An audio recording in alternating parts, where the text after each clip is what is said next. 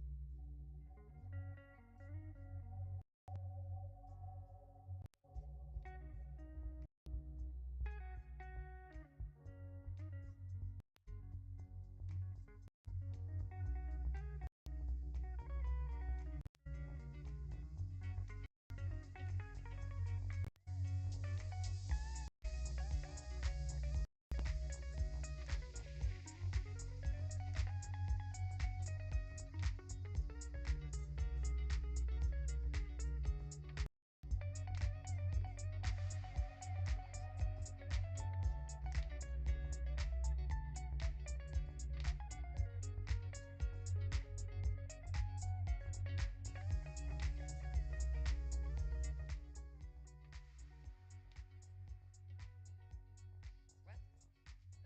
Again? Okay. Good morning, everyone.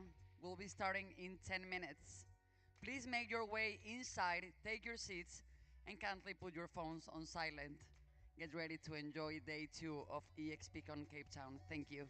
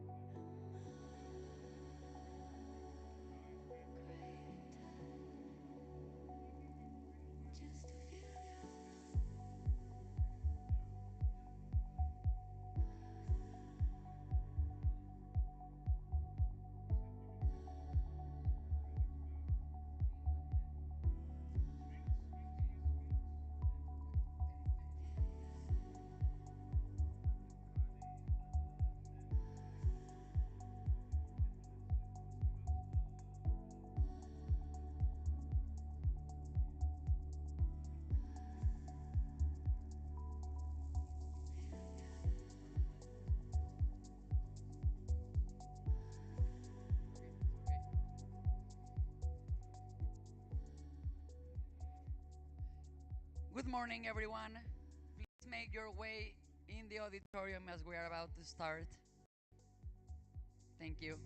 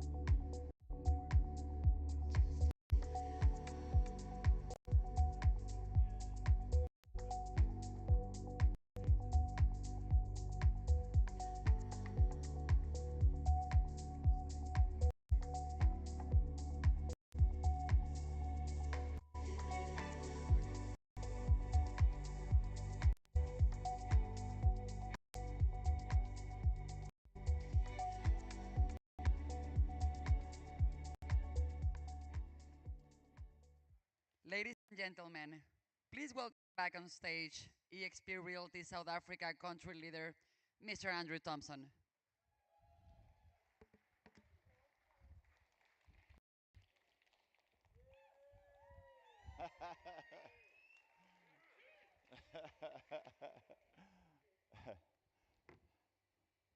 Right, folks, very good morning, and it's EXPCOn Cape Town day two.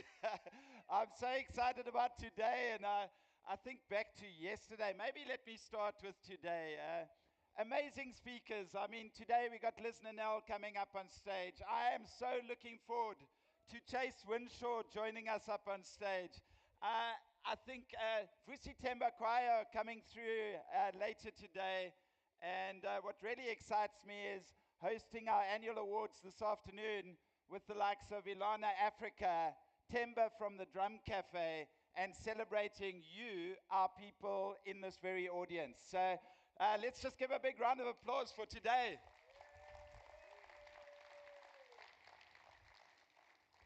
So, folks, I do want to just reflect a little bit on yesterday. And if you really think about yesterday, how awesome it was. You know, I walked the ballroom west and east in the evening during our welcome celebration. And it just excited me about the comments that came in our direction. We're doing conferences with a difference. We're creating excitement for real estate agents in the audience. We're changing the game in terms of real estate. And I think back to yesterday, you know, the likes of Dr. Rudolf Buerter and the likes of Dan Nickel and Brian Abana. And how good was the Ndlovu Youth Choir? Quite amazing. We had a whole host of people backstage, including myself, and we just had tears running down our eyes when they sang Bohemian Rhapsody and all those beautiful songs. And then culminating with our audience here in front of me here, with our international team up on stage. What a phenomenal moment with Wendy and Felix and Sarah and obviously Ferdy and Lisna. For me, that was absolutely amazing. It was a coming together of a community, a coming together of the real estate professionals across the globe, and really recognizing our international leaders, our local leaders, but really recognizing our very, very own agent team. And we've got a wonderful agent team. And once again, a big round of applause to you. Thank you so much. So, folks, at this particular conference, we decided to do things a little bit different. And I think you expect a whole host of gifts on arrival at a conference. We decided to do the gifting at the end of the conference. So just picture this afternoon, about 1,000 drums in the audience, an interaction between stage and audience. We want you to participate, but the drum that's in the audience, a real beautiful Africa drum, is branded EXPCON Cape Town with all our amazing corporate sponsors on. And that's your takeaway as our gift to you. You've got to be at the annual awards this afternoon, and we look forward to celebrating our people, our leadership, our real estate professionals, and everybody in this particular room. So looking forward to that. So folks, I decided just to start today. I think yesterday was a reflection on 2025. And I think what is important for today is our outlook into 2026 and what the expectations are. A couple of things that are happening, some exciting things happening from a real estate industry point of view. But I want to convey to you just some thoughts around what we're going to be doing from an EXP point of view. So let's just take it away. You know, I'm really hoping for, by the end of next year, over 2,000 agents as part of our team. We had 1,400 at the present moment. 2,000 agents is very easy to achieve, and we've got the right people in the audience to do exactly that. We've got special guests here today looking in. And how many comments were there yesterday saying, I'm with a traditional agency, and I'm looking at shifting across. I want to make the shift now, and I want to shift across to EXP Realty South Africa. Because coming to a conference like this, EXPCOn Cape Town, you arrive in this venue and you feel the culture, you feel the values, and you feel the family, the community. And once you join EXP, you feel the collaboration. But how important is that disruptive technology to take you into the future, to change people's lives, and create a generational wealth and a sustainability for your family like you've never ever seen before. So 2,000 agents by the end of this year. 10% capped during 2025 in terms of our number of agents capping. We had 110 cap agents during 2025. But our outlook for 2026 is 20% of our agent team will cap. So picture that, 400 agents capping during 2026. And for me, that's hugely exciting. And I'm going to put a lead out to the audience here. You know, we've got Liz Nanell here. We've got Lisa Ford. We've got our icon agents in the venue here who we're going to celebrate this afternoon. But picture some of you, 20 of our agents potentially becoming icon agents by the end of this year. And that's a wealth creator. Ash, I see you nodding your head and saying, yes, I can achieve that. I'm going to put my hand up because that's what we're here for. Folks, you have the ability to earn revenue share. You have the ability to earn commission, and that is probably the most important part. And you have the ability to become a shareholder in the company with EXPI shares, and in those third-party incomes, which generally come from our corporate sponsors, which I spoke a little bit about yesterday. So 20 icon agents by the end of this year, all important. 20,000 listings, shifting from where we are at the present moment, from 14,000 listings to 20,000 listings as a company. We will be the largest listing entity in South Africa should we achieve that. And that to me is quite amazing. Yeah, thank you. Chase, thank you. Thank you. All right, and then we spoke about last year, 6 billion rands worth of sales volume. And then by the end of this year, 9 billion rands worth of sales volume.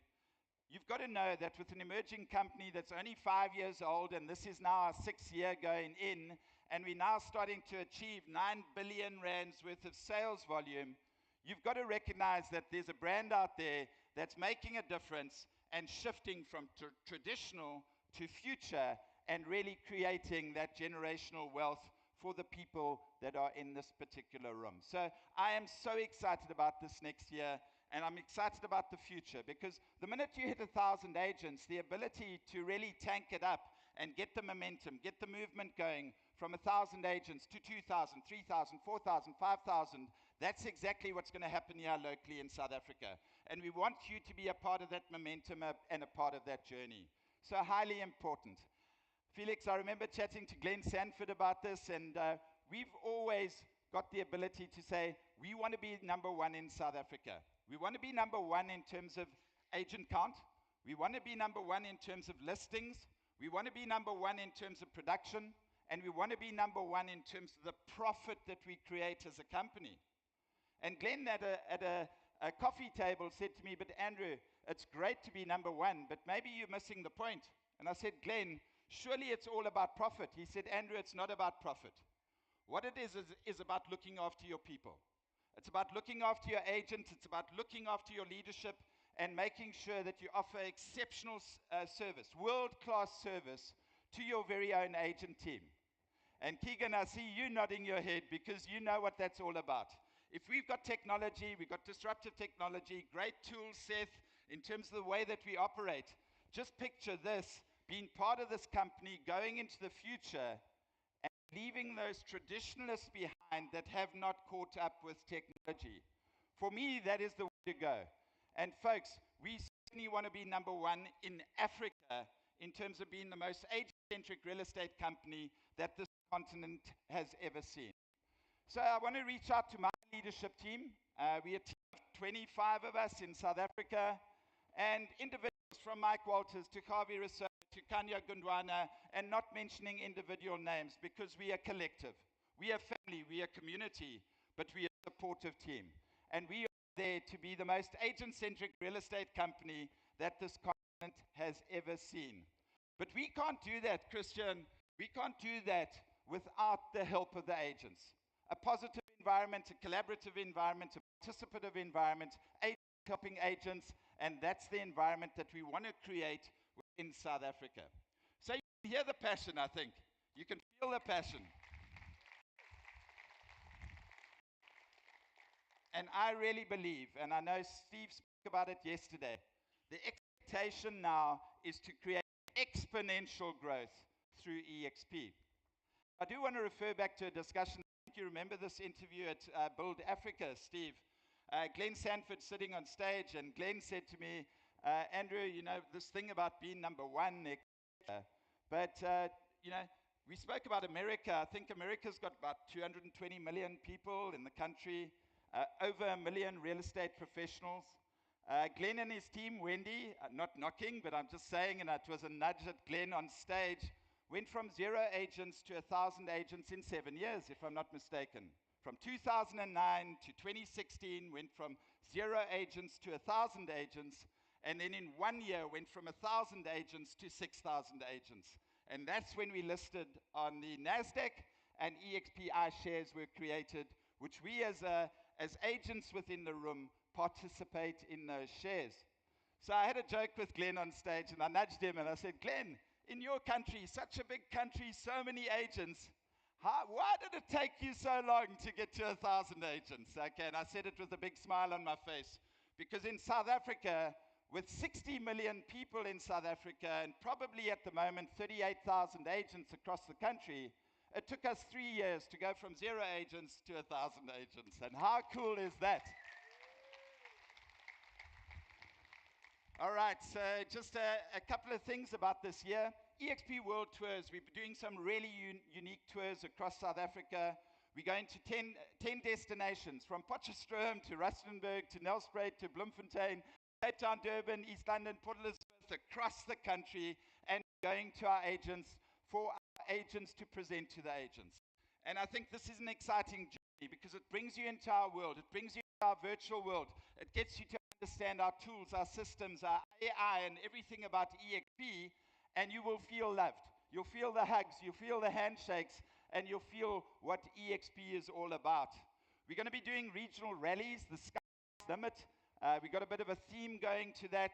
And off the back of that, with Liz Nanell, we're going to do some win rallies as well. Women in industry, and we're going to create an amazing environment for our agents to come in and interact, but also to attract and enjoy the company of other agents, because this game is about relationships. It's about people. It's about people in industry, and it's about enjoying life with other like-minded people within our world. So EXP end of year celebrations, this last year they were a real hit. And how nice was it to go to Gqeberha, Christel, and see all our team down there in celebration of what we achieved during 2025. And that's exactly what we're going to do again during 2026. This last year was our first time as a company. Picture, 5 years ago, we had nothing. 5 years in, on national TV with Laureus Sport for Good and the North Coast Corporate Classic, and we had 14 series on TV on SuperSport during 2025.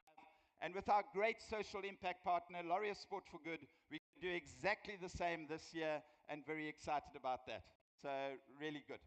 EXP Realty South Africa teams, we've had some issues through the authority, through the governing authorities in South Africa around our branding, and we fixed that. We were notified on the 15th of December, and we are in the process of fixing it. But also, we want to make sure that our teams can brand themselves in a specific way, and we'll be launching that directly after EXPCOn Cape Town. So you know about that. How clever is Glenn Sanford? You know, we had Workplace Workplace, one of the best communication tools this world has ever seen. I absolutely loved it. Glenn listened to our agent team. We shifted across to a platform called Slack, and it's been reasonably good in terms of communications, etc. But Glenn took the best of every platform across the globe, and he's created his own platform. He actually built most of it himself with a bit of help from Seth, and he's created the EXP Hub. And that we're going to be launching. I think it's launched already across the globe, and we're introducing that locally here in South Africa. I always refer to the wars across the world, unfortunately, but what is important, if you want to win a war, you've got to have communication. And the minute you take that communication away in any form or manner, you go into a failing system, and you will actually lose that war. So my suggestion is, on the EXP Hub, every single agent in this room, get involved, get communicating, collaborate, work, speak to other agents, not only here locally in South Africa, across the globe. Speak to our leadership team internationally, because this is a vital component to our business, and we are just advancing it in a big way, backed by artificial intelligence, which is highly important. All right, and then the association, PropCon, our CRM listing platform. What great association, and we're so proud. I think they deserve a big round of applause. You know, Leandre and Lawrence van Rooyen traveled all the way from Bali to be at this particular conference. And welcome to you, Lawrence and Leandre. We love working with you, and we're very thankful for the tremendous platform that we're working with you just to create something absolutely unique for our team, and adding all the dressings and additives to that particular platform itself. The global referral platform was spoken about yesterday, and Felix, I must compliment you on live.com.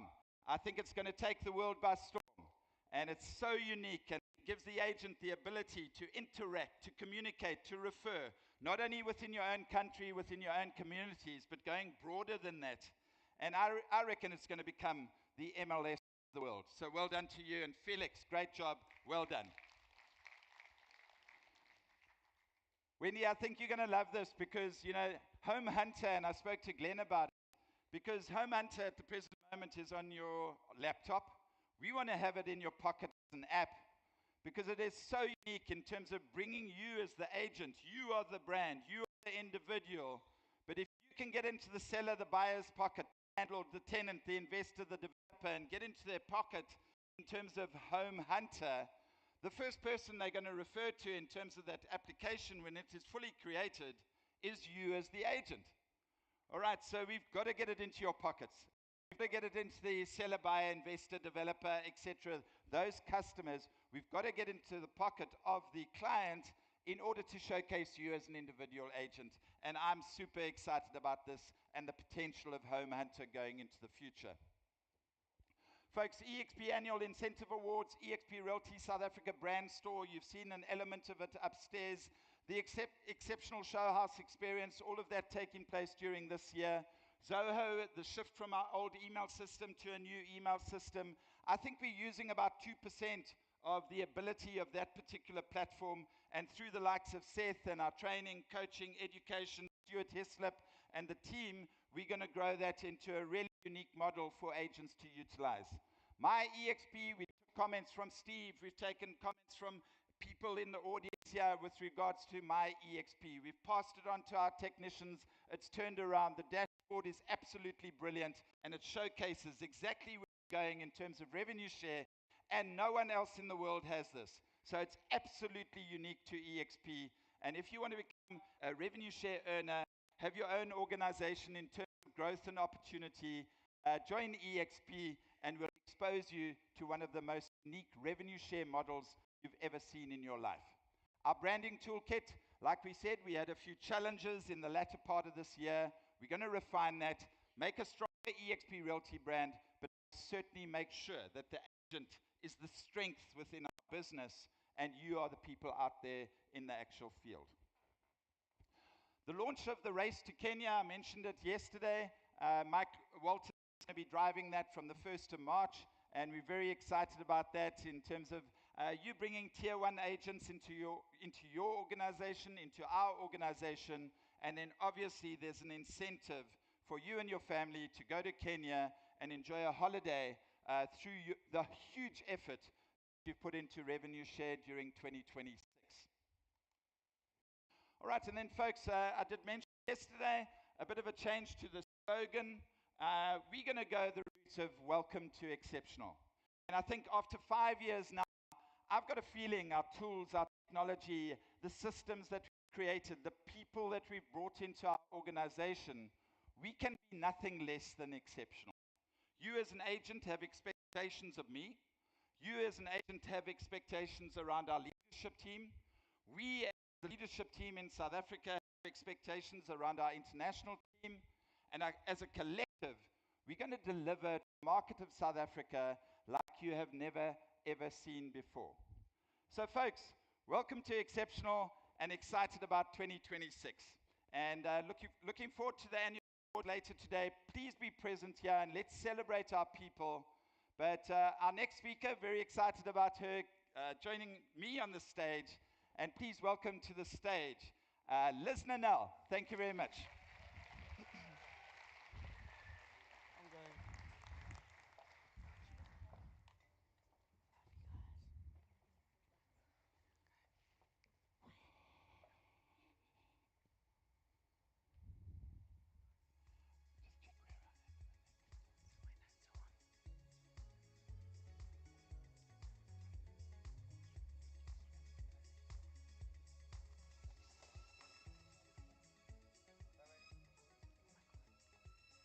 Before the world ever believes in you, you have to believe in you. And belief starts with a voice that is not a conversation with anyone else, but a conversation only you can hear. A whisper at 2 a.m. in the morning when nobody is around you. That is where true belief in yourself is started and where it's built. If you talk to yourself enough, with enough certainty, one day the world will call that your reality. Now, yesterday you heard, my name is Liz Nanell, and I mentioned that one of my biggest struggles over the last couple of years has been my mindset, because I believe you constantly need to graft at your mindset. You constantly need to work at that, and that's something only yourself can do. Have you ever thought about the fact that you will have more conversation with yourself than you will have with anyone else in this world? We constantly communicate with ourselves, and for some reason, some of that talk starts creating a story or an identity for ourselves. Now, I think a lot of people think when you get born, can you pop my slides up? When you get born, some people are born with special gifts, and some people are just gifted from an early age in life. And I was definitely a believer in that. But I now believe differently. I believe that we all get born pretty much the same. Little cute goo goo gaga baby with primal instincts, which is, I need to survive, so I need to eat and I need to sleep. And as long as you stick to those, you kind of start growing and you learn, you try to crawl, you fall down, you try again, you don't give up because you don't get it the first time. You keep on working at it and you keep on working at that craft, and before you know it, parents are super proud. You can stand up, you can walk, you can talk, you learn all of those skills. Now, I was no different than that. I think my primal skill for eating, you can see at my baptism there, I'm almost diving at the lake. So clearly that one was cemented in. But I was born with an amazing older brother, 15 months older than me. Needless to say, I was a little surprised. I wasn't surprised, my mom was. But born 15 months after, and from that baptism to my third birthday, you can see my brother there next to me. So I was born with quite an amazing older brother. And in my mind, he was just super talented, like such a gifted kid. Everything that he touches turns to gold. He is first team rugby and first team cricket, and then he's the captain of the team as well. And I always just thought he is such an amazing human being. Now, in all of those thoughts, from an age of 3-year-old, I started crafting a story for myself. Not because anyone told me that I was less, but because in my mind, he was more. Because his talents were so evident. And I always used to think, oh, I wish I was born with so many talents. I wish I was so sporty. I wish I was so good at communicating with a lot of people. And I think that story that you start crafting for yourself creates an identity. Later, over years, can continue to be your identity. Now, I think it's important to realize that that voice doesn't start at 20, it doesn't start at 30, it doesn't start at 40. It started for me at 3 years old. And that kind of makes me wonder, what is that voice in our head constantly telling us? And how much of that is real reality, and how much of that is actually just our brain telling us a story? I heard a quote a while back, which always makes me giggle. It reads that the brain is the smartest organ of the body, but then we have to remember that it's the brain telling us that. I'm like, go figure, who knows? They do all of these things about probiotics in your stomach. Maybe somewhere else there's something smarter, but the brain is telling us it's the smartest. So we got to be careful about what we believe about what this brain is telling us. And I think from that age of 3, for me, because I'm so mesmerized by this amazing young child that, like I said, when he touches it, it becomes gold, that I started feeling so average. Now, I was thinking this morning, it's so funny because if you were average long enough, you start despising anything average. You do not want to be average anymore. I'd rather be really bad at something than be average. I don't like being average. And I think when you're so painfully average, you hear the word pain, whenever something is painful, we don't want to live through it. So I'm bringing up this house because I had to go Google map this house. You know, Google map, you can like turn years back. As far as I could go back, this was the home I lived in my high school years. And this is the home where my mindset started changing from I'm not that gifted, he's the gifted one, to I haven't found my gifts yet. I haven't discovered my talents yet. So instead of saying, I'm not talented, someone else is, or one of my friends are, I started saying, what are my talents? How can I discover them? Now, obviously, because I'm a real estate agent, you can't go find a house. We all like to find houses and look at them and do everything else. I know Lightstone, one of our sponsors, yeah, thanks, guys. I had to go Lightstone it and go check because I remember this house being small, but more than enough for us. So besides my older brother, 2 younger brothers, 4 kids. You know why I like to always just be chatting with the boys? I feel like the boys are my thing. I grew up with 3 brothers. So 3 brothers, myself, mom and dad, 6 of us in this house. I never thought of this house as too small for us. It was more than enough for what we needed. The amazing thing about this is we always had one another's backs. And for me, that kind of crafted what standards are and how we do things and what do we accept in life and what are we willing to accept and what are we not willing to accept. But this is a very special time for me in my life because a lot of things in my mind started changing. Instead of the negative questions I was asking myself about myself, I started challenging myself to be able to say, but how do I find my talents? How do I get exposed to what am I good at? I think for specific things, we had Brian Abana here yesterday, rugby. It's a huge thing in South Africa. So when you've got an older brother that's a little superstar in sports, it happens in school, the talents are just lying bare there. It's very, very easy for you to discover those talents. But what if it's not sport? So what then happened is I started the theory next. Now, a lot of you that know me, that's been in my training, some of the agents that are mentoring, supporting, and assisting, I'm always preaching about next. I think the word next is so important because at that stage, what I was doing is, what's the next thing I can try? What's the next challenge I can challenge myself? What's the next thing I can put myself out and feel vulnerable and do something as if I am today? Because any of you that know me know I'm probably telling you stuff that my husband's like, oh, that's amazing. You've never even told me this about you. But if you don't push yourself and you don't challenge yourself in this life, the more scary thing will happen. You will remain the same. And I did not want to remain average forever. That was super important to me. But this theory of next is still serving me very, very well today. And that's why you will know about the theory of next, because when I do train, I always speak of it.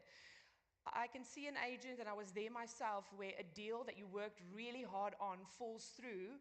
And what do? You're very negative. You spend so much time, so much effort, so much everything into it. And then for the next 3 weeks, you are down and you're in a spin. And it's the worst thing that ever happened in your life. It was so much commission. And all of this has just gone wrong. I think the biggest change of my life was to just say, okay, Lisna, but next also applies here. So you give yourself 5 minutes, you feel what you need to feel, and then you move on. So that little game that I was playing when I was in school, where I'm like, okay, next thing to try, how do I find a talent? How do I discover what I'm good at? How do I do things differently? Has become something that's still serving me today. Now, as part of my high school, it wasn't just me working on my mindset, it was outside influence. And that is why, up until today, I am such a firm believer in surrounding ourselves with the right people, being in rooms where you can learn, where people are inspiring you. I had an English teacher, and I mean, there was a lot of people that had a very positive influence, but I can't forget about Mrs. Haynes. So, what happened with Mrs. Haynes while I was in high school, we got to apply to be in English first language. Now, I'm from a very Afrikaans town, very small. Nobody even feels the need to speak English. Nobody in town speaks English. So what is the point of speaking English? Now, I did not really want to speak English and be English first language. It's one of our mandatory classes. But my friends wanted to be in the first language class. I was like, I want to be where my friends are. So I want to be in first language class. The only reason I applied. So I applied. I got into first language, super happy, you know. I see it within my kids now. I have a 13-year-old and a 15-year-old. And whoever is in their class at the beginning of the year is such a big deal. So that kind of reminded me at that stage why I made a decision like that, go to English first language, not because I can speak in English. Remember, we weren't having cell phones. There was no TV watching. I did not watch the series or whatever where people were picking up all of their beautiful language. But what she said to me one day, she kept me behind in that first language class. Within the first term, she asked me to stay behind. Now, I was always a very quiet kid. I wasn't making any trouble. She's hanging around. So I was like, oh, I can't be in trouble. I don't know why she's asking me to stay behind. But I stayed behind. And she looked at me and she said, Lisna, you're a little lazy. If it was not for your IQ, I wouldn't have accepted you in my class. I was like, whoa, she just told me off straight. Now, 2 things happened to me that day. First of all, it's the first time anyone's ever spoke about my IQ. Up until today, I don't know what it is because anything else will ruin what she said to me because the picture I build up after that is I'm a genius. Okay? I am just still to be discovered. I'm definitely very smart. So if I test it now, I'll just be disappointed. But 2 things happened on that day. The one thing is, I was like, oh, I think I'm smarter than what I thought. And the second thing that happened is, if you work harder, you can do more things. And then suddenly a light started going on in my head because, yes, very cool to say my brother is so talented, but he was also loving what he was doing. So he was constantly on the field playing. He was constantly with his friends with a cricket bat. In fact, he slept with a rugby ball if it was season. He would sleep with a cricket bat if it was season.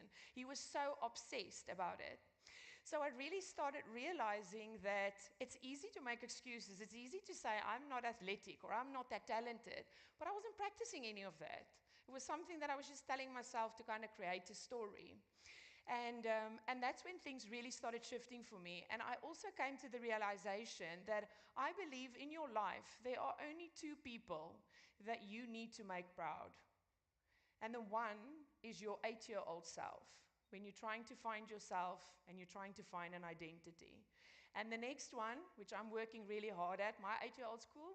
The next one is the 80-year-old. I always say we have to do a rocking chair test. Think of yourself of being 80 years of age, sitting on your front porch in the morning with a cup of coffee. What is going on in your mind? Are you feeling proud of what you've done? Have you given it your best in life? Have you tried enough things? Have you really made an effort with people around you? Have you really tried to make a difference in the lives of those people that cross paths with you? So that's what I'm working on at the moment, is that 80-year-old. And I think all of that plays into mindset so much, which is how I started this talk. It's not about how you're born, it is about how you built yourself over time.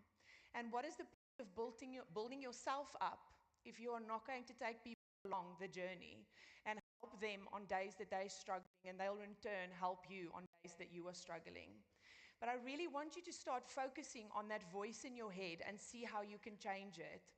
I think one of the biggest things that we often do is we will get up in the morning and we're all the same. Some days we're having a really good day, and some days we're not having a great day.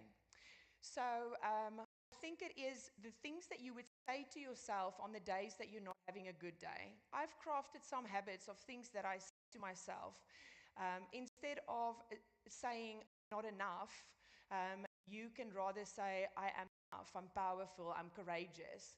If you say those things in your head, you can see how your body will shift and how you will feel differently. So I have got this thing in my mind that if I wake up and I'm like, oh, I'm tired, oh, I'm not feeling this today, I'm like, switch, quick. We don't have time for this. Now, I love practical tips. For anyone that knows me, you'll know that I always love a practical tip. So, are you ready for one? Yes. Now, this practical tip didn't come from me. It came from amazing people that are actually within our organization. Randy Dick from Canada was at our Build conference a couple of years back.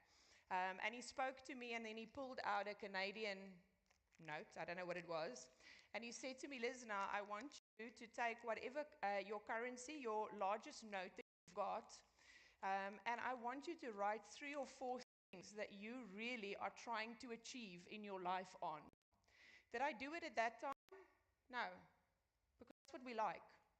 So I'm telling you this today. If I see any of you and you want to talk to me about this conference and you want to talk to me about the chat that I had here, I don't care if it's 6 months from now, you're only allowed to talk to me if you can pull this out of your pocket.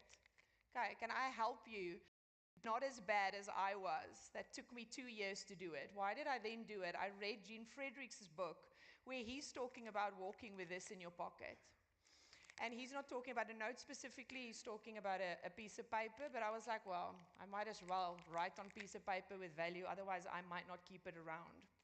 But this has become something that I look at every single day. When I don't feel good in the morning because I'm like, I'm tired, I can come up with any excuse of why I don't feel like doing something, I pull this out, I look at where I'm going, and I focus. I start changing the voice, and I start looking differently at what I'm doing. Now I've started looking, because of Jean, in the afternoon, how was my morning? How did I spend my time? Is what I do taking me towards this, or am I distracted? Because at the end of the day, we can all be busy. When people call me, you guys are all very kind. Hi, no, I'm sorry to bug you. I know you're so busy. I normally think, no, I'm not busy. I'm productive. Okay, I don't respond with that. That's the thought in my head. Because I feel like we can all be busy, but we're not necessarily busy with the right stuff. So tip number 1, get one of these.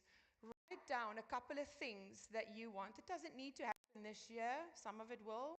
Might be 3 years, might be 4 years, but somewhere that you go. Maybe you want to be the best athlete in the world. Maybe you want to go do a race. Maybe whatever it is, you put that here and you start looking at it in the morning, during lunchtime somewhere. I know agents don't have lunch in your car. Or sometime in the evening to kind of reflect on your day and say, did I do good today? Was my steps towards this? Or was I distracted? So that mindset that you craft for yourself is incredibly important. Now, I want to talk about one of the biggest mistakes that we make with this mindset, with everything that we do. And that mistake is thinking that we have time. Now, I want you to not get confused because I'm going to use the word next now. And it's not the next I spoke about earlier. This is a wrong next. Next day, next week, next month, next year. Those are actions when we think we have a lot more time to do stuff. We think there's a huge gap between 8 and the 80. And I think time goes incredibly fast. And I think that we really need to be focused on why we're here and what we want to do in this lifetime instead of losing the time that we've got. Now, recently, on a very personal level, I have been faced with the fact that time is not a given. You might not get to do that rocking chair test at 80. You never know what is waiting for you. This is my mom, Marta, and there is 6 months between these two pictures. Last year, my mom was diagnosed with a very aggressive stomach cancer called singlet ring adenocarcinoma. I've heard that name so many times, I don't think I can forget it. Together with that, I heard the following words and seen it on report so many times. 68-year-old female, together with the name, 68-year-old female. It was almost like if I go into a doctor's office, I want to say, yes, she's a 68-year-old female. Can we get to the next part? It is like a person suddenly becomes someone completely different. But I want to tell you about the time because we all think that we've got time. So last year at 68 years old, she was suddenly starting to struggle with indigestion, struggling with her stomach. And because they live in the Northern Cape, where we're originally from, very small town, there is no specialist, there's not a hospital, doctors like that. So when the regular GP visits weren't paying off, they referred her, and the closest was George. So they went to George, locked up their house, went there. We're going to be gone for a week. Quickly go see the doctor. It's probably a hernia or IBS, some indigestion, something's wrong here. She's had blood tests done and everything. Everything is looking super healthy. They're saying to her, no, you're very, very healthy. And then I want to also just tell you that my grandma, her mom, is 93 years old this year. So they're healthy ladies. It's kind of their thing. So when I received that phone call, because that was a diagnosis that she received in George, so many things changed. But I also want you to understand what changed for her with the time. She locked up, her and my dad locked up the house, went to George. It's about 5 hours drive from there to go see a doctor, expecting to go back. That was last year, August. They've never been home again. I then drove there, went and got them and brought them to Cape Town so that we can come up with a treatment plan and she can have some support. And sure, what a journey. We've had several family members, grandma, grandpa, uncles that's passed away from cancer, but I never knew cancer had so many different faces. I didn't know there was so many different types of cancers. I've learned so much of something I really actually didn't want to learn about. But that repeat where people keep on, it's almost like the saddest look on someone's face and you're like, oh, I never want to be that doctor. I really feel bad for you. But the repeat story that they keep telling you. And during one of these, you call, you try and get appointments. She says, no, she's not from Cape Town. So first of all, you got to establish where are you going, what are you doing. Eventually through one of our beautiful agents, I got a referral to a oncologist, and he squished us in one late Friday afternoon. I'll never forget it. The entire room was quiet. His receptionist stayed for him. All of the other doctors and the receptionist left. And on that Friday afternoon, I sat in reception, and I was just grateful for my job. I was so grateful for the life I get to live, because most of the time we share good news. You got the house, you got the bond, you got to change something in your family's life. I was thinking, oh, this guy's so nice to see us on this Friday afternoon. I know the news. He's got to share. We've had it enough times now. So I was looking for what are we doing about this right now. For anyone that knows me, you'll know that I like to problem solve. kind of like my thing. I will research till the end of the world. So by this time, you must know, ChatGPT and me has been medical professionals together. We have run every single report. I don't even listen to what they tell me. I take a picture of the report and I put it in GPT and we start conversations. So I knew exactly what the diagnosis was. I wanted to know, what is the solution here? What is the treatment plan? What are we doing?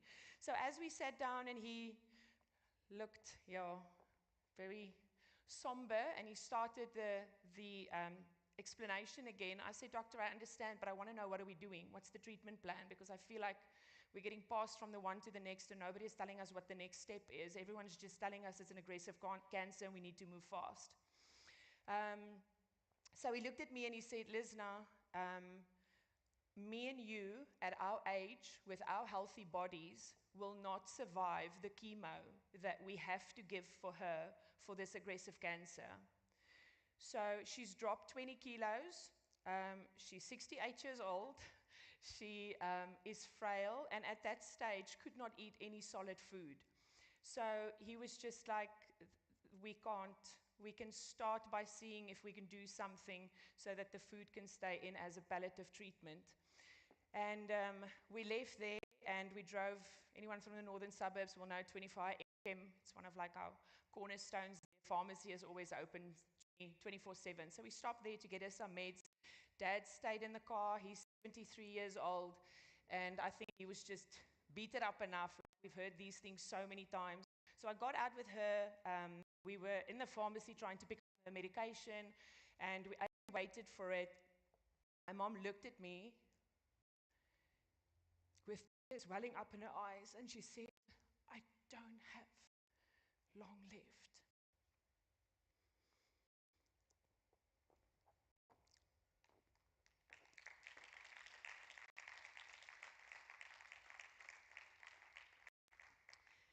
So my brain was speeding through everything that I've heard from all the doctors, and you can't have been at all of those appointments and have any other thought.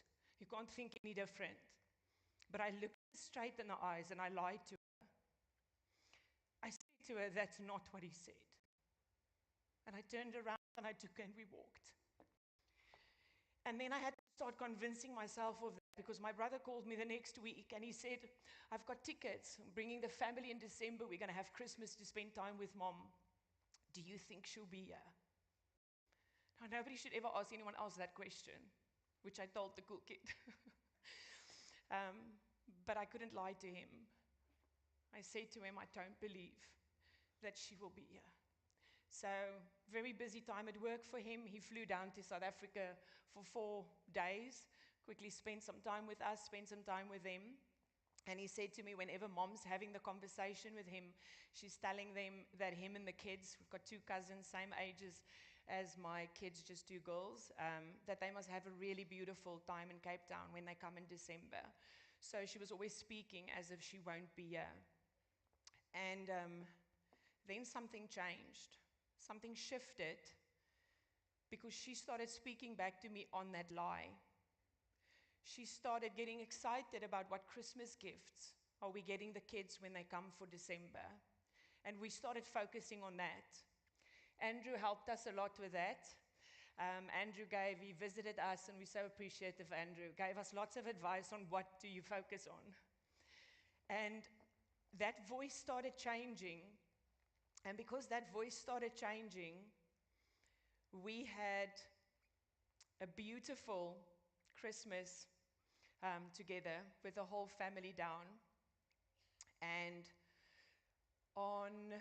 she started chemo. She's done 4 treatments.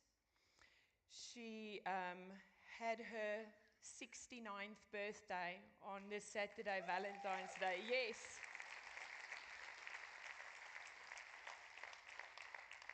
It's a big win for me not to see 68-year-old. I'm like, can we change the script?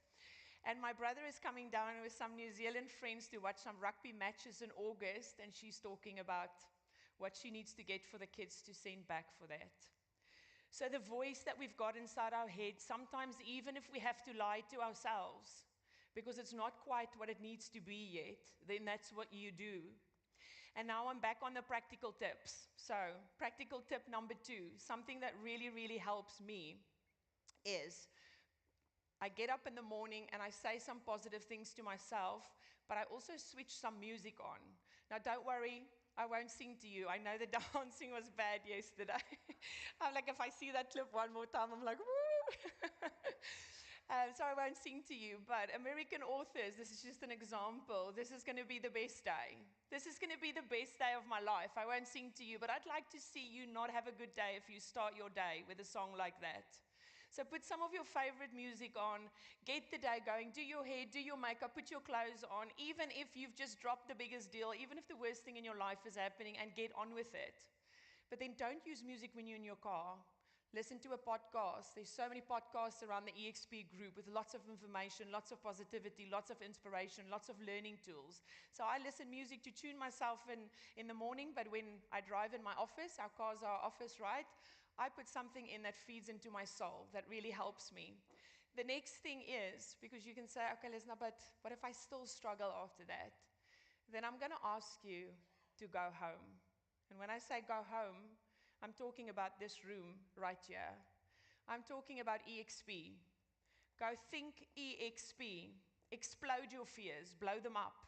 Don't be scared of them. Expand your standards. Experience life. Explain to other people how this company has changed your life. So take a nice little logo of EXP. We've got beautiful things around. Pop it up into your office. Pop it in your car. And when you are struggling to speak positively to yourself, go back to what we call home. We are so fortunate to be able to be in this company. Now, guys, I now have the honor to introduce you to, I'm going to call this person one of my soulmates. I don't believe that we just get soulmates in life through the partner that we spend our life that we marry. We sometimes get soulmates through friends and family and people that we meet along the way. I met one of my soulmates when he was 7, 8 years old, and I just completely fell in love with this human being, a complete amazing person. And it fits so well into what I spoke about today, because this is someone that has been speaking in his mind to what his reality will be without being influenced from outside noise. So without further ado, can you roll the tape for me? Imagine the toughest physical challenge you have ever faced. In that moment, it felt like it would never end. Yet you pushed forward with courage, determination, and grit. Step by step, you grew stronger. Now, imagine doing that from the day you were born.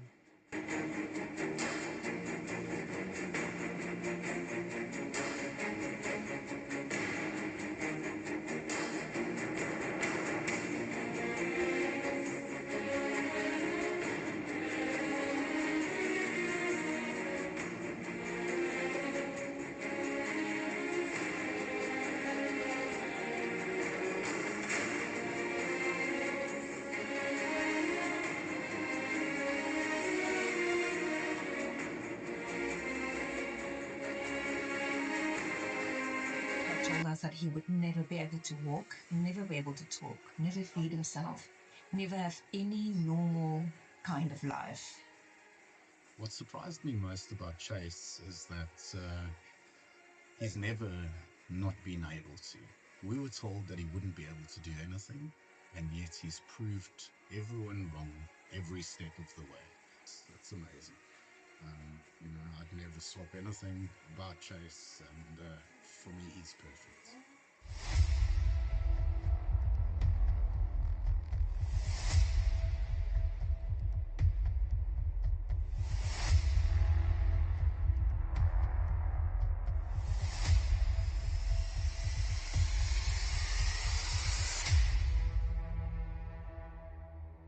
So my name is Chase Winshaw. I'm from Devonville, Cape Town. I go to Young Creole School. I was born with something called cerebral palsy. I was born a quadriplegic spastic. As time went on and I got more able through physio and hard work and surgeries, I became a diplegic spastic. I love doing things that make me get a big thrill. It's just a part of life, you know, you only live once. Never let anything define you.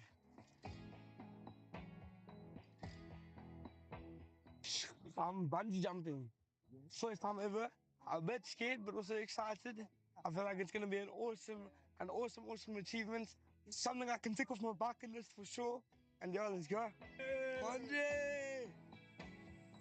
As I've gotten older, I've been working hard. So like now, it's nice. I mean, everything works. I can walk. If you hold my hands, I can walk. I can stand.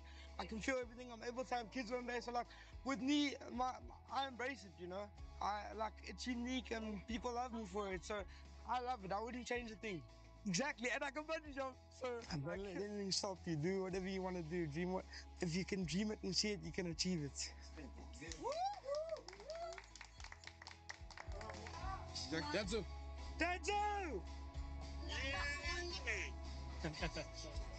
Your time! 3, 2, 1, fire!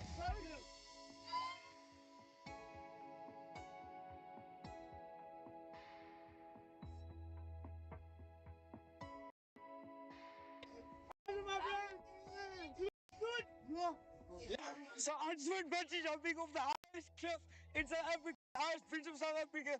It was amazing. It was a fantastic experience. I wouldn't change it. But it's fast and you go down there. I'm not gonna lie to you.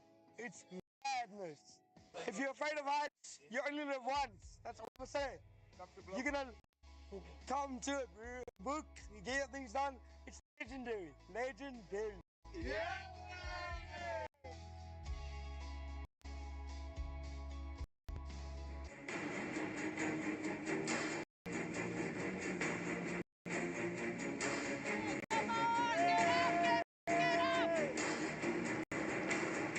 Get up! Yes, yes, yes. Unless you have bungee jumped, you can sit down. Only those that's bungeed before can have a seat.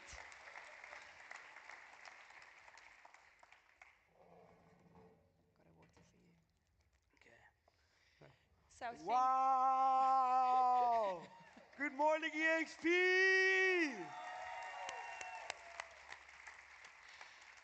Chase, you end that video beautifully with legendary. In my eyes, you're a huge legend. Wow. So, wow. Insane. Do you like EXP? It's I friendly love people. EXP. I'm coming for that EXPCON agent next year, I promise you guys. He was nudging me yesterday when you announced Shanae. He was like, so when I'm 18, I'm allowed to become an agent. I'm going to be the youngest one. Good job, buddy. So Chase, but at this stage, he's 17, so he doesn't quite... What? Tonight you can be 18 at the after party for some wine. Okay, I like that. Okay, but right now you're 17, okay. Okay. They won't tell on you. Okay, Chase, so we just saw you had several surgeries. And I want you to tell us a little bit more about those surgeries and what is the largest surgery that you have had to date? Okay, guys, so I've had over 35 surgeries in my life. I'm 17 years old, so do the math. It's a lot. I would have to say my biggest surgery was, and I'm very grateful, I was very young, so my brain sort of blocked it out a bit. But it's called SEMOLD. So what SEMOLD is, same event, multi-level surgery. So basically, my bones were going this way, they're supposed to go this way. Basically, the doctors cut me open from my hips to my toes. If I wasn't wearing long pants, you would see the scars. I have over 20 scars on each leg. They cut me open from my hips to my toes and rearranged everything in one day. 14-hour surgery, 2 weeks in the hospital, and to be honest with you, a 2-year recovery. A lot of my other surgeries are also Botox, you know, like Botox, all you beautiful ladies, yeah, all your pretty faces. I use it for my legs, but I'll get more back to that a bit more later. Perfect. Thank you, Chase. So, all of these surgeries and treatments that you're doing, can you tell us from your point of view what improvements did you start feeling and seeing in your body through the years? Oh, guys, it's insane. So I don't like talking about it because I don't see myself as that. But I was born a quadriplegic spastic cerebral palsy. What that is like this. You're hunched over, your hands don't work, your legs don't work. And through surgeries, hard work, determination, and dedication, I went from this to this to this to this to be able to do this, to take a sip of water. Well done. And guys, again, my message here to you is what is your excuse? There are so many excuses that everyone uses every day, and I'm going to say it a few times tonight. I mean, this morning, sorry.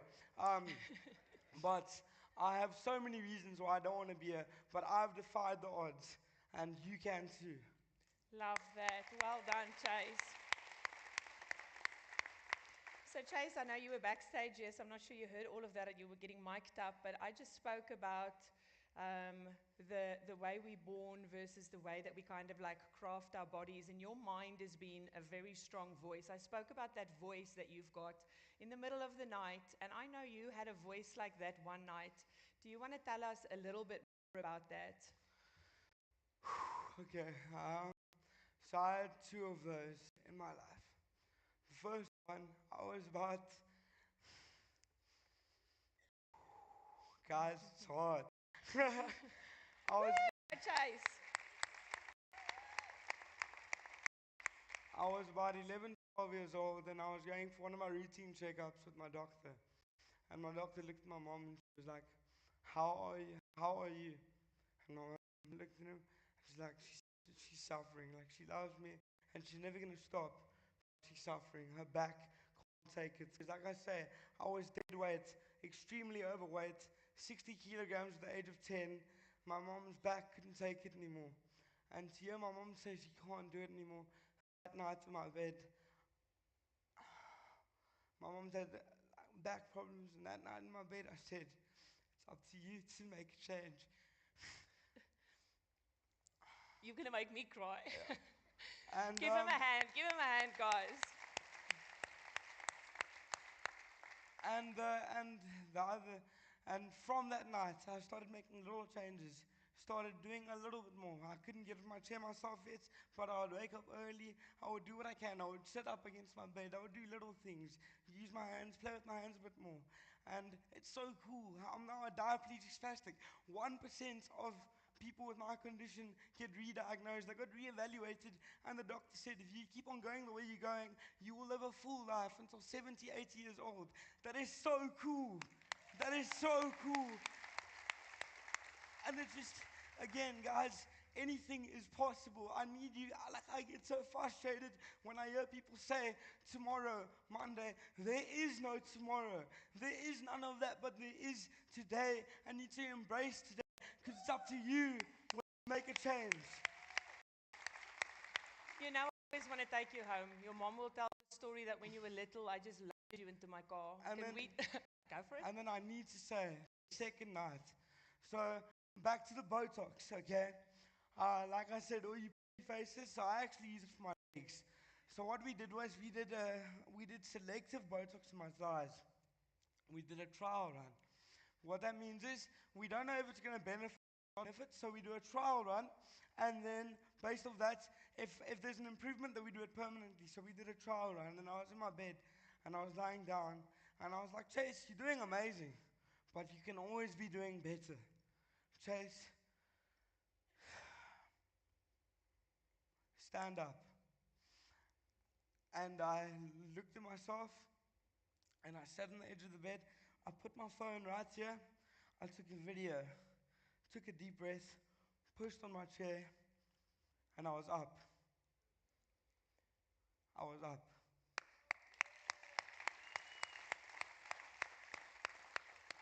And I stood there for about 30 seconds, just in utter shock.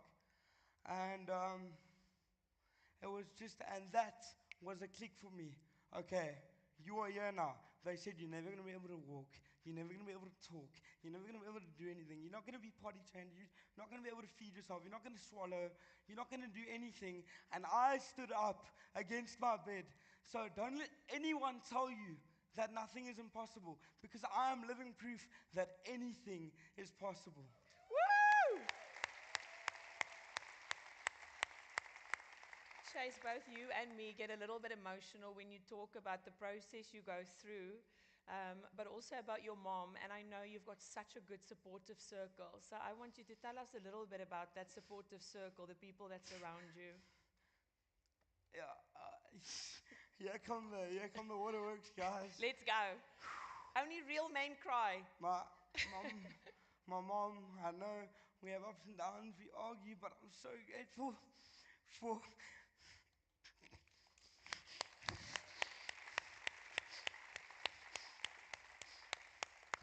I'm so grateful for everything.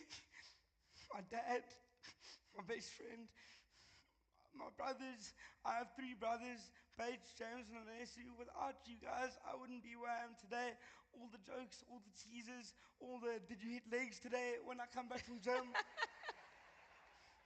All of that. You guys have made me the man I've become today.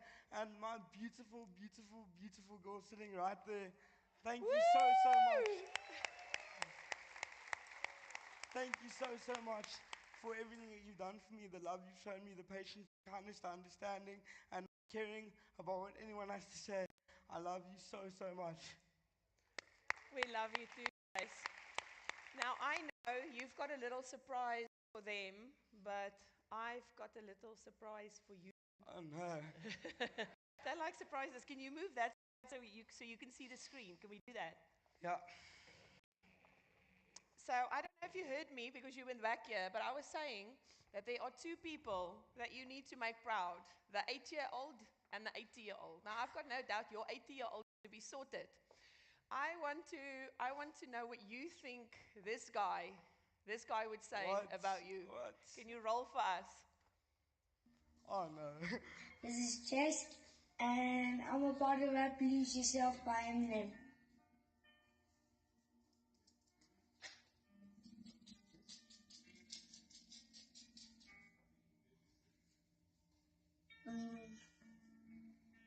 How long can your thing record? Just go. Look, if you had one shot or one opportunity to seize everything you wanted, one moment, would you capture it or slip? Yo. His palms are sweaty, knees weak, arms are heavy. There's vomit on his sweater already. Mom's spaghetti, he's nervous, but on the surface he looks calm and ready to drop bombs. But he keeps on forgetting what he wrote down. The whole crowd goes so loud, he opens his mouth, but the words won't come out. He's choking how? Everybody's choking now. The clock's run out, time's up, over, loud. Snap back to reality. Oh, there goes gravity. Oh, there goes gravity. Choke. He's so mad, but he won't give up. Daddies, he know he won't have it. He knows his whole back to these ropes. It don't matter. He's tough. He knows that, but he's broke. He's so stagnant. He knows when he goes back to this mobile home. That's when it's back to the lab again, yo. This old rhapsody better go capture this moment and hope it don't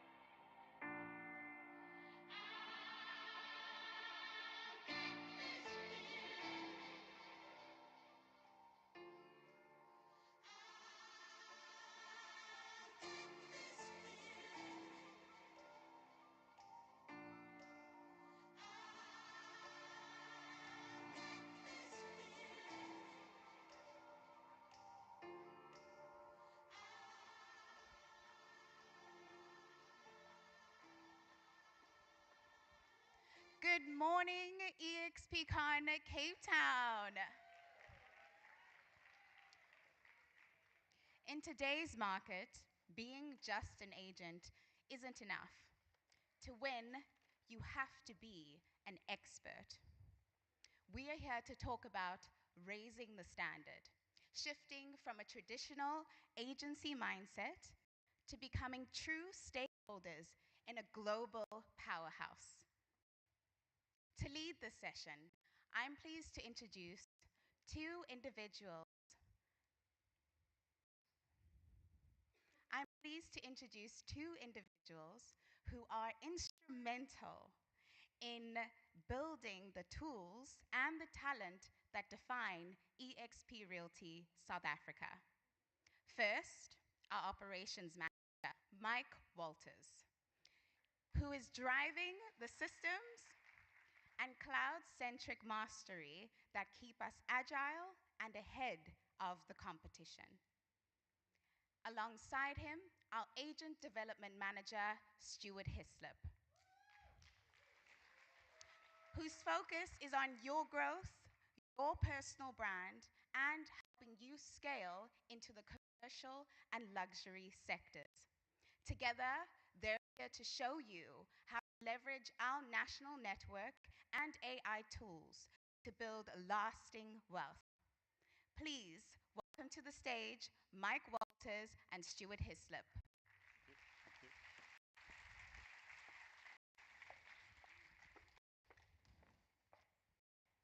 Morning, everybody. Commercial property and commercial real estate is about becoming an expert in your field, commanding cost, controlling your brand, and operating to a higher standard. We provide an agent-centric, cloud-based platform designed to empower your specific wealth and growth goals.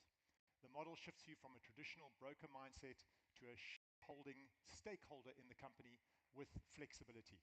It's about building a sustainable business through innovative tools and a collaborative network. Our vision is to be the most forward-thinking commercial platform in the South African landscape. The pressures have increased. Agents today face more pressure from clients because they're more knowledgeable, they have more information, and they're much more demanding. Traditional brokerages are often using outdated systems, they offer less sustainable support, and this therefore forces the agent to do almost everything. High fixed overheads in traditional models are a burden. We utilize a cloud-based brokerage approach that is sustainable with lower costs. To win, you need to be quick, you need to be flexible, and you need to be adaptable. Those who adapt these standards are making a difference. Lead generation and geographic freedom. Our agent-led growth. Success is driven by proactive, generating your own leads with your own microsites, your own socials, and your own brand, you as the agent. There are no farming area constraints, and you are not restricted by using company leads or specific farming areas. You work where the deals are and where your clients are. To leverage the national platform, we see and we use other agents to market listings across the country and position yourself as a trusted authority. From going concern businesses, commercial properties, industrial properties, to retail, regardless of location. From April, we're planning a series of high-performance sessions where we'll be collaborating with our own agents and other agents to find smarter ways to work, to learn to use advanced AI, search, and commercial CRM tools to find and syndicate opportunities faster. We're going to access specialized valuation and research tools to provide professional analysis for your listings. We're going to use digital platforms for document and CRM systems, and we're going to be able to collaborate across sectors in dedicated networking nodes in established major centers. This is not just commission, it's equity. We connect with other EXP agents globally and step into a standard that's truly exceptional. Equity milestones, using leverage, obviously our virtual campus support are all available. So welcome to Exceptional. Come on guys, give Mike a great warm hand. You know, I'm going to go jump straight into the luxury side, but one thing I just want to say, it is not easy standing up here. So one of the things I'm going to talk about here is some that I think has been long overdue, and been working in the background to actually do it. And this is actually coming into luxury. So I want to just see a raise of hands. Who is the luxury agents? Okay, let me rephrase this. Every single one of you, up your hands. I want to see this. Are you excited for what's going to be coming? Oh, that's what we need. That's what we need. You see, one of the big things about luxury today, it's under a huge amount of pressure. And the reason why it's under a huge amount of pressure is the actual support that is coming in from the likes of you guys. And the reason why is because you've got to do everything. You've got to actually go out and try and find those luxury clients. How easy is it to find those luxury clients? It's not easy. So one of the things that we're going to be doing, which is actually going to be coming up, and I'm actually so excited. I've been working on this for, and I'm going to say, many months that was in the actual making. And this is something which is what we're going to be calling the EXP Luxury Masterminds. And we're going to be doing a tour around South Africa. This is an in-person event. We're actually looking forward to you guys coming into these events. These are not just events where you're going to be going, okay, that was cool, I learned something, and then you're going to walk away going, that was inspiring. No, what I want you to do is when you walk away, I want you to be able to find those clients.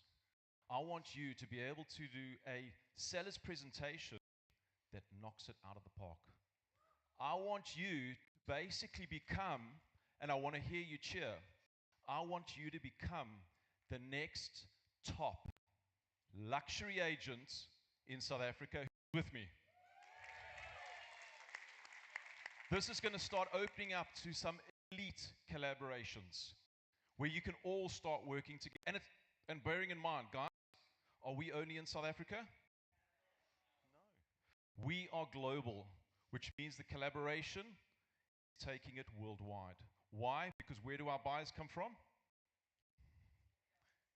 In the richer countries. Adam Day said he is already ready to put an offer on a property for I'll hold it back. We don't want to just share what your disclosure amount is on that. So one of the big things, what is actually going to change? Once you come through to these particular masterminds, you're going to become a much stronger individual in your brand. People are going to start to recognize you. The second is your listings, quality of your listings. It's not about going on stage or going on property, taking your cell phone, taking a picture and saying that's fantastic. We're going to upskill you. We want to take you to that next level. You're also going to start getting, which I feel is the most important, quality clients. Because without your clients, you don't have a business. And then finally, that global leverage. This is something that is really going to take EXP Luxury and the agents that are with us to the next level. So the big thing is, are you ready to join me when I go around the country to do these mastermind sessions? Are you ready? I cannot wait. Look out for the calendar, the EXP Luxury Masterminds and the EXP Commercial Masterminds coming to a city near you. Thanks so much, guys.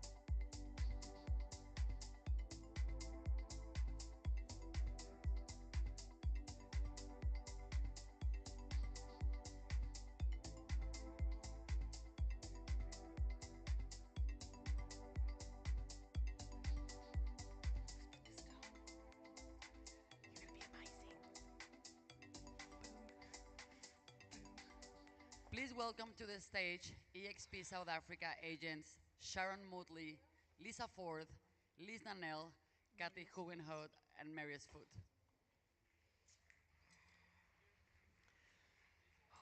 You look beautiful. Love this color on you. Thanks.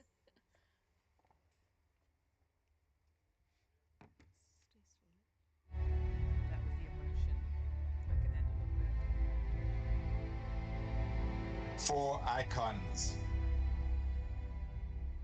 4 paths, 1 room, no filters. Marius Foot.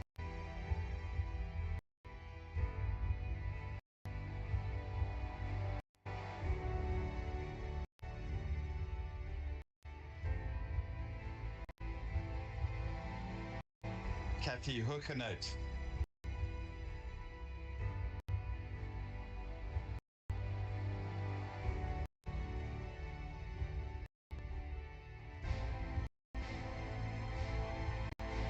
Lisa Ford.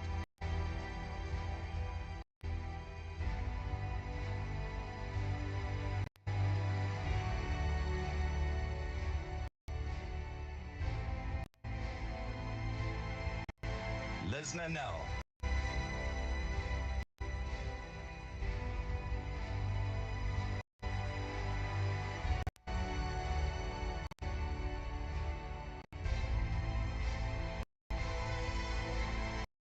And your host, Sharon Motley.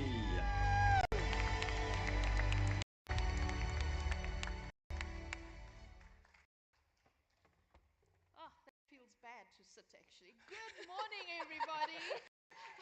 Good morning, Cape Town. Good morning, speakers. And we're really glad to be here this morning. And I want to welcome you, but more than that, I want to introduce you to our icon panel. These folks have not been ordinary, they've been extraordinary. And they've been consistent and they've showed up every time. And so I would like to introduce you to Liz Nanell. She's our icon that is actually not done it once, she's done it twice. So let's give it up for Lizna. Then we've got Lisa all the way from the Eastern Cape. Eastern Cape, and she's done it. I'm in Eastern Cape. We've got Kathy Hugenhout all the way from Cape Town. She's here. And then the thorn amongst the roses, that's Marius. Marius, we're glad to have you here. You've done it. You've done it. Okay. Okay. This is actually more stressful than I thought it would be. It is very stressful. Okay, but when we look at, our panel, we really want to inspire you. You sitting there can be here, and the stage could be too small. Okay. Right, so when we think of our panelists, we want to just quickly, I'm going to ask you a couple of questions. One, fast questions, right? Listener, listings or would you do sales? I like to list them so that I can sell them. So that you can sell them. Okay, so she wants both. Okay, and we're looking at, I've lost my notes, Marius. Marius. Solo or team? Definitely team.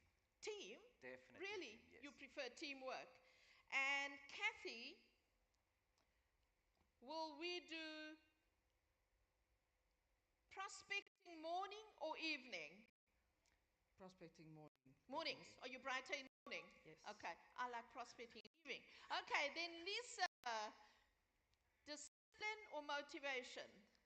Well, I think definitely discipline, but you also need to be self-motivated. That's correct. That's correct. Okay. And so at this time, we're going to ask Marius. Oh gosh, this is very stressful. And I've lost my space. Where am I? How do I get it to Move go the up? teleprompter for her, please, guys. Yeah, so we're looking at all the slides. There you go. Right, but looking at these folks, you can see that they've definitely been intentional. They've been consistent, even when they didn't feel like it. Opportunity driven, and absolutely non-negotiable with a lot of things. And so we are very, very proud of you. Listener, if I can ask you, you've earned ICON 2 years in a row. That's not accidental by any way. What systems and personal discipline allowed you to sustain that level of production, not just hit it once? I agree with you, Sharon. I think the only thing that happens by accident is when we fall, which is a real right risk with the shoes today. Everyone was teasing me in the back because they're like, listen, where's your normal trainers? And I'm like, well, when I run between houses, I definitely can't do this. But I was trying to look pretty for you guys today. Looks pretty. So Looks I did very not fall pretty. into ICON by accident. I think it is something that you put there as a goal and something that you start working towards. But then you need to surround yourself with the right people, people that keep you disciplined when you're not motivated. So for me, that has been such a huge play in how I do everything, because it means that if I have to show up for my team, I also have to show up for myself. Yes. And I believe that an icon is a combination of teamwork plus the ethics you have to have when nobody is looking. So that is what you do late at night. I always say it doesn't matter which company you're with. At the end of the day, if you want to be a real estate agent, you need to work when nobody else is working. You need to work in the evening because that's when your clients are available. You need to work on weekends because that's when they're available. So for me, that has been a big factor. And then I love all of EXP systems, and I love AI and Lovable and everything else so much that I just keep on creating more systems and plug it in there. Because if there's systems telling me what to do, what's the next step, then I need to show up. True enough. Thank you, listener. How do you actually balance home, work, team? How do you do that? I want to say you heard it here yesterday. There is no balance. I think Brian Abana said it very well when he spoke about the silos. And like I said earlier, I'm a believer of having mentors, having people that can really pour into you and that you can get wisdom from. And one of those people for me is a guy by the name Stephen Levy. He's got a coaching company. And one of my first questions I asked him is, how do I balance? Like, I feel like I'm supposed to balance because I've got kids and I'm a wife and I've got a team and then and he said to me, listen, balance is such a false scenario, because at the end of the day, we think of balance as you take a circle and you do it in 4 quads, and then all 4 of those need to be equal in size. And his theory on that, which I then adopted, is that wherever you gain energy from and where you are ready to serve, you then go ahead and serve and assist there. So my quadrants aren't equal, if that's what you mean by balance, but I am very good at being where I am. So when I'm with my kids, my phone is on silent actually most. I know like that's weird for an agent. My phone most of the time is on silent. Why? Because otherwise people are dictating what I'm doing every minute. So true. I choose what I'm doing, and then I'll have a time slot where I look at the phone and then I'll get back to people. And that is when I'm time with my kids, when I'm busy with an admin work, when I'm with a client. So my balance is a different balance of things that's priority for me on that day, which means if it's my family this day, it's my family. I don't look at anything else. And when I'm working, and I don't look at anything else. Thanks, listener. That's actually wonderful. Let's give it up for listener, guys. Right, our next person that will tell us her story is Kathy Hugenot. She joined EXP because she wanted more for her clients. But that decision also sparked a personal shift. You've spoken about stopping the partying, putting your shoulder to the wheel, and intentionally pursuing excellence to earn ICON. Can you tell us more about that journey, please, Kathy? Yes, thank you, Sharon. I must say that becoming an icon agent isn't something that just happened overnight. It's something, a question of you need to work on it on a daily basis. Just having ordinary days. Yes. You need to make difficult decisions and also showing up when nobody's clapping hands. True enough. So the journey. Big clap for you. That's true, yes. The journey is about not being the best, but it's about being consistent. My journey with EXP started 4 years ago. In 2022, it has been the best decision that I've made in my life.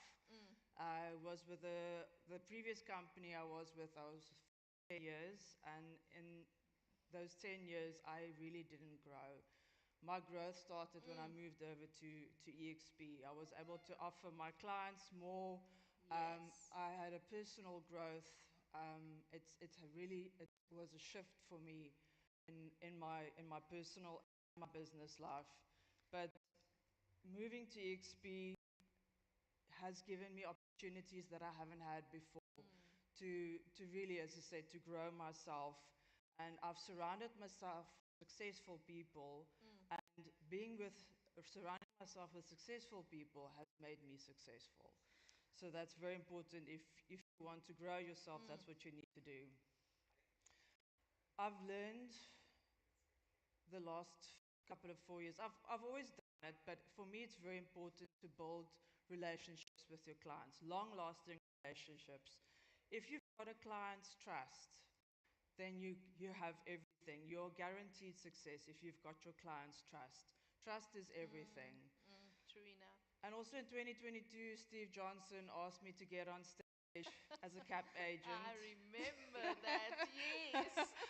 I was petrified. I was shaking in my boots. I'm scared of getting on stage, but you need to do everything every now and then that scares you, and if you do that, you can go. True enough. So yeah, well today. Well done. Yeah, I'm today facing my fears again. I've made many sacrifices the last 4 years. I've lost a lot of friends along the way. I've sacrificed my party life, the things that I used to do, to be able to build a future and to build a successful business within the structure of EXP. Previously, I never had that opportunity, but any one of you can do it. You have the opportunity if you've joined EXP. One thing I've learned about icon status, it's not about luck. If you take the word luck and you put it together, it's labor under the correct knowledge. Yeah. To become an icon agent is about doing the basics every single day. It's returning calls, being professional, dressing professionally, looking the part, but also very important, putting people before commission. Success comes when you stay consistent and even when motivation is gone. So I'd like to end off saying, everybody sitting here in the crowd today, you are capable of becoming an agent, an icon agent. Make the decision, commit to the process, and trust yourself. The icon status doesn't belong to a few. It's available to everyone willing to do the work. Yay! Thank you, Kathy. I love that phrase, putting success before commission. And it obviously shows that your clients come first more than, worrying about your pocket. And so, well done. Well done. I remember that first time you got on stage and you lived to tell the story again. Okay. Now we're going to call on Lisa Ford. If you had to narrow it down, Lisa, what would the 3 pillars be behind your icon success? So I think it's very important to set goals. I joined EXP in November 2023. I came to Steve Build Africa, and I decided then that I was going to be an icon agent. So for my first year, I wanted to cap, which I did. Yes. And then I knew the second year I had to be an icon An agent. icon, yes. By the way, I only made it by 3 days before my term finished. So that was very, very stressful. And then also, I work in a different market. You guys work in the Cape. Eastern Cape, So yes. East London is a bit tougher. You know, it's a completely different market. I only have 2 agents in my downline, so I don't really have extra that goes into your numbers that you have to get. Yes. So, yeah, goals. Goals are very important. I use a very simple Excel spreadsheet. I call it my Bible. I look at it every day, all the time. I know exactly where I am, how many transactions I've got, how many I still need, am I going to make it? So I need that little Excel spreadsheet. It works like a charm. And then I think it's the way you conduct yourself. I believe in integrity. I'm a very strong believer in ethics. I'm very lucky. I don't really do any canvassing. I do a lot of work on referrals. So I'm very blessed in that way. I have a candidate who's underneath me. She's very good with social media, so she often gets called. Tanika, please help me. I need to make a video. So that's one of the other things. And then I think one of the biggest things about being an agent is to manage your emotions. It's a roller coaster. I don't ever get excited about taking an offer. Yes. I just take the offer, and it's only when we're right at the end. Yes, it's the deeds office. It Then you hits know, the deeds office, yes. and then I know it's Exactly. going to be Yes, that. yes. So I think, you know, I'm also passionate about property. I'm passionate about what I do. I switch my computer on in the mornings at 5 o'clock before I put the kettle on. And I think just to reiterate what Lisna said, you know, I start at 5 and I finish at 10 at night because when I get home after a long day of viewings and whatever, I need to catch up on my DocFox or I need to load my listings. So, yeah. So you don't have an assistant. You do it all yourself. I have somebody who just looks after my rentals. I had quite a big rental book before I joined EXP. Okay. So she looks after that. But no, I do all my own admin. Well done. Yes, that's a lot of work, eh? Yes. Wonderful. Lisa, that really is true. Ethics, your integrity, and that's obviously brought you to where you are, and we're very proud of Eastern Cape. Where's Eastern Cape, guys? Eastern Cape, yes. Okay.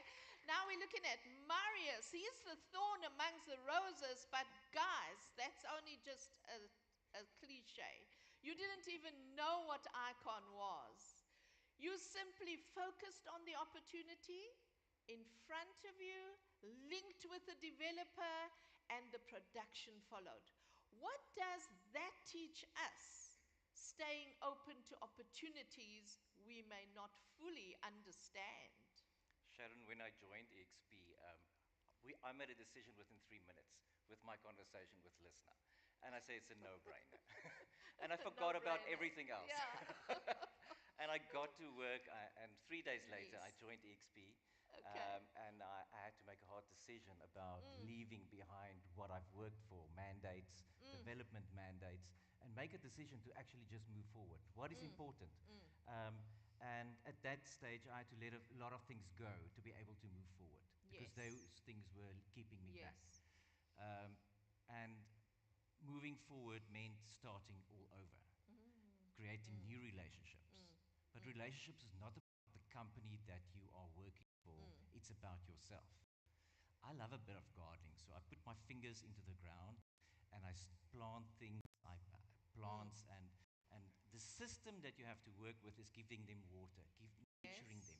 And it's exactly the same that you're doing with your clients. Yes. You have to keep on nurturing them, giving them water. There's no fruits, there's no flowers, but you keep on doing it and you keep on doing it every day, every week, and you make sure that your garden's in place. And that one day will come where you actually to start seeing the fruit. And the one will pop up, the other one, and the next minute you'll have a tree full of fruit from all the work that you've put in. And that's exactly what it's all I about. love that analogy, yes. Doesn't matter what we do in our life, that's what work is about, is keep on putting the effort in. Like everyone else said here, have the integrity, have the system, get up every morning, checking your laptop at 5 o'clock in the morning before you have your first coffee, having those systems in place, keep on working the system, making sure it's there, because one day you'll get from what you will put in. So true. I love that analogy because gardening is never easy, right? And this is just like gardening, watering, watching it, watering the sunshine, and you've reaped the benefits. Definitely. You've reaped the benefits. Let's give it up for Marius. I want to tell each and every one of you here today, this stage should be too small. And it's incredible consistency, courage with pressure, obsessed with growth, and next level humans. That's what they are. Let's give them a hand.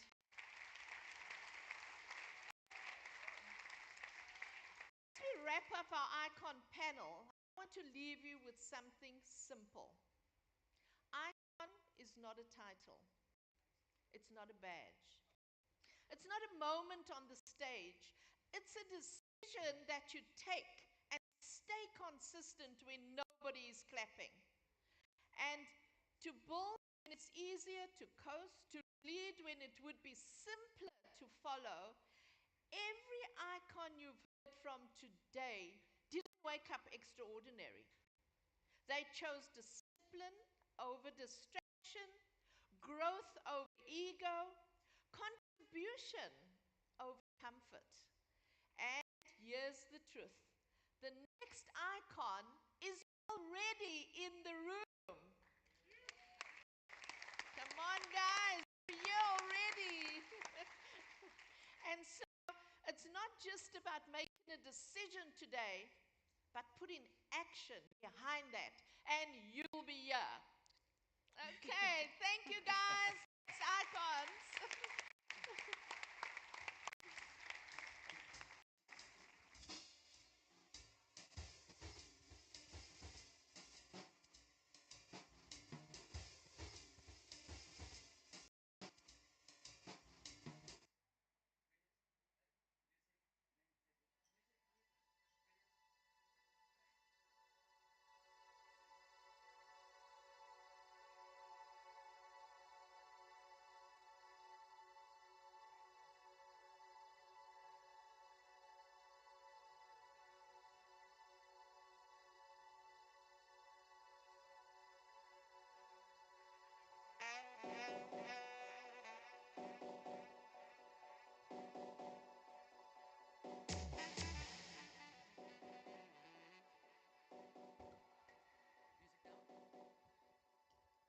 Our next speaker is one of the most accomplished real estate professionals in the industry. Her team has closed thousands of transactions, built one of the leading operations in the Washington, D.C. market, and continues to set the standard for what's possible at EXP. Please welcome on stage Carrie Schul. Hi guys, how we doing? You guys having fun today? Yes? Okay, awesome. Well, today I'm going to talk about 3 decisions to elevate your 2026 and beyond. My name is Carrie Scholl, as they said. These are my 4 beautiful children. They have accompanied me on this adventure. So I have a question. How many of you guys have a family, children? Okay. And how many of you know that you want to create generational wealth for your family? It's really important to you. Okay. Well, we know we're in the right room then. So you guys are kind of giving me the grace and pose. That's my 6-year-old. So the 3 decisions are 1, using AI as a power multiplier. 2, being different. Because when we try and stand out for who we are, people are attracted to us. We become a magnet, right? And 3, upgrading our identity. So So using AI as a power multiplier. A lot of us have talked about AI up here on this stage. How many of you guys use AI in your business today? A massive amount of you. I love that. AI gives you the power to create impact and expand in less time. But it can also be a distraction. So anyone ever feel overwhelmed by all of the different possibilities with AI? Yes? A few of you? Can I get a yes? Just you. Thank you for being honest. Okay, so I think a really important distinction that I've made is instead of trying to evaluate all of the different AI out there, we want to start by being clear with the problem that we want to solve with AI in our life or business. So I want you guys to take a second and think of one thing that you want to shift in your life or business, a problem you want to solve. Do you have it? Give me a little nod. Yes? Okay. I want you to take 30 seconds and turn to your neighbor and share the problem. Turn to your neighbor, share the problem.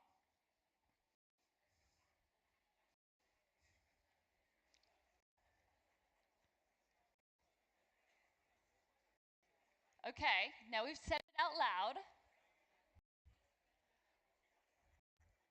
Okay, how many of you said you want to generate more clients? Anybody? Okay, Princess, love it. Seth talked about lovable AI yesterday, and one other person did. And Seth is actually the person who taught my team about lovable AI. This is Tisha Marie. She's been a real estate agent for the last 10 years. And she has a really unique way that she takes care of clients. And I'm sure some of you guys have something unique that you do. She does a meditative buyer consult. How many of you guys are meditators? Like 4 of you. Really? Some of you guys are quiet meditators. So what she does is helps people really go through their 5-year vision. Okay? And she went to Lovable AI, and in 20 minutes, she went through her entire process, and now it is an attractor for clients who love the idea of meditating and visualizing their life before they think about the home they want. Isn't that phenomenal? In 20 minutes to be able to create a website to generate leads in her business. And you guys can do that too, by the way, with your voice. I am not good with technology. Like, I've figured this clicker out and I'm feeling really good about that, but I'm really not. And I'm able to use Lovable AI. So I want to challenge you to think of one idea and go to Lovable AI or lovable.dev. Sorry, I always say .ai, but lovable.dev. And I'm going to give you guys a QR code at the end that walks you through an exercise where you can create your own website in moments. Okay, what about increasing conversion? Was that anyone's problem that they wanted to solve? Better conversion of the appointments that you have? So, has anyone tried Gamma AI? A couple of you? Okay, I love it. Awesome. So this is another thing I learned from being in the right room, which congratulations to all of you for being here today. You create individual CMAs that are branded. This is an example of a prompt that we use, and I'm going to give you the prompt in the handout. But check this out. Results in moments with the client's specific home. The client thinks you spent hours and hours at home working on this, and you absolutely blow them away, and you do it in 3 to 5 minutes with a simple prompt. It's easy. I promise you. If I can do it, you can do it. I promise. Now, this came up yesterday. How many of you want to be the recommended agent? Yes, awesome. When people are going to AI sources, ChatGPT, Perplexity, Claude, all of the sources, right? So SEO is the next SEO, right? And all that we want is when the client goes and uses their voice to ask a question, we want to be the agent that's recommended, right? So in the last 30 days, using AI platforms, my team has generated 300 landing pages, and we had one VA do it. And we're already closing deals from the effort that we put into this. Because when people say something specific like, who's the best real estate agent to help me buy a condo in Arlington, Virginia? We're coming up. All of you can too. It's just getting clear on the questions that people are asking and then answering them. Want to upgrade your thinking. So this was a big one for me. How many of you guys have read The AI-Driven Leader? Only Wendy. Oh my gosh, guys! I'm telling you, go on your Audible right now, take action and download this book. I learned about this book at an EXP launch. It was a very small group. On the way home, I listened to it. I actually sat outside my house and finished it before I went in because it was so impactful. It totally changes how you think about the strategy in your business. Okay, decision number 2, be different. So there's only one you, and everyone says show up as your vulnerable self, right? Be authentic to who you are. And video allows you to communicate who you are to the world so that people are attracted to the authentic version of you, right? So how many of you guys, after the panel yesterday that Princess was on, was like, I need to go to her social media. She's real and she tells it like it is. Anybody else have that reaction to her? I was like, she's going to resonate with people and they're going to be attracted to her, right? So this is something that we do. We use these branded video boxes. Have you guys seen these? They're amazing because they let you take that authentic version of you and put it in the hands of potential clients and agents. So sellers, buyers, agents, it allows you to be hyper-focused, and I'm going to show you an example. So check this out. Say, open it. Hey there, this is a message especially for our veteran homeowners. If you bought a... So I showed you just a quick flip it. Any message you want to put on there, they open it and it plays, okay? Now, we also use those same boxes to recruit. So I'm going to teach you a very sneaky strategy. How many of you guys are committed to recruiting agents for your team, specifically for your team? Okay, how many for EXP? You really want to grow your organization at EXP. So quite a few of you want to recruit in the room. Is that fair to say? Yes, okay, awesome. So we use HeyGen. Have you guys heard of HeyGen? This is not actually me. This is an avatar of me, okay? And what I did, I realized, okay, I want to duplicate my ability to communicate with agents, but I don't want them to feel like I'm not talking specifically to them. So how do I use an avatar and be specific at the same time? So we went ahead and created a list of 50 agents that have been licensed in the last year that have done more than 6 transactions. And we created a script where it specifically says their name. And then it walked through, hi, Jill. You did 6 transactions in your first 3 months, so we know the number of months. So it's specific to them. Tiana, 14 sales in your first 6 months in real estate. So I'm not going to play the whole video, but it is in my handout. So the last is about upgrading your identity, the last decision. And you've heard a lot of people talking about this here today, right? And yesterday. So what's the thing in your growth trajectory that's going to help you change your own life and others as well, right? What's that one thing for you? Maybe it's your relationship with money. Anyone feel like they need to upgrade their financial thermostat? You're worthy of making more than you've ever made, and you need to figure out how to change that relationship. It's not just being in the right rooms, but that is an incredible start. Being surrounded by people who want to create generational wealth is a big first step. It's about intentionally creating the rooms. So I would love to stay connected with all of you. This QR code has those video boxes and a lot of the resources and tools that I talked about today. Thank you so much. Thank you.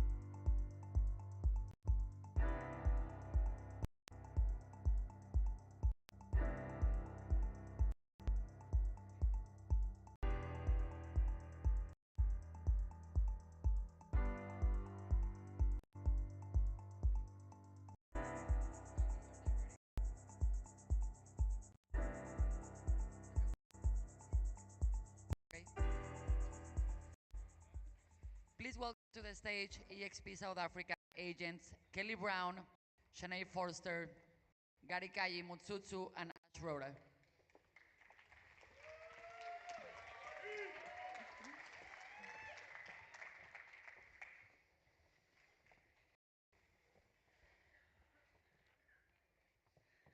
Hi, guys. This is quaint. It is. Yes. Okay, I'm just going to dive right in. Ash, just give us a little overview of what cap status means. Okay, so with capping, it's where you've now given the agency, which in this case is EXP, your maximum commission split for the year. And from that point forward, you are no longer then paying the agency any commission, so you're actually earning 100% minus a small transaction fee. And at that point now, psychologically, you've not just attained a milestone, but you've actually changed the way you're doing your business, because originally you're basically changing income, but as soon as you've started to cap, you're actually operating, instead of an agent, now you're operating as a business. Now you're leveraging. Fantastic, fantastic. Yeah. So when you were close to capping, did you feel more pressure, confidence, and how did that affect your decisions with clients and deals? So yes, there's a lot of psychology and emotion attached to all of this, with all milestones and with all goals that we set. The pressure, I think, exists when an agent is not performing. So I actually think there's positive emotions around capping. For me personally, the closer I got to capping, the more focused I got. So I didn't feel an intense amount of pressure. I think it's the other way around. It's usually when your pipeline is empty, you feel pressured, and then you tend to make desperate decisions. And my advice to any agent would be not to operate at a point of desperation. So just like Renee put so eloquently yesterday, you want to be goal-orientated. And I think the whole process of shopping, it's quite enlightening, because it shines almost like a spotlight on your business. And then you start to ask yourself questions like, am I operating consistently as an agent? Or am I doing the shotgun approach where I'm just hoping for the best outcome? And so, I would like to say that as I start to get closer to capping, it becomes more of a predictable business plan for me. And if I've got deals in the pipeline and I'm following a goal, a strategic system, then it's not a what if and a nice to have. It becomes a predictable date. Oh. So if you could go back to your first year in real estate, what belief or habit would you change sooner, knowing what you know now? Yeah, that's a great question, and I was reflecting on that. I would say to myself, if I could go back in time, I would say, instead of working hard, because let's be real, all of us agents do work hard. All of you who are sitting in the room, I don't need to preach to you, you are the people that go the extra mile. But I would say to my younger self, become known sooner. So be that agent that people in your community start to see from the beginning. So become that agent that becomes the area expert, so to speak. I would focus on that. Things like, for instance, becoming strategic about your market. And Stuart even touched on these points when he spoke about the One Thing book. So he said, know your why. So it's very important to know, why are you doing what you're doing, and rather be strategic with your goal setting. So when you are first entering the real estate industry and you're young and you're hungry and you're wanting to get leads, I would say the danger is that you are willing to take on too much, and it can get overwhelming. And I would say I would rather focus on, let's say, establishing a market identity. So have one focus area, have one audience, one message to tell people. And remember that, and this is a controversial thing to say because we all want to be the best, but the public don't always see it that way. They think they're choosing the best agent, but what they're actually choosing is the most memorable agent, the agent that comes to mind first. So that's why it's very important to be visible and to be known. And so I would say, make it a habit to rather establish yourself in the market, posts that are going to be intentional. Dr. Rulof Buerta yesterday gave us fantastic data. So as a new agent, you can take information like that, you could feed it into AI, and you could start making little info packs for people in your area and actually give. And that way you could be very visible. Okay, so you said earlier the things that you would actually focus on. Yeah. So if you had CAP again in the next 6 months in a completely new market, what are the things that you would ignore? Okay, so the things that I would ignore. So let's start with saying that agents, let's talk about mindset, because Liz and I spoke about that, and I think it's fantastic to focus on mindset, because everything else is teachable, right? And you're in a new market. So now you're saying, okay, what now? Everything is new. I need to start from scratch. I would say do not have analysis paralysis. I could be talking to new agents now, so let's speak to new agents, or even those of us who've been around for a long time. You don't want things to be perfect before you begin. You need to just grease the wheels and get going. At the end of the day, it's okay to have a messy pipeline of listings and to have activity rather than inactivity, because any day activity will be obviously theory. And so you might have this perfect marketing plan, but if you don't get going, what's the point? So I would say don't get stuck on analysis paralysis and trying to, especially if you're new to EXP, sometimes the systems can feel overwhelming at first.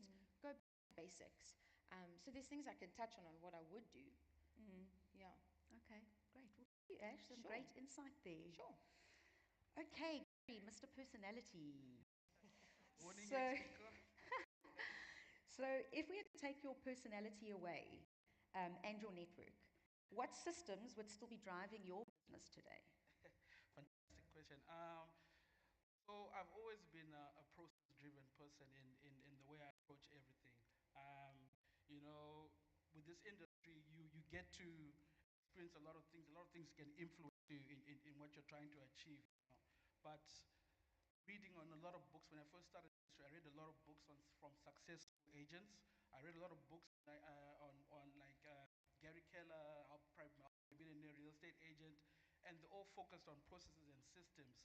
So I kind of just started modifying my own work into processes and systems.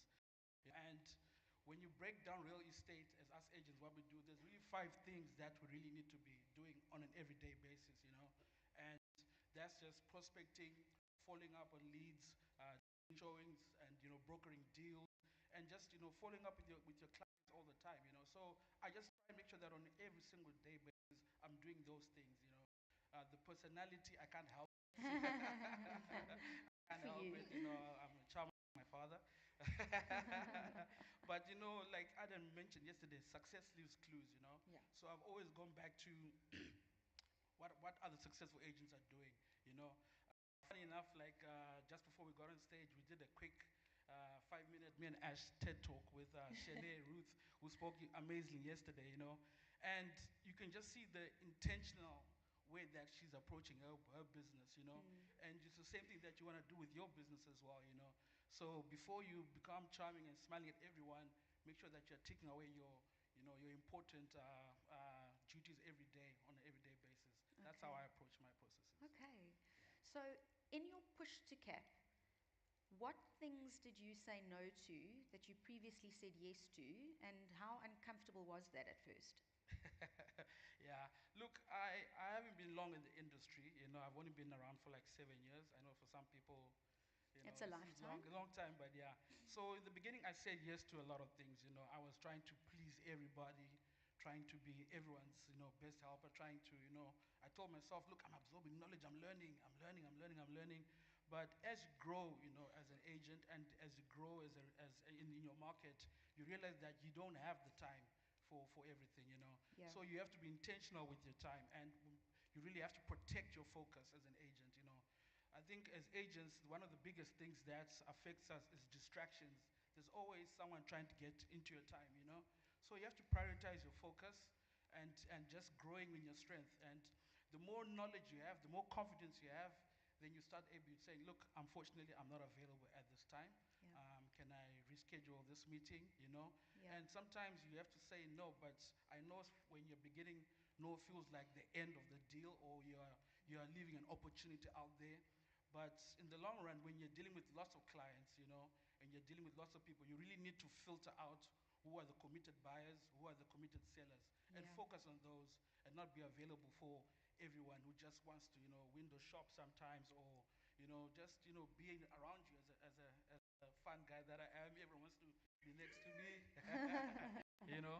So you really do want to like, prioritize your focus, and just be able to say no and, be confident in your no. Okay. Yeah. Yeah, that makes sense. So, how much of your success would you attribute to your work ethic and how much to strategic focus? Yeah. So I grew up with my dad in real estate as well, and he worked extremely hard. And then my background before I got into real estate, I was cold calling for a magazine, selling magazine space. So I used to make 200 phone calls a day. Wow. Yeah, and a phone call, you had to be on the line with someone for at least 2 minutes for it to be considered a phone call. So work ethic is built in me. That's what I'm trying to say. But as I grew in the real estate, I realized that you can make 200 phone calls every day, but you're making 200 phone calls to the wrong people, speaking to secretaries and nannies on the landline. You're not really going to get far. I mean, you will get leads, but you need to filter down and just, have strategic focus. And for me, strategic focus is the wheel to the engine. If work ethic is the engine, then strategic focus is the wheel, the steering wheel. So you need to combine the two. Both of them are very important. I feel like my strategic focus now has changed my business. That's been the biggest influence for me to be able to capture, just being able to focus on the really committed buyers and the really serious sellers. I've always, always, always just wanted to make sure that I'm in there with them and I'm trying to be um, trying to focus on what's really, which direction am I going with my business. Every morning before you start your prospecting, before you start, you ask yourself, okay, right, how many people am I planning to talk to? What research have I done? How long have they owned their house? How much is their equity that they're holding on their property? Before you call them, so that you're not calling someone who bought a house 6 months ago and ask them, are you ready to sell? Are you looking to sell? No, focus on the guys who've already owned the property 7, 8, 9 years, 10 years, 15 years. Maybe they're in their 70s age group. Yesterday, we had the lady from PropDuct, and I really enjoyed that session as well. She had lots of information on the age group of buyers and sellers in the market. So you want to focus on those, on those kind of people. Narrow down your focus and just, go with your direction and stick with it. That's how I've worked it for me, yeah. And you're doing a great job, so it's obviously working for you. Yes, very much so. Okay, Shanae.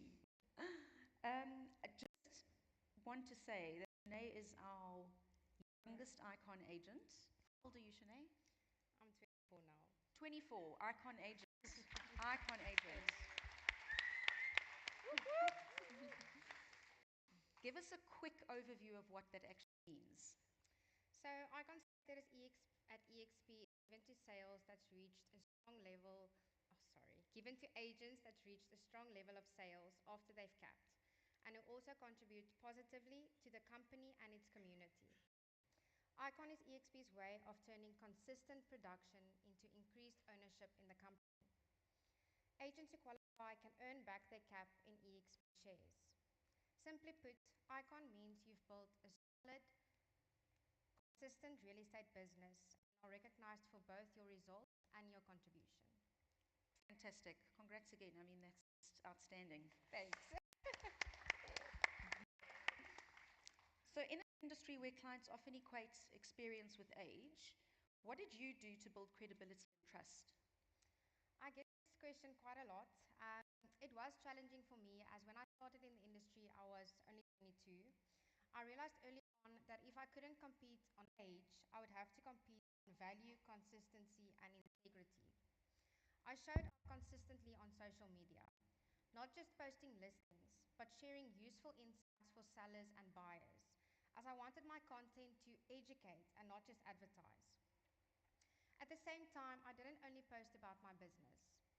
I shared parts of my personal life and what I stand for, which helped people connect with me as a person and not just as an agent, as trust starts with connection. I also focused on building and nurturing relationships, trying to help wherever I could, whether someone was ready to transact or not, even if it didn't lead to commission. Starting with my first listings, I made a conscious effort to proactively communicate. And if I didn't know something, I took the time to find out, and I made sure my clients were supported every single step of the way. At the end of the day, credibility isn't about how long you've been in the industry. It's about how consistently you show up when it matters. Looking back now, I actually see my age as an advantage. Starting young forced me to build strong foundations early: systems, consistency, communication, and resilience. I truly believe that when your approach is rooted in service and integrity, that clients will sense that. My faith has shaped that mindset for me, reminding me that every interaction matters and that serving well is much more important than being impressive. Over time, credibility becomes a byproduct of your character. Yeah, that's very true. Very, very true. So, being labeled young and successful ever create a huge amount of pressure for you, and what do you do to make sure that that doesn't create burnout? So in the beginning, it really did create pressure. I'm naturally someone that prefers to be behind the scenes. I don't like the attention being on me. So when that label came of being young and successful, it felt like pressure to keep on proving myself. I really had to work through that, as labels can either inflate your ego or it can create insecurity, and I didn't want either. Staying grounded is very important for me. I constantly remind myself that whatever I've achieved, it hasn't been by my strength alone. This has been a faithful journey, and I give full credit to God for all the opportunity and guidance He's given to me along the way. Amen. Amen. At the end of the day, I really am just human. I'm not here to compete or prove anything. I'm here to serve people well and build something sustainable. When your focus shifts from proving yourself to serving others, that pressure will naturally fade. I've also learned that pressure often comes from internal expectations, much more than it comes from external ones. When you anchor your identity in something deeper than performance, for me, that's my faith. It creates stability. It allows you to celebrate milestones without being defined by them. So instead of trying to constantly prove something, I focus on building something meaningful and sustainable. And that shift has been one of the healthiest lessons I've learned on my journey so far. Amazing. So, what part of your CAP journey or your icon journey surprised you the most? Something that no one warned you about when you were chasing that milestone? So at first, reaching icon status was very difficult to take in. As I mentioned, I like being behind the scenes. I don't like the attention being on me. So even stepping into the spotlight briefly, it became overwhelming for me. I had to shift that feeling to just feeling grateful and just thanking God for allowing me to reach this milestone. What surprised me most was the genuine support I received from EXP agents. The messages I received were not surface level. They were sincere, and you could truly feel that people were happy for me. That kind of culture is very rare, and it meant a great deal to me. Marius and Steph, also icon agents, surprised me with a bouquet of flowers, and the amazing EXP South Africa team delivered a personal gift to my home. It was a surreal experience and a reminder of how strong and how important your support network is. Another unexpected aspect was the quiet confidence it brought. Not ego, but a deeper sense of assurance. Being able to add the icon badge to my email signature, to my social media, that was an amazing part of the journey. It seemed small, but it really carried weight. It has strengthened credibility with buyers, with sellers, and with fellow agents. It reminded me that the work I was putting in was really building something meaningful. Ultimately, what stayed with me the most was not the recognition itself, but the reminder of the bigger picture. Success is rarely built in isolation. It's shaped by community, by guidance, mentorship, and faithfulness. Reaching icon status reminded me to stay grateful, to stay grounded, and to stay consistent. And if anything, it strengthened my commitment to continue building quietly and steadily, as that is where the real growth happens. Now, I was speaking about support system, and I'm not going to get emotional now. Yeah, I've had the, I'm not going to look at you. I've had the most amazing support system. I mean, my brother is in the audience. My parents, Lydia and Andre, the most amazing people I know are in the audience. My grandma and grandpa are sitting there. They're in the audience. My fiance will be joining a bit later. I mean, my colleagues, my friends. It's been such a blessing and such a blessing reaching icon status and being so supported, because obviously in the real estate industry, you know, it's ups and downs, and trying to just stay constant with your emotions, it's difficult, but we try. But when those dips come, your support system is so important. Yeah. It's so important, because as strong as your mindset is, you know, Lizna, your speech was amazing. Not sure where you are, but sometimes it's just not enough. You need those people to just pick you up again. So yeah, that's me. Well done, to you guys. Guys, thanks. I think I've taken a lot from what you've said. I'm sure everyone can take a little bit of advice and tips. You are successful, and I think it's important to share your secrets. So thank you. Thank you very much. And well done to you, Kelly. Yes. You're an amazing Thanks, agent, an Kelly. amazing person. Yeah. Thank And well you. done to the other 110 capping agents here for 2025 as well. Woo! Thanks, guys. Thank you. Thanks, guys.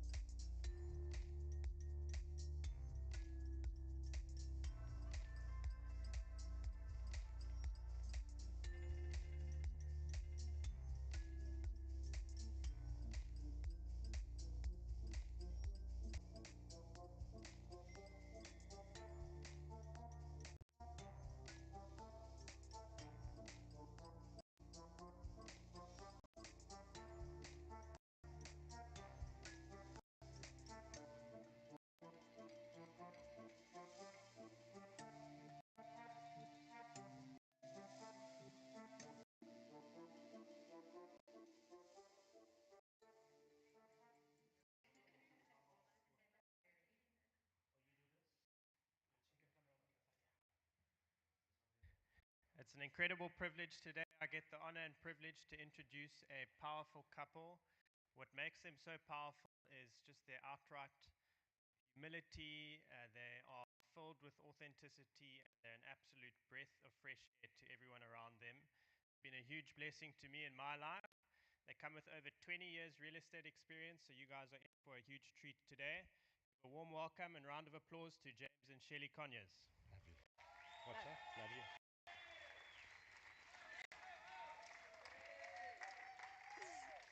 Oh, my boy.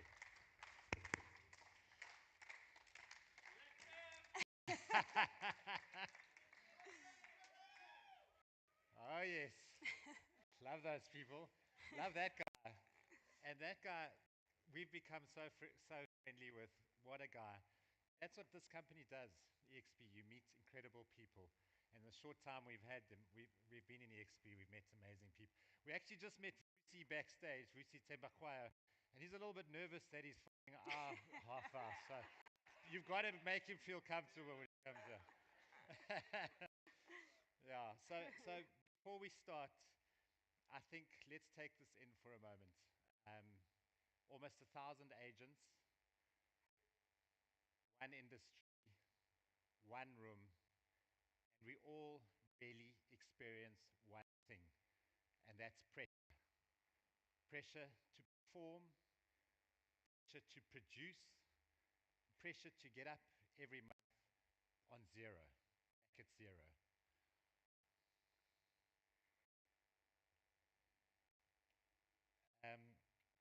But that's real estate for you, and that's real estate in South Africa, because we don't operate in easy markets, and we respect every single one of you for being here today.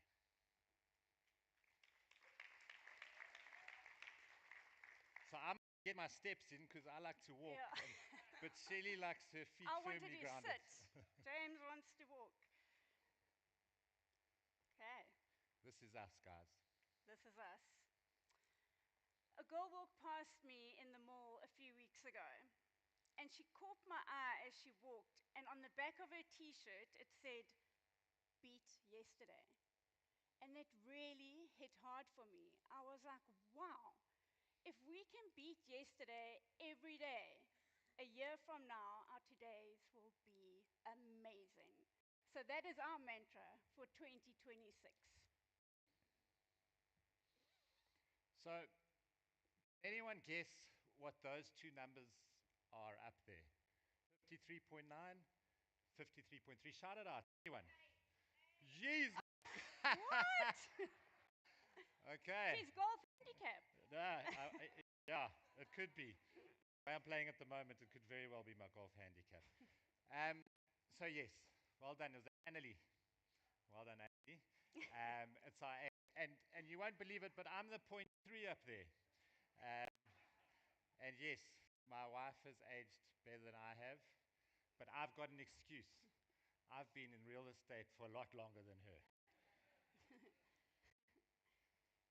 That scares me a little bit. Yeah. 4 years in, what am I going to look like next year? Why are those numbers relevant? Why are ages relevant? Because it is never too late to start. We joined EXP just shy of 50 years old. 50. Why would we take such a big risk and make such a big change at such a late age? But you know what? James and I only met at 36. Our beautiful son only came around when we were 41. It's never too late. It's never too late to change, to learn, and it's never too late to start beating yesterday. Just do it. Yeah, the early years were certainly not glamorous. There were financial dips, there was massive uncertainty. There were months, even years, when the pipeline was thin and the pressure was incredibly thick. We were working incredibly hard, but we still felt unsafe and unstable. And that's kind of when a difficult truth hit me. Hard work alone is not a strategy. Hard work alone is not a strategy. We can't survive on that. In South Africa, we're taught to hustle, to grind, to push harder. But pushing harder without some sort of structure is not good enough. There needs to be another way. So I was brought up in a very loving family, but I was taught to work hard. Work hard, play it safe. I was never encouraged to dream or think bigger. I was never taught to believe that anything out there is possible. I watched my parents work themselves literally to death. We had one family holiday in my whole family growing up. One family holiday. And it broke my heart to see my parents work so hard and they didn't even get to enjoy their retirement. But what did I do? I followed right in their footsteps. I worked my butt off. And it made me sacrifice so much, especially precious time with the people who meant the most to me, James and Jim. Working hard is not always enough. Yeah, so it was about that time that I asked myself a very difficult question. Not what do I want, but rather what don't I want? I didn't want to start up every month at zero. I didn't want income that stopped when I stopped. I didn't want something to be built solely dependent on my energy. I also didn't want to be chasing commission at 60, 65, 70, 75, although that's quite close now, but certainly not by 75. And mostly, I didn't want to sacrifice time with my beautiful wife, Shelley, and my 12-year-old son, Jimmy. He was 8 at the time when this decision came. So I remember sitting quietly at home. Production was great. I mean, we were styling on the commission side. And from the outside, we looked super successful. But thought hit me like a brick. If I stop selling, so does the income. Stops. Not reduces, stops. And in that moment, I realized something. Commission is powerful, but commission is also fragile, guys. You know that. So I think that's when I was ready with EXP. We'd been with EXP for about a year. And I think that's when RevShare really hit home for me. I suddenly understood it. I understood how building a team could change things from us. I could have kicked myself for not seeing it earlier. The same as when I joined EXP, I took 11 months. I overanalyzed everything and it took me too long. So I was really disappointed in myself for not seeing it earlier. And when I discovered that it was willable, guys, willable, your rev share is willable to your family, that what we're building today could outlive us. That's when this became about legacy, not lifestyle, legacy. Think about that. Yeah. And I think when it came back to the hard work, we realized that hard work without a vision just keeps you busy. And hard work without a dream just keeps you small. We didn't want to be small anymore. So we realized that we couldn't carry on doing the same thing every day and expect a different outcome. Something needed to change. We needed to take that leap of faith, and that's what we did. It's you. Me. Okay. What about your... Oh, it's me. Sorry. It is hard being up here, guys. Wrong for once.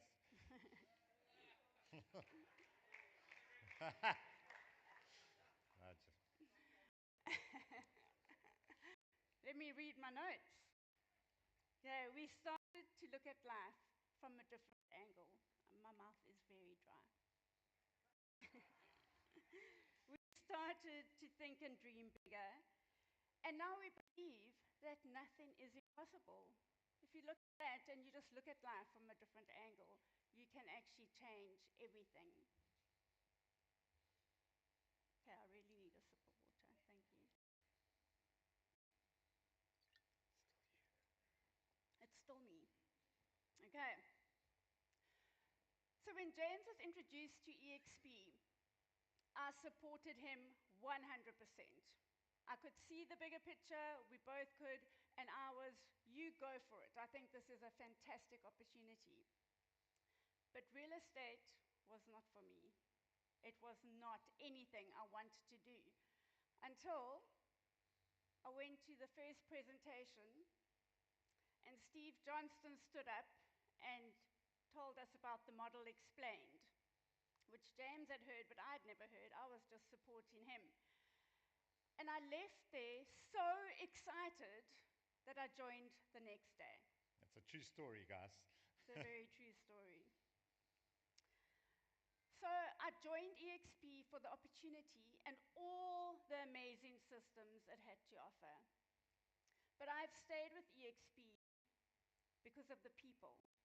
This company has such a heart for people, for their agents, and for the community. And that means so much to me because my heart is all about the people.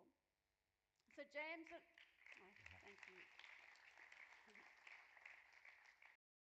So James and I started doing a few events, which he will get into a little bit later, but these 4 C's really resonate with us. So collaboration, community, connection, and culture. Because we really believe that if you don't have a good community, you are just left out there to do things on your own. Bringing in a good culture, collaborating. We really believe in relationships over transactions. We believe in connection over competition. In our team, we really all support each other, and we have just, like James said when we got on stage, we have met the most incredible people, and our team is just, they are the most amazing people, and they all have the same heart and the same integrity and the same values as us. And it just seems to spin off into a much wider area. Yeah, we decided early on, build people and the numbers will follow. So we built. We built in person. We went a little bit against the grain with the normal EXP philosophy of not having bricks and mortar, but we thought we liked to come hang out in bricks and mortar, that we were used to. And we thought it was important. We've since maybe not that important. But we built these beautiful personal offices, 400 square meters in Port Elizabeth or Tabeja. 400 square meters for the international audience is 4,000 square feet. It's a great hub. It's got lounges and breakaway spaces and privacy rooms, hot desks, boardrooms, just a great coffee station. It's just a wonderful space for people to come and hang out, to chat, to collaborate, and to build themselves. It's also our training, where we do our training. We've got a professional support team. We've got management who looks after you'll all know about the PPRA and compliance. She does that for us. She makes sure our deals are all watertight for all our agent team. We're now an approved rental management company with EXP, so we are able to help agents grow their rental books, which is so important as another revenue stream, another residual income, which is perpetual, and they are building their wealth through their partnership with us. We've got over 50 partnerships around the country with EXP agents, so well done to you guys for doing that. We have collaboration efforts. Shelley and I started an event called the ASK event, which is an acronym for Agent Success and Knowledge. We run those around the country, but particularly in the Eastern Cape and the Garden Route, and those are wonderful events where agents can come from any agency. They're free, come and feel the vibe, come meet EXP agents. We've got brilliant speakers, and it's just a wonderful place to grow. It's also our way of giving back a little bit and just providing a bit of value to agents, no matter what company you're with. It's just that collaboration and adding value to everybody that we come across. Yeah, and that's how we've grown to over 100 agents. Not through pressure, more through presence, and not through promises, but partnerships. And we've been building people, and they've been coming, and it's an amazing thing. And slowly, something powerful started happening, and that's momentum. James's favorite word. It is my word of the year. So, if you look at the next slide, you will see a number of superheroes up there. These are our people. This is just a small little focus group of our team who have made the trek here for this week, sacrificed their time, their businesses, but to gain extra knowledge and to thrive from events like this. They're here. See if you can spot yourself. Without these peeps, we are nothing. Nothing exists. So we actually have quite a few more here today than is there, but we had to get these slides in at a deadline, and we didn't get you all in here, but see if you can see yourself there. So our superheroes. Yeah, if you're part of our team and you're here today, together with everyone else, just give yourselves a big round of applause.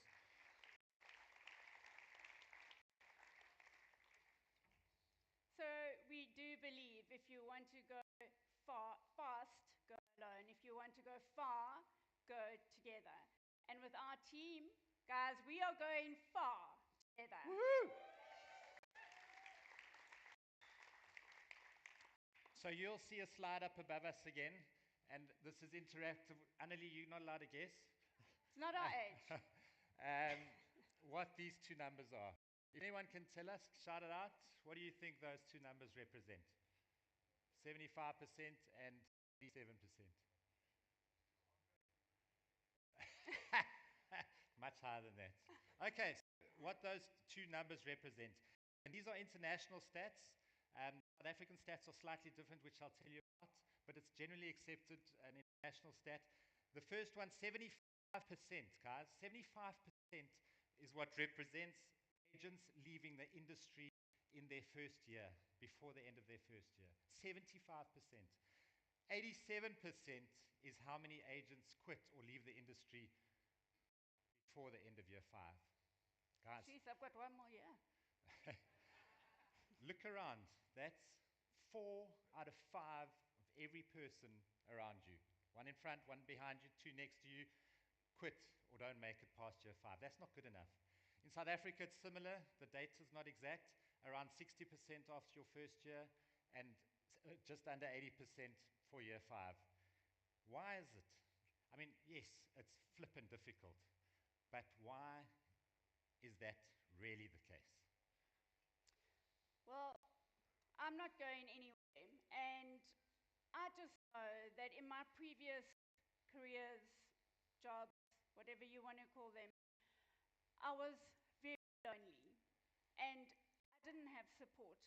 But with EXP, with our team, the support is just amazing.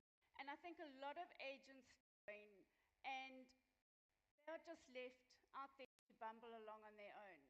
And it brings me back to the 4 C's we spoke about earlier. If you have a good community surrounding you, you can get through anything together. But if you don't, and the times get tough, and real estate is hard, it's hard work. But if you surround yourself with the right people, you will stick it out.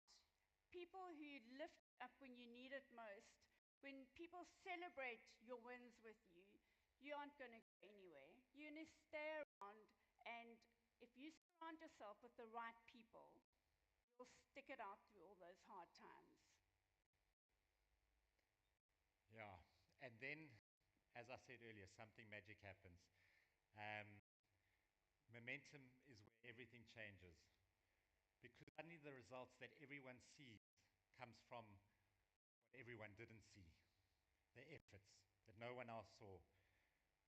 And our team's awards didn't come as a surprise to us. They won the best and biggest prize, I think, for a team outside of the US and Canada. The biggest team, or the best performing team in units sold outside of the US and Canada for 23 and 24, for years 23 and 24. We're waiting for years 2025's facts, but that's kudos to them. And it's not because of one big moment, it's because of many little compounding moments that they've stuck to and made happen. So guys, congratulations on that. That's amazing.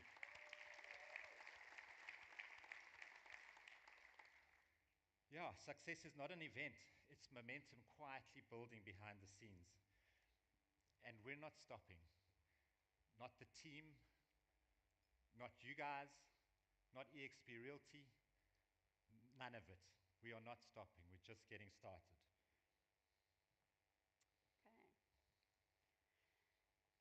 Now for the fun bit, which didn't start out. Yeah. Very fun. The digital edge, social media. Listening to Wendy yesterday, just do it. Get out there and get your social media done. You have to choose growth over comfort. Step out of your comfort zone. Hold on.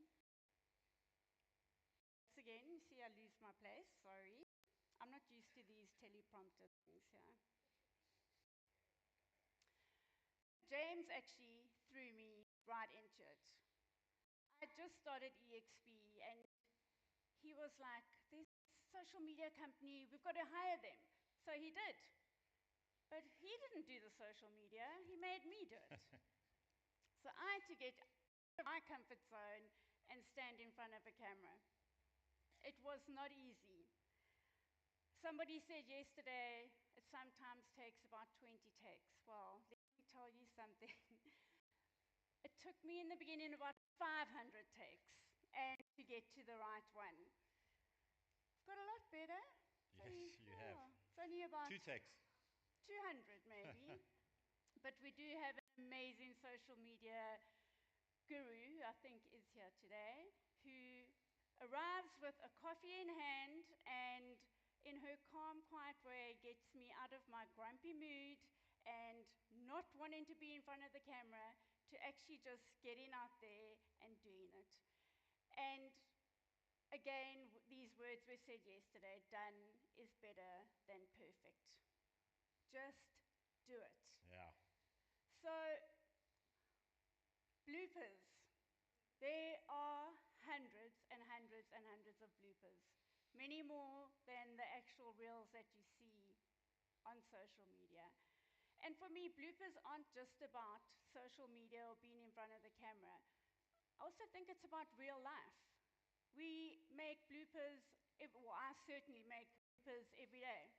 So do you.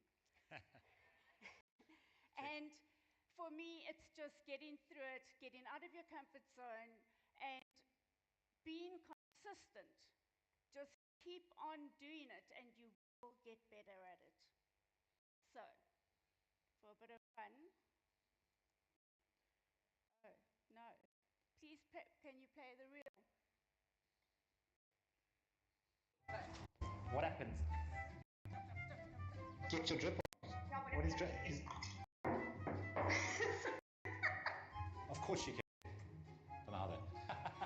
Did you know you can use equity in your home to purchase another product? Looking for them? That's what their logo looks like. Maybe I'm busy filming it.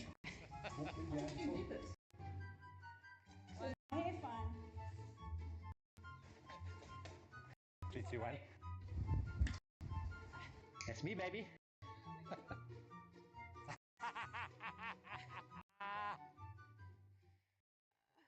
That last scene was actually last week. We were filming a countdown to the EXPCOn in front of our house, and we'd finished, and we were meant to walk off in separate directions. So we walked off, we walked into each other. So if you think we can dance, No. you're certainly not. And that was our little boy in the one clip, and I can tell you one thing. The ones with Jim in them get the most views, so exploit your children. It works. Yeah, and then one day something kicks in. It's called momentum. Again, my favorite word. That catches up with you. And people still call you lucky, but you know the thousands of hours that have gone on behind the scenes. It's nothing to do with lucky, nothing to do with luck. And when you get to that point, right?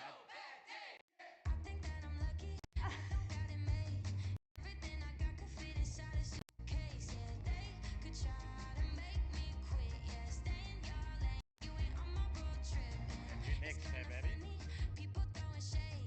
I'm just doing me. I don't got no bad days. Yeah, they could try to make me quit. Yeah, stay in your lane. Yeah, we off the top back 85. That's the way we like to drive. Doing donuts, all the neighbors know us here. We outside. Look alive. The freaks of the city, they come out at night. Look alive. Bad Bob ready. 1989. Time to show off. I'm so Warhol. So sophisticated. Life is baby. Velvet rope, I'm ducking. Looking regal when I come in the peacoat. In so London, I'll be leaving with the Duchess. New city. That's a success reel. Thanks, Natalie, wherever you are. Okay. I love this slide. James just came to me quietly now and said, it is your turn next, eh?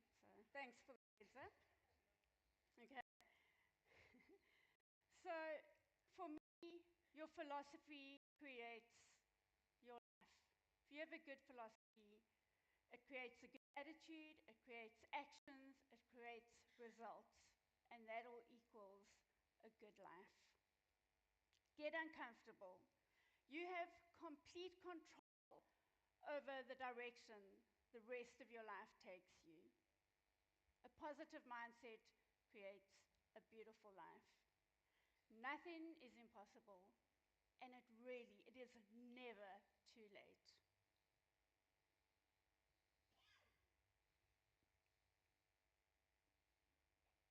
Me again.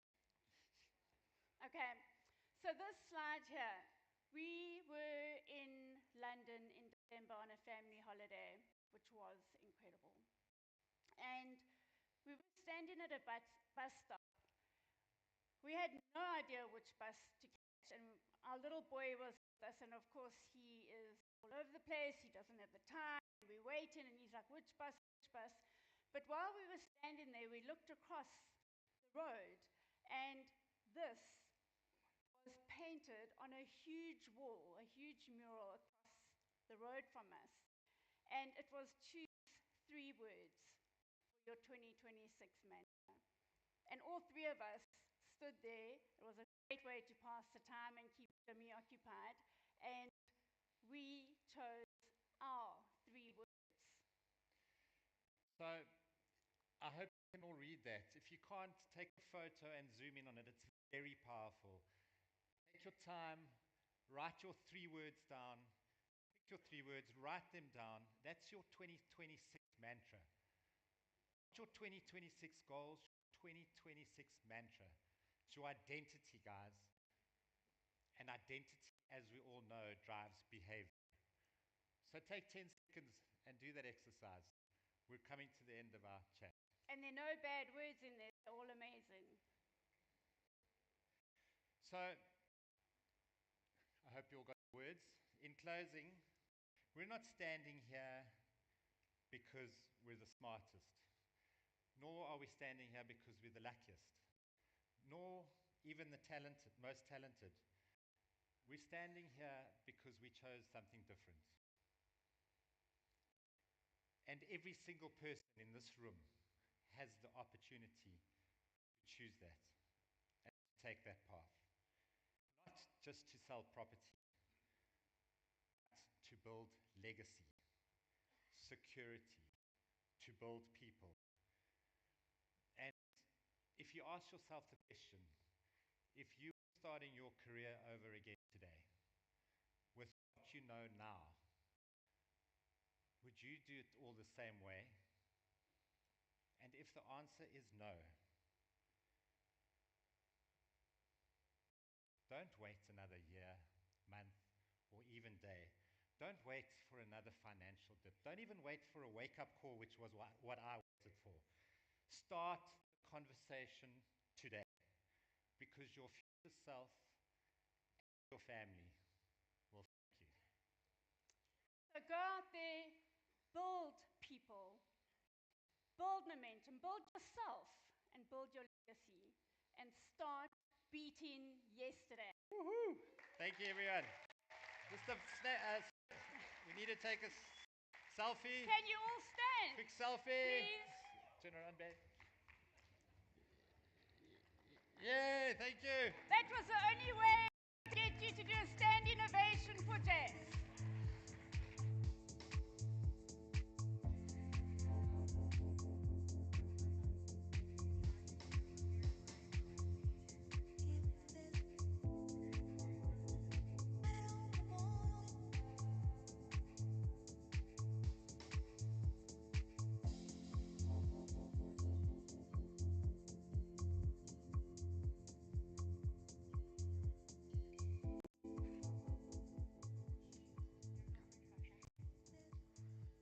Our next keynote speaker is an absolute powerhouse. Like many of you, I follow him on social media, constantly taking notes. But today, we don't need a screen. We have him right here. He's a global entrepreneur, a best-selling author, and undeniably one of Africa's most influential business minds. Having advised governments, Fortune 500 companies, and CEOs around the world, leadership, disruption, and what it really takes to build at scale. Get ready to be blown away. Please give it up for Busi Dembekwayo.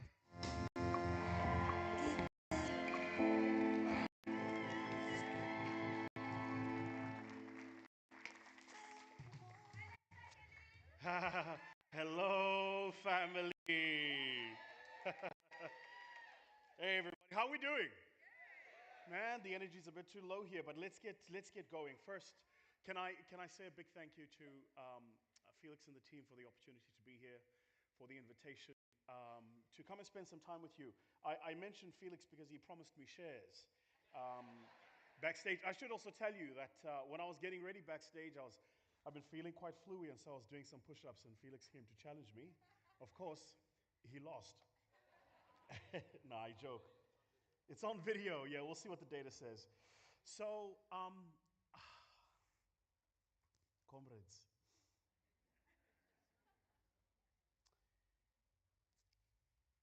before I get into the substance of what it is I want to share, I think it's important maybe to just color my contribution, if you will allow me, with an anchor of what it is I want to spend some time on with each of us this morning.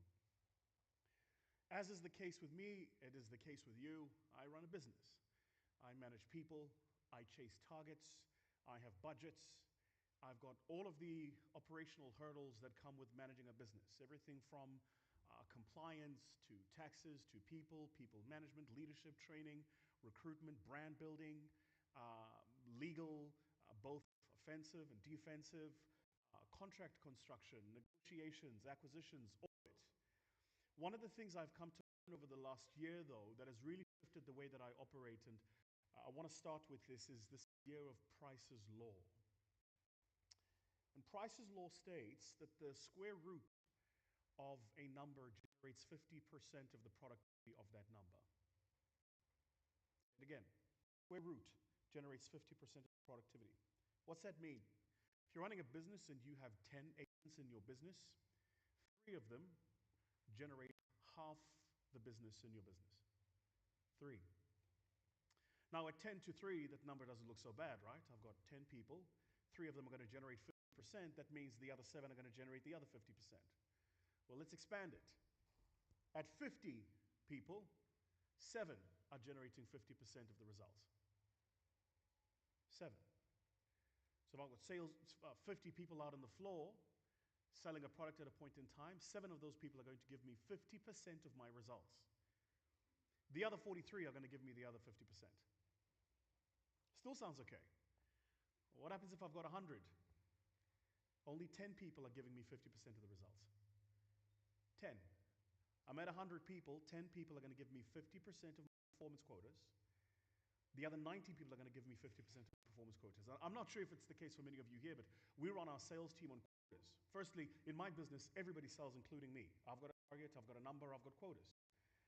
And the way that we work in our firm is if you don't hit your quota for 3 consecutive quarters, you get put on PM, performance management. If you miss your quota for the fourth quarter, you're out. And so typically what happens is by the time we get to second quota, people know if they're going to hit the number or not. And then what really begins to happen is the character of the person starts to show. Now, one of the things I've learned is this. It's a lot easier to pull people down than it is to lift them up. Because one of the things that happens when you're trying to lift people up is you've got to speak life into them. And sometimes you've got to be speaking life into people who themselves don't believe in the thing you're telling them about themselves. So we started doing some really interesting stuff in our firm, and I'm going to get into my deck in a moment, guys, but we started doing some really interesting stuff in our firm. One of the things we realized was a part of the problem with our people envisioning and dreaming. We were asking them to vision and dream for things that they couldn't cognize, they couldn't understand the thing. So let me give an example and maybe brag a little bit. I lived in Dubai for 3.5 years, and over that period of time, I remember when I first got there, it was like everybody who first travels to Dubai. You go in and you're the tourist. You might buy yourself a little kurta. You go out to the desert. You go onto the dunes, and you do the desert dune experience. You take pictures. You post it on social media, because that's how you authenticate the fact that you were just in Dubai. Yeah, except that people who live there don't do that, because that's Monday. Does that make sense? Why would I post Monday? And so one of the things that started to switch for me was realizing, so if this is the area I'm in and the people who live here, what do they do when they're here to help them have an experiential sense of the place? I'll tell you what they're not doing, for sure. They're not at Jumeirah Beach Resort, booking one of those yachts and going out at night and taking pictures and posting it on social media. They're not doing that. That's Tuesday. They're also not out at the Palm Jumeirah. They're not out at the Burj Khalifa, trying to get to the Sky Hotel and taking a picture and posting it on Instagram. That's Wednesday. So, from an outsider's perspective, there's all of these things that we see about how they do and live life, and then there's the reality behind it, about how they do and live life. So for those of you here, managing and leading people, you're asking your people to aspire, to want more, to do more. You're taking a person, and this has happened to me, you're taking a person who's coming from a previously disadvantaged background, bringing them into your business, and giving them a sales quota and telling them to sell a property at $1 million. They've never seen $1 million. They've never slept in a home worth $1 million or 1.5 million bucks. You're telling them that their commission might be 3 to 5% of that. They don't understand how much money that is. So what you've got to do is you've got to bridge the gap between what you tell them and what they experience. So you've actually got to take them to the space where they experience those things. You've got to take them to a place that looks like the place you're selling. You've got to take them to a dealership. We're walking through the Pagani dealership. Highly recommended. Go to Daytona. They've got them. Walk them through a Pagani dealership. Let them go through a Ferrari dealership. Let them walk through a Lamborghini dealership. Because something happens to a human being when they go from, I've seen that thing on a screen, to, wait a minute, I've actually touched it. It shifts their demeanor, it shifts their belief, and it makes it real. Half the battle we are fighting as business owners is just the battle of belief. It's the battle of what people think is real. Maybe I'm talking to myself, but I hope I'm not, comrades. Shifting the mindset and the belief of the people that we operate with and the people in the marketplaces that we have to sell has been 50% of that performance that I was talking about. It goes back to that price is law. That was the introduction.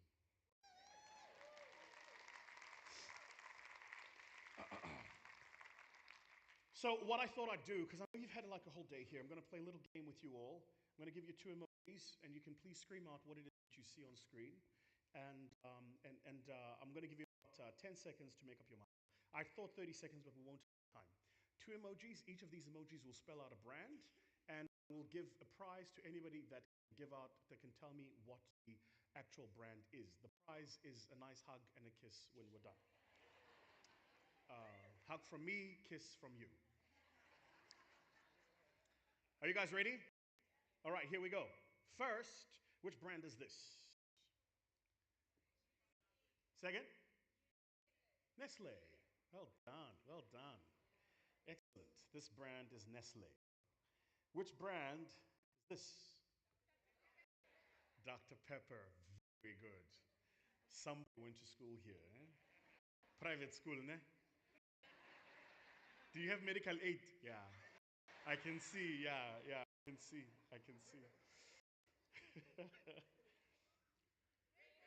Hey! I had to do an easy one. Red Bull. And last one, this took me a while to get. In fact, if I'm honest, I didn't get it at all. Yeah, yo. Stand up, let them see you. Oh my God, look at her. Oh, I say. Very smart. Do you have a boyfriend? Come see me after this. All right, so I've got a few bits I want to get through. Maybe just some introduction about me. These are my parents. Met in the year 1965, 20 years before I was born.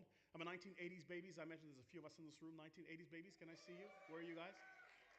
I see you 1980s babies. We run the world. That's 1980s babies. 1990s babies, where are you guys?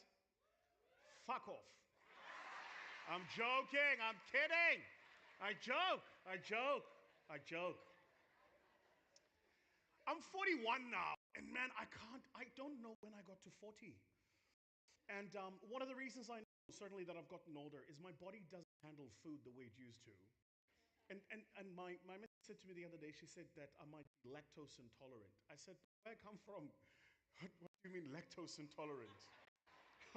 And maybe it's just me, but when I was growing up, there was no such thing as dietary requirements. Dietary requirements was hungry or full. So I'm not sure what this lactose intolerant. She says to me, I've got to stay off the gluten. I said, what glue? Gluten and wheat and all of this stuff. Anyway, so things have changed. This is me. I know. My mom says I was already talking shit. She does. 1980s babies who grew up in the black household. That kapiki looks familiar, eh? All of us have a picture with that. Yeah? Me as a young lad winning the world championship in public speaking for the first time. Thank you. Thank you. Won it twice, beat the Americans both times. I just thought I'd put that on the record.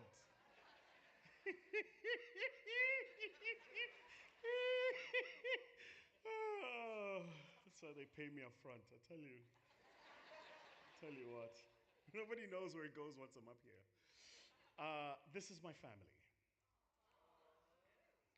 Yeah. That is the love of my life up there, and those are our three little ones. You can see my son, the oldest, in the sunglasses. For whatever reason, he thinks he runs the world. He does. He's 16 now, plays 18 basketball. They just won a major championship this past weekend. And he did so well, and I was so proud of him. And he came to me and he was quite upset. And I said, "What's wrong?" He said, "Man, I didn't make MVP." I was like, "You are definitely a Tembegwayo. For you to be that competitive, you're definitely a Tembegwayo." My daughter is 13, turning 23. True story. She rang me up just now. She's going to get upset about the fact that I didn't answer her call, because she does do. She phones me at all sorts of hours. Whatever is happening in my life, I must stop doing it and answer the phone. Is my daughter. And then the youngest you can see there, Mobi, which is a beautiful Zulu word for conqueror. We call him the king of the house because he behaves like it. All right. So now that we've got to know each other, how are we feeling? Lekker? Excellent. So past 2 days, you listened to my friend Brian Habana, who, by the way, out his sporting life has done incredibly well. You heard from Rule of Wood, would have spoken to you a little bit about the world of economics and what's happening in South Africa. And intermittently between that, the expert speakers who've come up to talk about the industry of real estate and how it's operating. Some internal in EXP, others, of course, who are external, but most importantly, those who've also joined us from other parts of the world. Might I just say to the non-South Africans in the room, welcome to the greatest country in the world. I just want to tell you. And I should say the difference between us and the people that say that, we are it, we just don't say it. That was the last joke about America. I am finished. They will revoke the visa, boy. All right. So I'm going to tell you about this place that I love, this place around which I've dedicated my life, and this place that I genuinely believe is the beginning of what is a major economic growth opportunity. You know this place because it's a beautiful place we all call home, Africa. And one of the hard things about this place is I've spent the past 15 years of my life running an investment firm, traveling the world, raising capital to invest in businesses across the continent. When some of us started in venture capital, people couldn't spell the words on the continent. And now the industry is booming with so many other asset managers who are operating in the space. I remember the early days of us trying to invest in, before they called it fintech, we called it disruptive financial technology startups, the likes of which we were trying to model around M-Pesa in Kenya. Between then and now, the industry has boomed. And so over that period of time, I've seen the marketplace go from, is this thing real? Could this thing be real? Wait, this thing is real, does it work for me? To, oh man, I should have made this decision sooner. And I imagine this is the case for most of you here. By the time the crowd follows the lot, it's already too late. And so what I thought I'd do is just base this off with some numbers. I'm a finance person, so I tend to see the world in spreadsheet numbers and graphs. You ever find yourself presenting to somebody who is negative or somebody who is a deep disbeliever? Typically people in finance, risk, legal, or compliance always use a statistic, a graph, or some sort of Excel spreadsheet, because if it's on an Excel spreadsheet, it can't be a lie. Right. So the first thing I want to tell you is in what is today the world's youngest region. And not just that, also the world's region with the greatest amount of economic promise. Set aside the South Americas, or what is called Latin America. But if you have a look at the dispersion of population by population groups, you see that Europe is old, the Americas kind of stagnant, Asia catching up a bit, but Africa is really where the party is. I see some friends I was with speaking at a conference the other day, and I shared with them, we have a business in Nigeria, an investment and advisory business in Nigeria, and I was sharing this with them. The Nigerian population is just about 230 million people. Lagos alone is 25 million people. Said differently, the population of Lagos is just about a third of the population of all of South Africa, just in Lagos alone.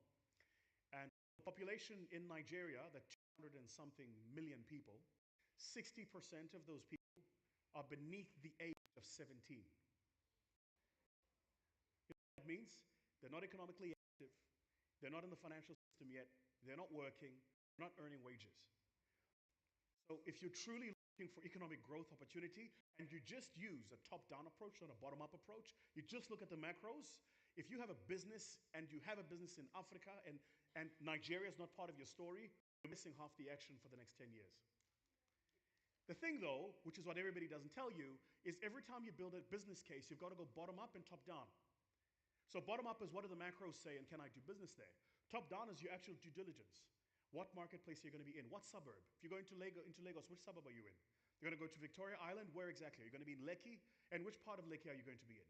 And in those areas, what product are you going to be selling? I have a friend of mine called Ned. He runs a business in Nigeria. I spoke at his real estate conference, true story, a year ago. And he had a massive gathering in a room about the size like this, of obviously not as nice as this because we're in Cape Town. And about a massive gathering, he had something like 3,000 of agents in the room who sell products for him. And he builds real estate properties predominantly across Lagos. And he was telling me that one of the properties he built was in this place called Banana Island, which is just off Victoria Island. So if you land in Nigeria, you land on Mutala Island, you land on the mainland. You go over the bridge to kind of where the nice part of town is, that's called Victoria Island. So you go over the bridge towards Victoria Island. And off Victoria Island is a piece of land that has been reclaimed called Banana Island.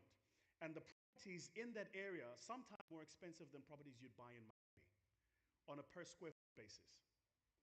And by the way, in that market, they don't have the credit markets that we have here. So somebody just spent $10, $15 million and they paid cash contant. See what I did there? So massive economic growth potential.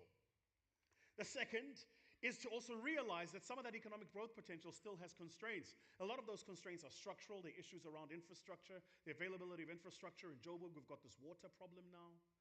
Can somebody please talk to the people in charge? Like, wat kan ek op aarde nou nog vir jou gee? Comrade, just run the water. Yes, man. Hey, I don't understand. Do you sometimes? I feel like they go to a conference and go, okay, what's the crisis we're going to meet this year? It's like, for fuck's sakes, you just fixed the electricity thing. Now we're at water now. What's next? Bubblegum. Just these guys. Anyway, anybody recording this, don't post that. I don't want to attack me. I don't want to. Yeah, this is what happens when they're with the white people. You know, that's what they'll say. That's what they'll say. These bloody coconut sellouts. Okay, I'm a coconut sellout. Run the fucking water. Jeez. I knew that I know. For the Americans, a coconut is a colloquial reference to something that's black on the outside, white on the inside. It used to hurt. My money's right, so I don't care.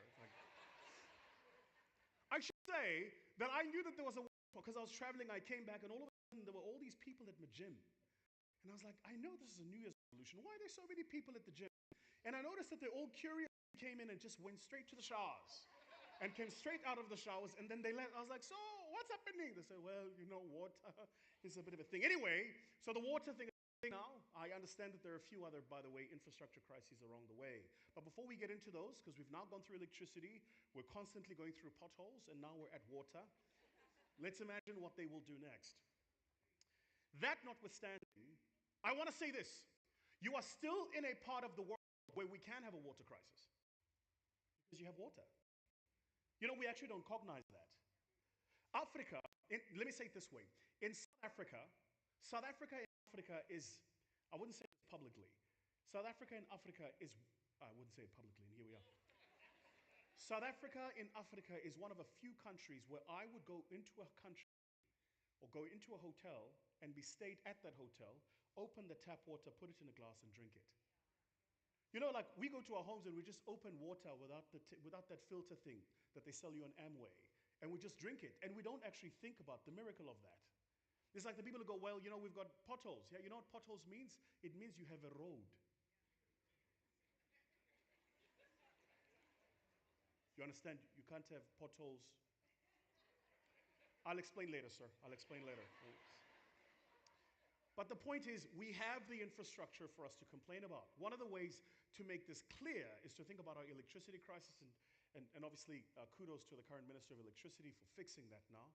At least we hope on a sustained basis. But this is what the continent looks like if you look at the split of electricity. The number in blue is the percent by nation, the percent of people by each nation who do not have access to reliable electricity in each of those countries. Do not. What do you notice? There are actually three Africas when we truly talk about one. South Africa is an outlier at the base, and the North Africans are complete outliers. Those five nations of Morocco, Algeria, Tunisia, Egypt, and Libya. And then if you look at the middle, it's like the sandwich part, right? And even in the middle, there's various levels of opacity. So Nigeria, which I've just spoken to you about, with all of that economic growth potential, is growing even though over 50% of the population in that country does not have access to reliable electricity. Still growing, even though that's the case. Even though Bola Tinubu removed the subsidy, and that's had all sorts of effects on the inflation picture and the affordability, still growing. But go just next door, look at the Central African Republic and Sudan. Over 90% of the people living in those countries don't have access to reliable electricity and power on a daily basis. Don't have access. These are the two dichotomies, right? Massive economic growth potential, huge population, huge amounts of economic potential, and these huge, what you might call infrastructure cultural constraints. Let's come to where we are sat here today. South Africa, we love you. You guys remember that song? You don't know it? Ah, beautiful land. Let's take it home. You can tell who's from here, who's not from here. I'm looking at you. Let's see who came here with a visa. For the non-South Africans, this is our humor. I've noticed as I travel the world that in other parts of the world, what happens is the thing that's uncomfortable or an unspoken truth you stay away from. In South Africa, it's the opposite. If it's an uncomfortable truth, we are going to talk exactly about that thing. Exactly about that thing. Like the relationship white people have with, thank you. I was about to say, like the relationship white people have with the air conditioning. Can we talk about who set the air conditioning in this room? You see, black people are like, yeah, Amandla. Turn up the air conditioning.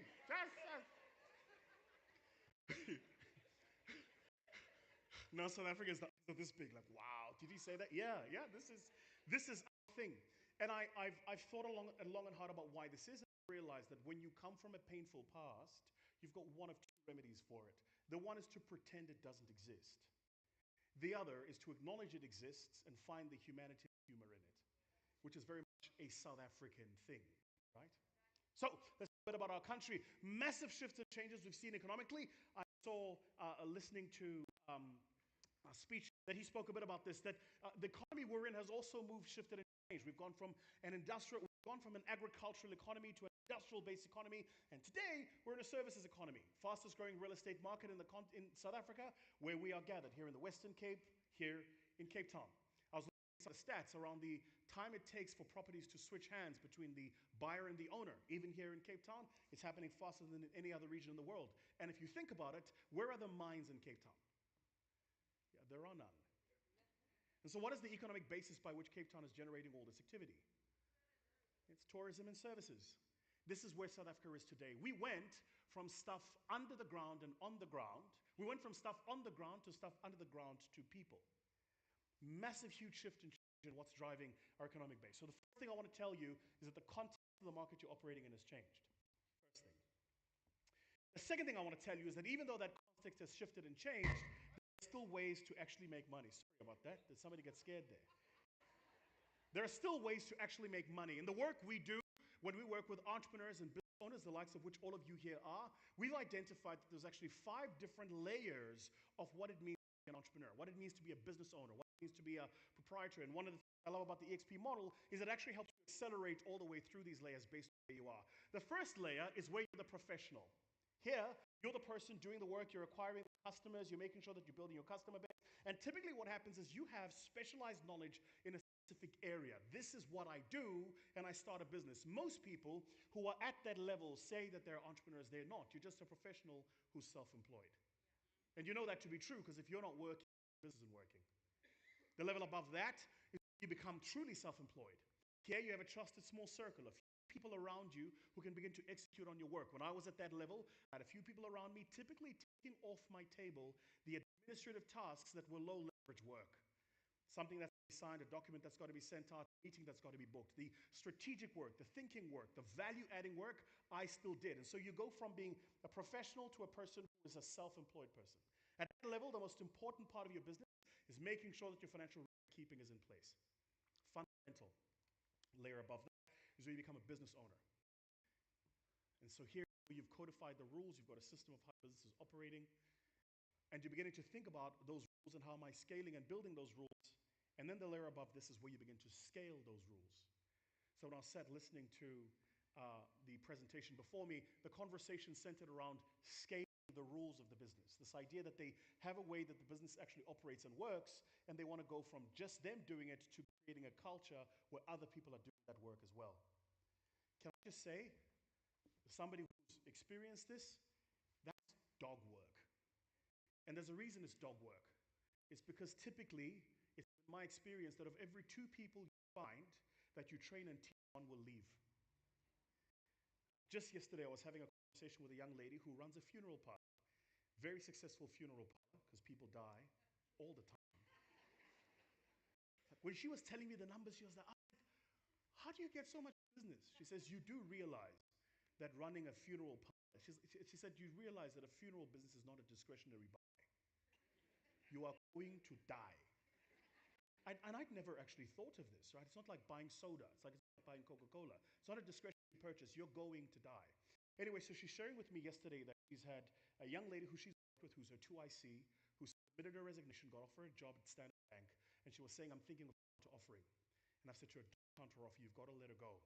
2 reasons. One, if you counter offer, she stays, she's constantly going to have this benchmark about the life that could have been. She will romanticize the thing that never happened. And so it doesn't matter what you do going forward, you will never live up to a dream that was never made real. Second, you owe it to her to let her go and explore her best self. I said to her, but here's the real problem with the way you're operating your business. You don't have a pipeline that's constantly recruiting for you. The shift and change for us was when we realized that recruitment wasn't something we did when the role needed to be filled. Recruitment was something we were doing every day. You're constantly looking for people, and you're constantly building people and constantly developing people. So what you want is to have a pipeline of good and capable people waiting to fill those roles as you scale your business. And then that next level, which is what I want to talk to you now, is where you become the founder. And at a founder level, it's about scaling a business. It's about planting a vision and building something bigger than yourself. One of the reasons I love that word founder is because you can't separate founder from CEO. Which means I could be the founder of the business and realize that it's reached a stage where I'm just not the right person for the business anymore. For a lot of us, what happens is, as the business grows to the stage where you don't have the skill set, mindset, or tool set to operate, you constrain the growth rather than let it grow. Because it must satisfy you rather than it grow into the thing it naturally can become. I'm a finance person, but that notwithstanding, I don't actually like reading stuff. I don't particularly enjoy things like compliance and reports and admin. But what's happened is as our business has scaled and grown, that's now become a fundamental part of how we do business. And so the difficulty is going, how do I manage this new phase of the business where the skill set, tool set, and mindset required is not necessarily attuned to the guy who's on stage, wears a very nice, shall I say, tailored suit and delivers a good presentation. How do I do that? So the question for you to ask yourself is, on that metric, where are you? And what are your hopes and your dreams? And by the way, no matter where you're starting, just have a planted vision, clarity over what you want to do, how you want to operate in the marketplace, how you want to scale and build, and how you want to create value for your business going forward. So where are you is the question. A lot of this, you're already supported by the EXP team on the EXPCOn side, but I want to share this with you in any event. If you're thinking about how you're scaling and building your business, there are these 7 different areas that we've found actually work for entrepreneurs in every marketplace. First, and by the way, when I say these, it's going to sound duh. There's a reason it sounds duh, because it is. But maybe it's just me. You ever notice how the things that actually make a huge difference in what you're doing are not rocket science. The minute you actually start doing them, you realize the thing to do is easy. The hard part is the discipline to keep doing it. That's the hard part. And so we help clients in the scaling of their businesses with these like 7 elements of their business model. The first is just basic client segmentation. Who's your marketplace? Who are you targeting? And making sure that you're particularly attuned on that marketplace and who you're targeting. So I was having this fight with my social media team when I was spending the past week preparing for this session because my social media growth has kind of plateaued a bit. And so this time last year, I was on 2.3 million followers on Instagram. This time this year, I'm on 2.3 million followers on Instagram. So my rate of churn and my rate of new followers is about 1 to 1. And so we're having a hard accountability conversation. And so I was saying to the team, I said, what if 2 things needs to happen? Either I need to fire you as the team doing the work, or you need to fire me as the portal of the message on our social medias. Of the fact that the second can't be done. By definition, it means the multiple choice only has one right answer. So what is the problem? And what actually came out was this, that at our fastest rate of growth, we had identified a specific client segment with a particular niche, a clear message, and we just aimed for it. And we ruthlessly sat there and aimed for it. But what happened is, we started spreading the message of what we're distributing and publishing. The marketing message got a bit lost in the flavor. So the growth started to plateau. Never shows immediately, but by the time it shows, it's often late. So clear client segmentation. Second, value proposition. For each of those clients, what is the value that we're actually offering and delivering? Third, what customer channels and distribution channels do I use to reach those clients in that value segmentation? In my business, LinkedIn is a game changer. LinkedIn, in my view, and this is not a social media presentation, but let me tell you, LinkedIn is the most slept on social media platform, I think. Set aside the people who use Claude AI to constantly write those really long captions. But if you really go into your LinkedIn and you see who you are connected to and who they are connected to, and the levels of access to clients that you actually have, the game is different. The challenge, though, is this. LinkedIn is not where you go to sell. LinkedIn is where you go to offer new information.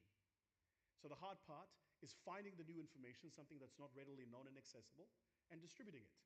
When we did that, we went from 200,000 followers on my LinkedIn page to about 1.2 million followers. And that's just about understanding what you can use that platform for. Fourth, customer relationships. Customer relationships. And for each of those customer relationships, knowing what the revenue stream is, and for each of those revenue streams, knowing what the client-facing process is, and for each client-facing process, knowing what the cost structure is.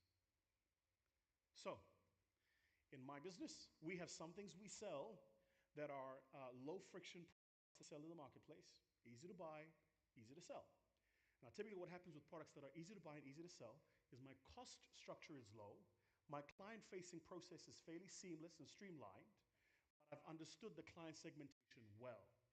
The difficulty is in making sure that the team doesn't spend the same amount of time on the thing that's easy to buy and easy to sell as it does on the thing that is not easy to buy and easy to sell, because the thing that's not easy to buy and easy to sell is a higher ticket item that's going to earn us more money over time, but it's a lot harder to close the sale. So I was saying to my School of Scale team the other day, I said to them, and we've started implementing this and it actually works. So typically what we would do is we'd get an opportunity, we'd go to a client and you pitch, and then you wait. And I said, you know what the problem is? We're pitching at a contract price that requires too many levels of authority before we close the deal. Don't pitch at the price that requires that many levels of authority. In other words, if they come to us with a big scope, reduce it and take a component. This thing is going to cost 2.5 million bucks. We don't go in for 2.5 million bucks. Just take one component of it that's going to cost 200,000 rand and propose for that component, get a contract for the component, get a quote for that component, invoice that component, deliver that component. Because now we're in the business, we're in their buying chain, we're in their supply chain, they can always buy up. A lot harder if they've got to have a committee of people making the decision than if one person has the authority, can make the call, give us the contract, do the thing, and now we're actually doing the work. So taking the big thing and breaking it into a smaller thing is the point that I'm making. So why do entrepreneurs battle with scaling businesses? This is what the research tells us. That 56% of them scaling with this because they don't synthesize their operations. Another 43% because they don't implement growth drivers. The literature tells us that actually of most businesses, there are about 2 or 3 items of work that are true growth drivers. Everything else is business as usual. 2 or 3. We heard in the presentation earlier about how they leveraged social media to build brand and to get customer level of trust. That's implementing a growth driver. There are other things that they've got to do behind that. Those things are typically business as usual things. So here's a question for you. In your market, with the customers you're servicing and the products you're selling, what are the 2 or 3 things that if you did today would double your volume? Those are the growth drivers. And as the owner and the entrepreneur, that's actually what you've got to spend your time on. Everything else is the stuff you hire for. It's the business as usual stuff. If you're anything like me, what happens is I hire people for the business as usual stuff, but I also suffer from a terminal disease called NIDU, which is to say nobody does it better than I do. You got that, Nick? That's good. Good. So I start doing this work, and there's also amazing stuff, and then suddenly I go, oh, whoa, whoa, whoa, whoa, whoa, whoa. What do you mean you sent out a proposal? Yeah, we sent it. I didn't see it. And then another person, oh, did you guys see the comments on social media? Whoa, whoa, whoa, whoa, whoa. Who posted it? No, I didn't see the caption. And then another, oh, did you guys see that we've structured the deal this way? Whoa, whoa, whoa, whoa, whoa. What do you mean? I didn't see it. And that's what I meant when I said you get to a point where you realize there's a tool set, skill set, and mindset required for next, and you got to ask yourself the question, do I have the tool set, skill set, or mindset for next? I am rabidly anxious standing here in front of you because as we speak, someone in my team is emailing someone to something, and I've not seen that email. Copy me, see me, please. I'm not even lying. Getting up here, I was looking at my emails. I'm on 239 unread emails on one of my email accounts, and I've got 7 email accounts. Six email accounts. 239 unread emails because I said, CC me. Which means I went and hired all of these people to do all of this work, and then I've created this little constraint called Vusi Tembegwai. Why? Because nobody does it better than I do. Which means I now don't have the mental space to implement growth drivers. I don't know if I'm being overly honest here, maybe I'm oversharing. So excuse me if I am. I went to bed last night at 2 a.m. this morning because I was replying to those emails and those proposals and going through those port packs. And I had to read an IF 17 statement for a submission we've got to do to the regulator. That's what I was doing. Do I have people to do it? Yes. Should I be doing it? Probably not. Why am I there? Nobody does it better than I do. Can I get a hand up in the room from all the Naidus who are here? Where are you? Yeah? It's the thing. But here's the thing. Early on in your journey, the world rewards you for that stuff. It says take ownership, do everything yourself, be number one. Yeah. Sure, but the point at which you outgrow that. And the hard part is nobody comes to you on the Wednesday at 9:59 when you've outgrown that and says, psst, psst, you've outgrown it. And so you just carry on assuming that what worked yesterday will work tomorrow. Focus on the growth drivers. 2 or 3 items of work that if you executed at your best level would generate the returns for your business that you want. And you've got to trust your systems and your people to do the remainder. And lastly, they will fail at some. But for sure, if they're doing neither, then actually what's happened is you hired somebody to give you homework. I'm going to move on from this. I don't want to spend too much time on it. On my desk, Harrison has left. On my desk, as we speak, I've got decks and decks and decks of paper. Because as a 1985 baby, I also believe that you must print it. And I must read it. And I must take my red pen and underline. And I'm underlining, yeah. Implement growth drivers, underline growth. No, you laugh. When we were putting together this presentation, my team did the whole deck with the speaker notes, and I went through it, and I underlined growth. Because in my mind, if it's just sitting on my tablet and I'm reading it, I'm not paying as much attention as if I've got it in front of me. And so what happens is on my desk right now, I'm sure is some critical work that if we did, we'd probably hit our numbers for the next day or for the next month or for the next quarter, but it's sat there because Vusi doesn't want to get out of the way. It's a hard thing to do, to realize you can be the very reason you are not where you should be. That's so good, I should tweet it. The third thing around scaling your business for next is you have to build using insights, not instinct. In the early days, instinct works. I try the thing and it works. Then I try another thing and it works. And I try another thing and it works. But the thing is, you get to a point in time where you've now built a business, built a brand, and you have this thing called a reputation. You've got sufficient bits of data that you can actually build this business using insights. You shouldn't be building it using instinct. So how many of us here know exactly what it is that is our turnaround cycle between putting a property, listing it, and how long it takes for us to convert that property in the market? And by the way, by different market segments. Mid-market, luxury, affordable. How many of us here have that data? And so if we're picking up properties, marketing properties, selling properties, and they're in those segments, how long do you know if it's sitting in your platform for too long? Just preparing for this, I went and pulled that data, went and had a look at the data from the master's office, and the data from the master's office told me by different provinces in different regions how long it takes to sell each of those different product markets. Why? Because you've got to build insights, not instinct. Hard, because when most of us leave here, where are we going? We're going to see a client, see a customer, list a new property, do a show house. This is the reality of the operations of running a business. So you want to make sure that you can be sufficiently on the ground and sufficiently in the air. There's a beautiful Zulu expression that says, no matter how high an eagle flies, it must still depend on water, on the earth to drink water. And so the hard part about doing what we do is you've got to fly high, 40,000 feet view, instinct, insight, strategy, and then decide when you need to understand the operations of your business. So I have a rule with my people, share it with all of you here. I reserve the right to micromanage you. That's the rule. Do your work, but if you mess up, I reserve the right to micromanage you. And then lastly, you have to align incentives with your people. You have to align incentives with your people. The business goal that you want has to be aligned to the incentive that you're giving your people, which has to be aligned to the work that your people are actually doing. Of course, at the face of it, this sounds awfully simple. It sounds like a logical truth, but let's test it. So how many of us here have actually done an incentive alignment exercise with the people that you're operating with in your team?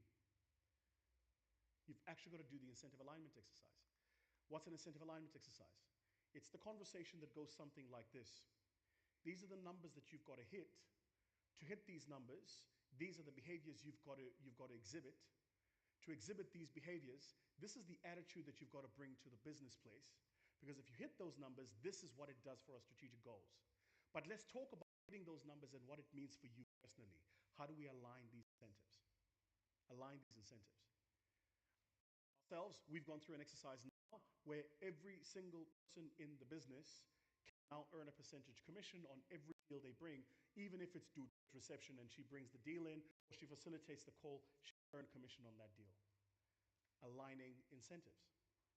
So you've actually got to spend the time aligning incentives in the marketplace. Aligning incentives in the marketplace. All right, let's get a quick test in the room. Let's look at my time. Let's go to a quick test in the room. Hands up if you're still getting value. Right. Hands up if you're wondering what I'm still doing up here. The third thing I came to share with you, a friend of mine, Lamar, talks about this, is for us building and scaling, particularly sales-led businesses, you've got to use what he calls the pure model. The pure model. The first part of that pure model is the P. The P means, quite simply, that instead of submitting a proposal, give the client the price and see what the response is. In my business, this happens a lot. We sell a complex product, so what happens?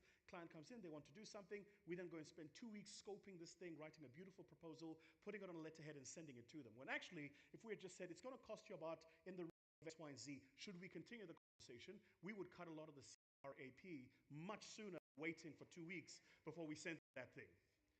Yeah? A friend of mine runs a car dealership. He was telling me that he can tell if a client is going to buy based on whether or not they kick tires if the car's on the floor. I know. That's what I said, ma'am. See, that's what I said. I said, why can you tell that? He said, because I've never had a customer come into my dealership, kick the tires of a car, and buy it. A little bit of... The second thing he said was, here is the number one sign a client is not going to buy. They come in, they have a look at the car, they take it for a test drive, they come back and they say, I just need to go and talk to my wife about it. What's called deferred, right? They kind of defer up the authority from buying the car. So the question is, how much time are you spending on proposals versus actually just give the client the price? Now, the thing about pricing is this. Pricing is anchored in psychology. I can't explain how important this is. Pricing is all anchored in psychology. There is no such thing as expensive. There is unaffordable. Expensive is completely relative. Completely relative. You know what's expensive for me? A G550 jet. But that's just because I think in rands and the thing is in dollars. Felix flew here in one. So you guys know it's not that expensive, right? So there is a difference between unaffordable and expensive. The difference here is something that is expensive is legitimately out of the person pricing range. Something that is unaffordable is a function literally of psychology. So let's test this. We start a coffee shop. We open a coffee shop outside, and I'm selling a coffee called VT Coffee. You can buy a small cup of coffee for $2. What are you thinking right now? Do I need a cup of coffee? Yes? Yeah, perfect question. Completely aligned to the proposition. Here's a cup of coffee. Do I need it? Right. So I'm decided that what I'm going to do is I'm going to go to my supplier in China. I'm going to ask them to make me a little bit of a bigger mug. And I'm not just going to sell a small cup of coffee for $2. I'm also going to sell a medium cup of coffee for $3.50. What are you thinking now? Do I want a small one, or is the medium-sized coffee better value? You see that? By introducing a separate product, you shifted your anchor from consideration to price and value. And I did nothing. I just gave you two. I go to my supplier and I say, you know what? Give me three. They bring me a large cup of coffee, where I'm selling small for $2. I sell a medium, which is twice the quantity, $3.50, and I sell a large, which is 3 times the quantity, $4. In your mind, I'm selling you a $6 cup of coffee for $4. Immediately you go, is a large cup of coffee better value? I'm probably just going to buy the medium. Because actually what happens with most people is when they see that consideration, they go, large, too much for me to consume, I won't finish it. Small is not enough good value, I'm going to buy the medium. All I've done, comrades, is I've just shifted my value. Pricing is psychology. So in the conversations with clients, when the conversation starts to center on pricing, is to understand that pricing anchors a conversation. What you want to do is to shift the anchor from price to value. The one is what they pay, the other is what they believe they get for what they pay. What they believe they get for what they pay. I was just in the US. I just came back from the DMV area, and then I was in the Carolinas, North and South Carolina. So I'm flying back on Delta, and we made money, so we fly business class. Actually, no, I did. The client paid for me to fly business class. Black talent, white capital. They must pay. No, they must pay. Yeah. Oh. You don't colonize us and walk away for free. No, you are going to pay. Write all these down. Write all these down. So anyway, I'm in the business class section, and they've got those blades, those flatbed things. And yeah, then I'm pressing the button, it's reclining, and my screen is coming out. I'm alone. Hey, you guys don't understand. And there's a door, you close the door, then they come in and they serve you. So would you like some caviar? Have you ever had caviar? You see? So there I'm here, and in my mind, I'm having this experience. I fly all the time. I fly business class all the time. It's a true story. But I'm having the experience of enjoying it, and it was fun. I come off the plane, and immediately I come off the plane into the airport. I go, where do I go? Directly to the lounge. And in the lounge, I've got a place where I'm sat. I'm answering my emails. I'm doing all of my stuff. I finish that. I come off, come and pick me up. They walk me through to the other airport. I get into the other plane. I get on the other plane, and I fly. What am I not considering? The price of that. Because the price for me is not attached to the cost of the ticket. It's the convenience of flying 14 hours, sat up straight, landing, immediately going into a conference, speaking, getting on another flight and flying somewhere else. So the value shifts from the price to the value. Price is how much does the ticket cost. Value is what do I perceive to be the convenience I'm getting. So what is the pricing anchor that you can offer to your clients? In our business, We typically work on a 2% of the transaction value model is what we're going to bill you. That's the industry standard. I'm at 2.3%. I justify that 0.3% by the levels of professionalism, the quality of my team, the standard of our work, and our reputation. And any client who wants to negotiate that 0.3%, I immediately know that either I've not anchored the conversation correctly or I am talking to the wrong client. And by the way, no is a full sentence. Can you change your price? No. Best sales trick you'll ever learn: the uncomfortable silence. Salespeople have this thing where we have the need to fill the uncomfortable silence by saying stuff. We feel awkward, almost as if it's our job to entertain the client. Keep quiet and let the moment be uncomfortable. Sal ek sê in Afrikaans, hou jou bek. Just be quiet. Be quiet. All right, so let's move on. That's the first thing I want. That's the first part, the P. Second is the U, upsell. Never ever lose the opportunity to upsell. I think a lot of us sleep on this opportunity. I shared this recently at a conference with you guys. You remember my kids? My youngest is addicted to this thing called McDonald's. And so they built a McDonald's now around the house, around the way from our house, and it was the best thing because there's no like fast food stores close to our house. Could pick him up at school, pick him up from soccer, pick him up from basketball, pick him up from swimming, from rowing, or whatever he's doing. Drive home, and never had to interact with any fast food store. So he would then say, Dad, can I please get a, and he's smart, my one. Remember price versus proposal? Start with a small thing and buy up. He would never come and say, Dad, can I please get a full McFeast meal? He just says, hi, Dad, can I get a McFizz? Small little innocuous drink. But I know the minute we open up that app, McFizz, the drink you buy after the meal. So this little bastard, smart enough to know that he starts by asking with the item that is the last thing on the buying floor, and then he's going to start first by going, oh, Dad, can I get a McFizz? Sure, my boy, here's the app. Picks up, opens up the Mr. Delivery or Take-A-Lot or Uber Eats, and he immediately starts at, can he buy himself a burger first? No stores. A few months ago, they built this in this little square we've got around our area, and they put a McDonald's there, and a Burger King, and a Spur. Help me, somebody. So now we drive home, and there's a Mickey D's. My son says, hi, Dad, can I please get some Mickey D's? That's the conversation now. And of course, once we're going to the Mickey D's, my son goes, I just want a burger. Sure.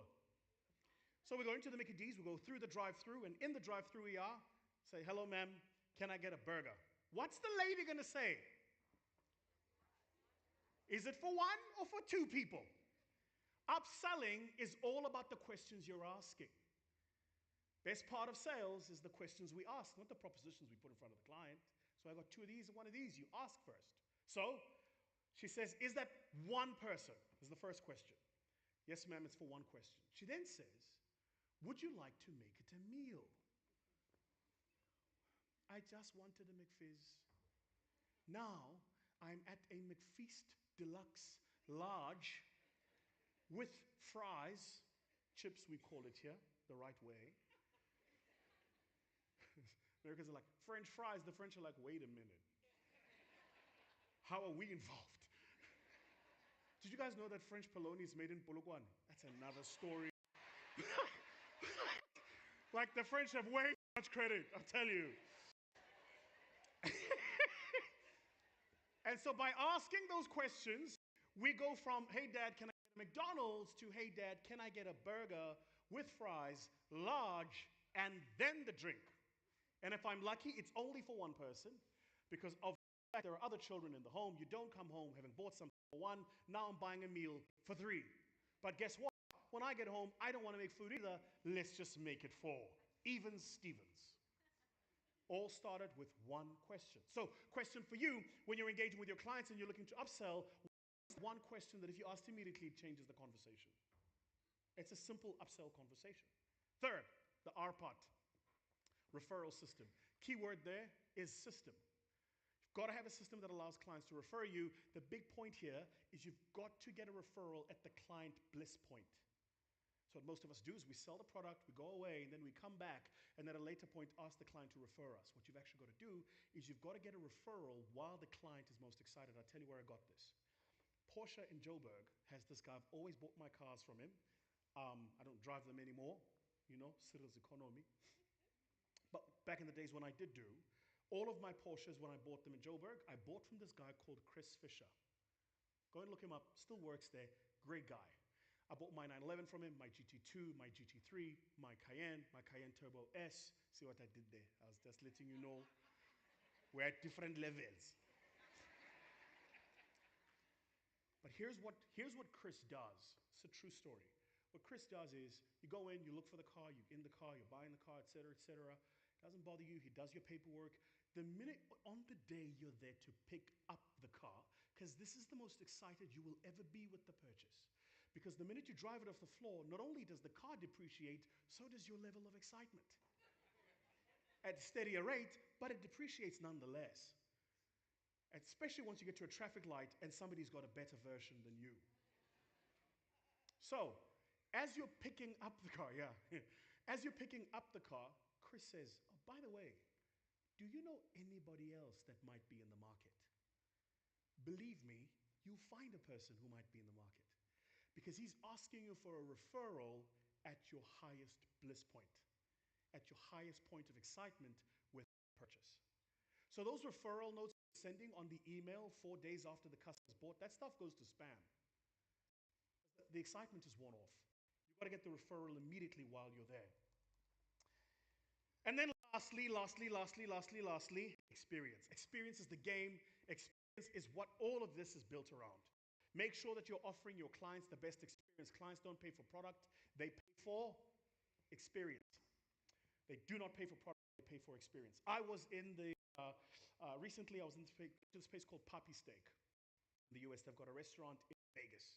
And so you buy a steak. It's about that big. Kilogram steak for $200. American, not Zimbabwean.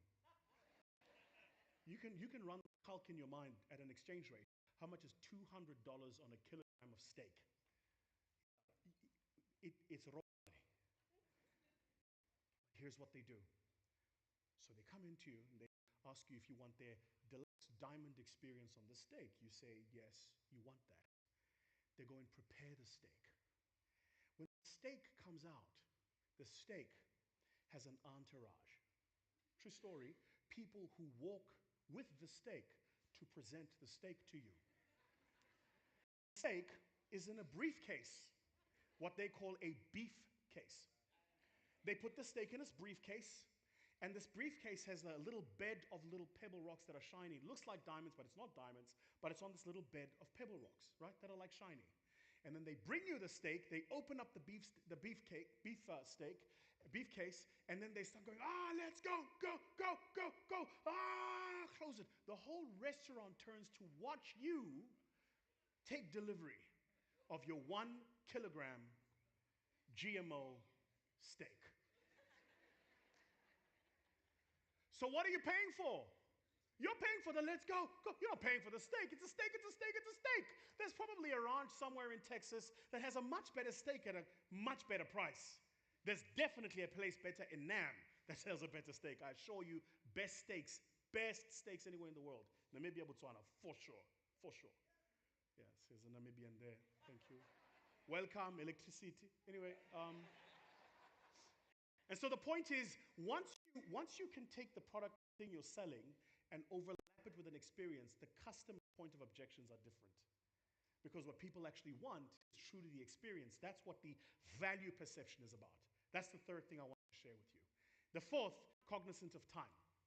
I'm going to ask my good friend Jeff to help me with this. Everything we've done and all the success we have is at its root primarily due to the fact that we have put customers first. Customers are always satisfied. Even when they don't know it, even when they think they're happy, they actually do want a better way, and they just don't know yet what that should be. Customers are always dissatisfied even when they don't know it. They do want a better way, they just don't know what it needed to be. Which means at some point you've got to, as Jeff says, invent on behalf of the customer. These two words I hate. I hate, customer experience. Hate these words. I'll tell you why I hate these words. Because I know what is customer service. 1980s, baby, started working in the early 2000s. When I was working, this thing started coming to companies called the Net Promoter Score. And you could send out a link, and customers would give you feedback, and you would get a Net Promoter Score. And if you weren't happy with it, you'd build a customer service department, typically a call center. You'd put people there, and you would start amplifying your customer service. I know what customer service is. It has a department. Which department owns customer experience? Please tell me now. Which one? And that's the problem. Customer experience is everybody's job. It's the receptionist's job, it's the finance job, it's legal job. If legal takes too long to send the contracts or doesn't interact the right way with clients, poor experience, even though the salesperson might be giving a great service. That's the thing with customer experience. These 4 boxes you've got to tick when you're building your customer experience level. I'll leave them with you very quickly. First, make sure what you're offering is relevant, must be personalized, must be meaningful. It must be relevant to your actual customer set. That's why the customer segmentation piece is important. Second, it must be responsive. This is about listening with the intent to understand so that you can act. My daughter tells me she's better at this than I am. I asked her how. She says of all of the arguments her and I have had since she was born, I've never won an argument. Then I thought about it and I realized she's right. But you know what else I realized? I never won an argument with my missus, never won an argument with my mom, never won an argument with my sister, never won an argument with any of my aunts. Then I realized men and women argue differently. For men, the argument starts when the argument starts. For women, it starts 2 weeks ago. The men are not aware of it. My daughter tells me that she even thinks about how she's going to start the argument before the argument starts. I see a few ladies nodding. Can I get an amen? Can I get an amen, somebody? So being responsible is listening with the intent to understand so that we can act. A lot of us listen so we can respond immediately. Understand. Be convenient. What's that mean? Choice, consistency, timeliness. And the trick here is consistency. That's why I love what the team was saying before me. It's not about being perfect. It's about being consistent. Do the best you can with what you can at that moment. And lastly, be reliable. That's about keeping your brand promise no matter what it is that you're offering to the client set. Last piece, I'm going to close with this. When I was growing up in business, we were told that we needed to be passionate in business. That if you're truly passionate and you love what you do, you'd win in the marketplace. You'd be better than your competitors. And in my day, that was true. It truly did work that way. I think, though, that it's shifted between now and then, because I think we now live in an era where it's not enough to be passionate, you actually need to be obsessed now. Am I the only one who finds myself replying to emails and inboxes on a weekend? I should be at home resting. Can I get an amen, somebody? Yeah? Am I the only one who finds myself at my son's gala, as was the case the other day, and instead of watching my boy swim, my mind is constantly wandering to that thing that's sitting on my drafts or on my tabs that's got to get resolved? The reason is because when I started working, you could leave your work at work. You could. When you left, you left. Now, the thing follows me everywhere. And so what's happened is we've gone from this culture of being passionate, where if you were just passionate enough for those office hours, you'd get the job done, to actually having to be obsessed. And that's about being responsive, immediately available all the time. I struggle with this. And so I've had to put in place some parameters in my life. And one of the things I've realized is you actually get the life you negotiate. If people think you are available at 11 p.m. on a Sunday, at 11 p.m. on Sunday, somebody's going to find you and they're going to ask you something that could perfectly and legitimately wait for Tuesday 10 a.m.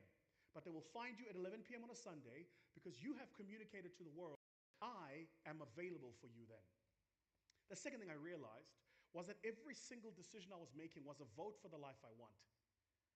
And so if I constantly kept negating my personal responsibilities on account of this business that I'm building, the actual vote I was casting was that my business was more important than my children. That my business was more important than my health. And I imagine there are some of us in this room who've had enough health scares to know that you have problems in your life until you have a health problem, then you only have one problem. Of all of the problems you might have, sales, finance, tax, compliance, recruitment, believe me, if you have a terminal level health scare, suddenly there is only one problem left in your life. The difficulty in building a truly responsive business you are an obsessed professional has to be around the business you build rather than you constantly all the time. To illustrate this, I'm going to use a Formula One example. I've used it before, I'll use it for you guys because I think you'll enjoy it. I race cars, and one of the things you realize when Formula One team race is the car pulls into the pit and they have to change the tires. This is the fastest time in the world in 1950. But time comes in for a pit stop. Time to refuel and change tires. Lou Moore himself changes the tires. Only 4 crew members, including the driver, are allowed to work the car. It's a test. That was in the year 1950. I'm going to show you 2013 now. Why 2013? My team, Ferrari, best team in the world, was the fastest in 2013. Even the way the Italians say, we were the fastest in the world in 2013. We've not been the fastest since, so when we are the fastest again, I shall update my slides. At the moment, there's this little shit team called Red Bull, but we don't know who these people are. Busy driving around with canisters. Can I get a sense, where are the Ferrari fans in this room? Where are you? See, I mean, look at you. You can see them. Gentlemen, scholars, beautiful ladies, people with class, yeah? People with class. And where are the people who support Red Bull? Where are you? Yeah, put your hand down. We can smell it here. I'm joking. I'm just jealous.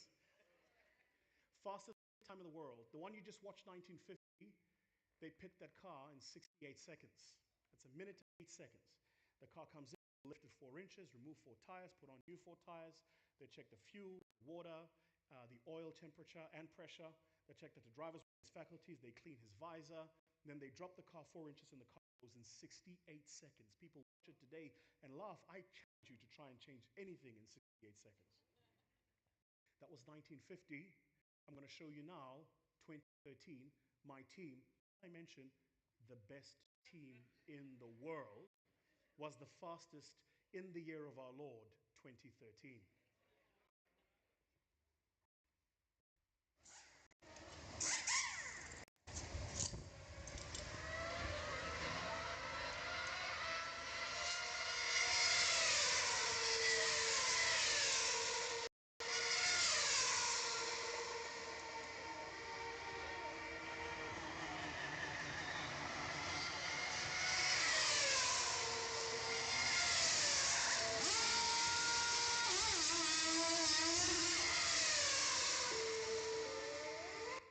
You know, my favorite part of that is nobody found the reason to call a meeting. HR didn't get involved, no emails had to go out, it just got done. But how does that team do that? That's not magic, that's systems. By the way, that's 3 seconds. Over 10 years ago, that car comes in, 4 inches, the FIA says exactly 4, not 399 or 401. Anything more than 4 inches or less than 4 inches, you get fined. Why 4 inches? Because it's the optimum amount of weight on the car that with the least amount of resistance or pressure, you can remove the holding in the tires.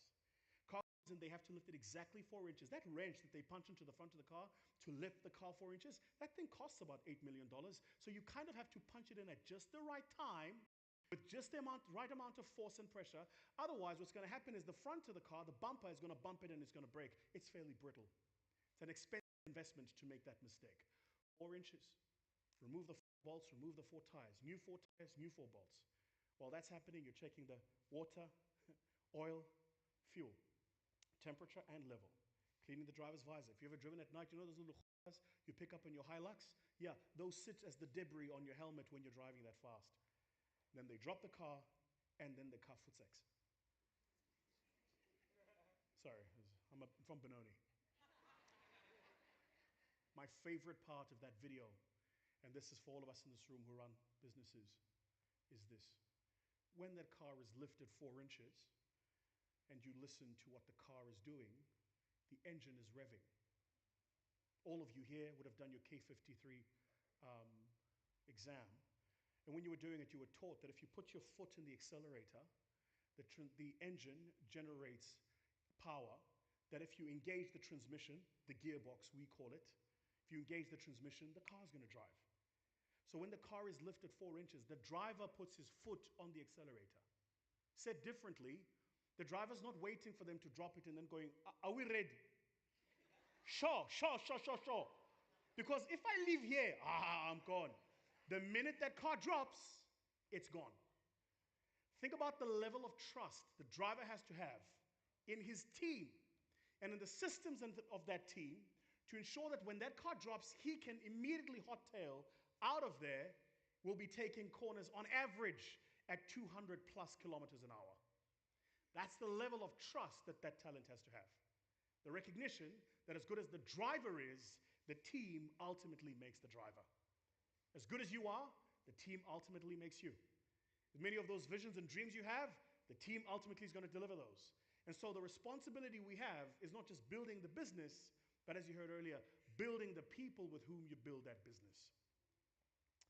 So, again, I want to say thank you for the opportunity to be here. Felix, I was serious about those shares. So I look forward to getting my, he promised me notional shares in EXP. He said he's going to give them to me. Because I said to him, what's your BEE? Under that. I'll explain later. No, I'll explain later. It's a South African thing. It's a South African thing. Family, you live in the most beautiful country in the world. It's not perfect by any stretch of the imagination. And half of the people we share it with are just absolute pooples. But for sure, nothing beats the sunny breeze on a Saturday morning of the Atlantic seaboard. Nothing beats the humidity and the humor of the people in urban. Nothing beats the quiet streets, and I don't know why anybody would live there, of PE. When you leave here, recognize that you have the opportunity to sell a growing asset class in the greatest country in the world. How privileged we must be.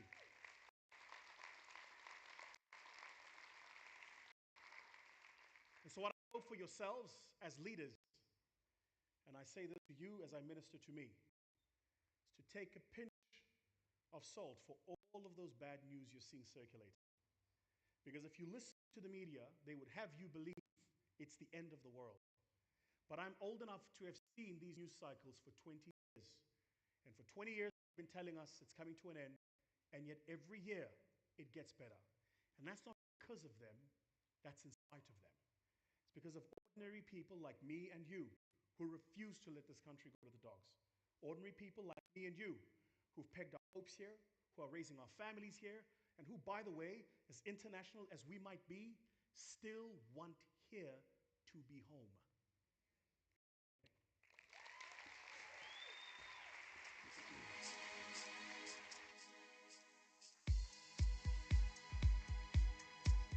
All right, everyone, that wraps up the first part of day 2. Thank you for the great energy. We'll break now for lunch until 2:30 p.m. Please enjoy, recharge, and connect. We'd love to see you back around 2:25 so we can start right on time with our afternoon keynote sessions featuring Felix Bravo, Seth Ziegler, and Adam, along with other incredible sessions as we build towards the close of day 2 and the annual awards. You won't want to miss what's coming next. Enjoy lunch, and we'll see you shortly.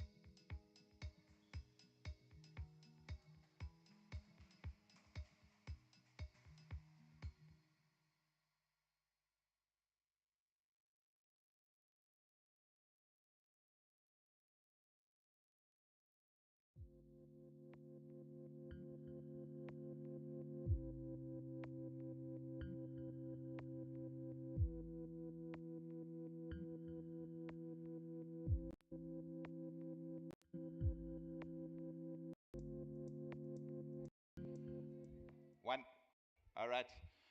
Folks, you are going to have to leave the venue, please. If I can please ask you, through to Ballroom West and East, we're serving lunch there. This area is going to be under security over the next hour and a quarter. Thanks very much indeed.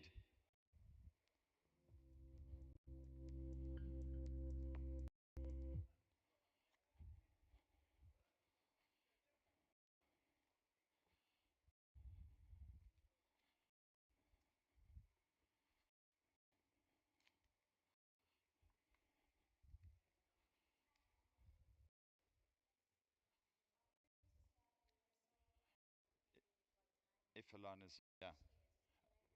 What we need is the drummers to come through. Yeah.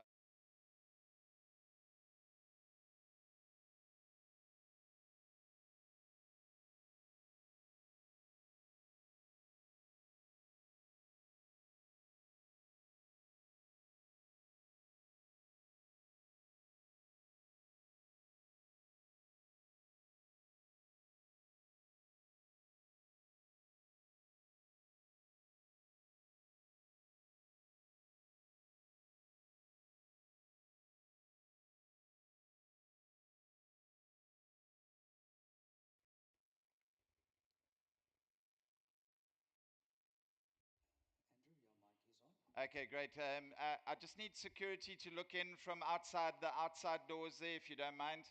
Guys, you need to close those doors front and back. No one enters this area into the auditorium directly. People have to, our speakers and special guests and so on need to go green room and enter from this side. And even that must be limited, please. We've got to have it fully under control over this area. Thank you very much.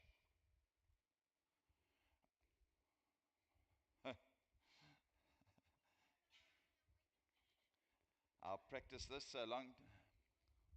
Today is about growth, ladies and gents. It's such a great pleasure to welcome on stage a gentleman and a team that has taken the UK by storm. Adam is the international leader, EXP International Growth Leader for Europe, Middle East, India, and other areas.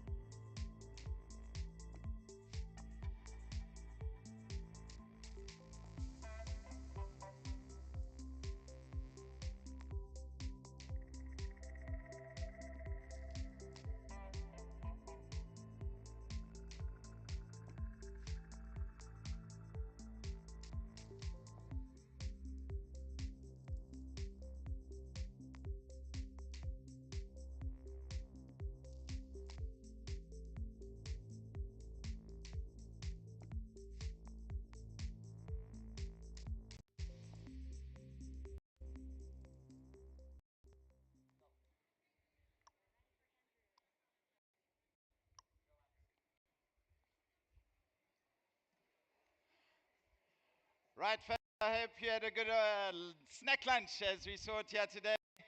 Please do take your seats. We're getting into this right away. And what an exciting day we've had. It was such fun listening to all the different speakers.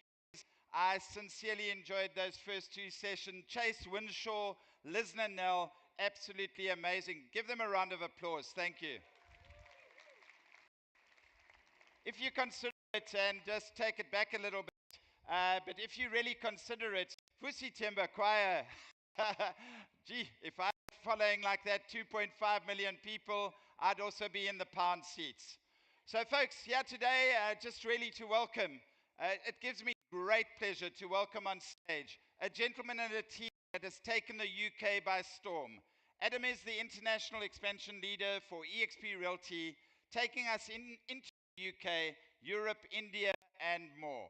Adam joined EXP in 2019, and with his personality, strong business acumen, and being the best in industry in the UK, he has led EXP UK as country leader and taken EXP Realty to number one. Yeah. So to the number one agency in the United Kingdom in a very short period of time, and that achieved through great agent selection, incredible stats on good producing agents. He certainly follows the philosophy of attracting good producing agents and influential people. One hell of a nice guy. Please welcome on stage, Adam Day. Thanks, Andrew. One hell of a nice guy. Who wrote that? Thank you very much. Well, good afternoon, Cape Town. It's an honour to be here with you. Today, I'm going to talk about building the impossible, about scale, about leadership, and about how one brand in the UK, EXP, went from being completely unknown in 2019 to something very few people thought was possible just last year. I'm not going to start with success, though. I'm not going to start with leadership. I'm not going to start with tactics, although I'll go through some tactics later. I'm going to start at the beginning, the very beginning of my relationship with fear. Every business decision I've made, every awkward phone call I've had to have, every direction that I've turned in when every conventional voice has told me to turn in a different direction can be traced back to this one foundational moment. On the 1st of June 1979, I was 14 months old. My brother Chris was 10 days old. We were at home with our mum, and it was a warm summer's evening, and she noticed two police officers walking up the driveway to the front door. Now, if you've ever experienced that moment opening the door to bad news, you'll know what I'm about to say. Your chest tightens, time slows, and although you don't know what's going to be said, you know that whatever it is probably going to split life into before and after. They were there to tell her that my dad, David, had been found in the basement of the bank that he worked at. He'd taken his own life. He was 31. I don't remember my dad, obviously. I don't remember his voice. I don't remember his advice, his encouragement, his criticism. What I grew up with was the absence, the silence, the slow burn consequences of that absence over decades. When something that catastrophic happens that early in your life, when you're exposed to the ultimate downside, it quietly rewires what you're afraid of, and crucially, what you're not afraid of. And don't get me wrong, I still feel fear, I just don't let it make my decisions. Because think about it, when your earliest defining truth is that life can deliver a blow that sudden and that absolute, the small fears that paralyze most people simply don't land in the same way. Embarrassment doesn't feel terminal, rejection doesn't end you, someone not liking you isn't catastrophic. Losing a deal, making a mistake, being criticized publicly, it's just noise. And over time in business and in leadership, I realized something that sits underneath almost every failure I've seen. Most people aren't limited by intelligence, definitely not limited by opportunity, and often not even limited by hard work. They're limited by fear. Fear of judgment, fear of criticism, fear of being wrong in public. And because my fear calibration was different from a very early age, I spent my entire career making decisions that went against the status quo. And that, whether you like it or not, is where scale begins. In my teens and 20s, as you can imagine, I did a hell of a lot of thinking about, where my life would have been had Dad, pictured there, not done what he did. And that is me, by the way. My mum always said that he wanted to move to the south of France, and that's where we'd be right now. That was his big dream. But one thought which really crystallized in probably my early 20s, changed everything for me. And it sounds kind of bleak. In fact, it's quite depressing, and I might offend a few people here. But once you truly accept it, it is incredibly freeing. And that is that you are completely insignificant, every single one of you. 100 billion humans have walked this earth. Most humans across history matter deeply to a tiny, tiny, tiny number of people. All of those people have been forgotten. In 3 generations, nobody will remember your name, your job title, your income. Your biggest mistake won't matter. And fortunately for a lot of us, your most embarrassing moment erased. And once you genuinely accept your insignificance in the history of the world and how little time we have to leave a mark on that world, unlike my dad did, unfortunately, something powerful happens. You stop performing for others, you stop managing optics, you stop procrastinating, and you start building outcomes. Paradoxically, that's actually where you have a chance to be remembered. And that mindset, which was helped by understanding my own mortality through the death of my dad, helped me build 2 nationwide businesses across the UK.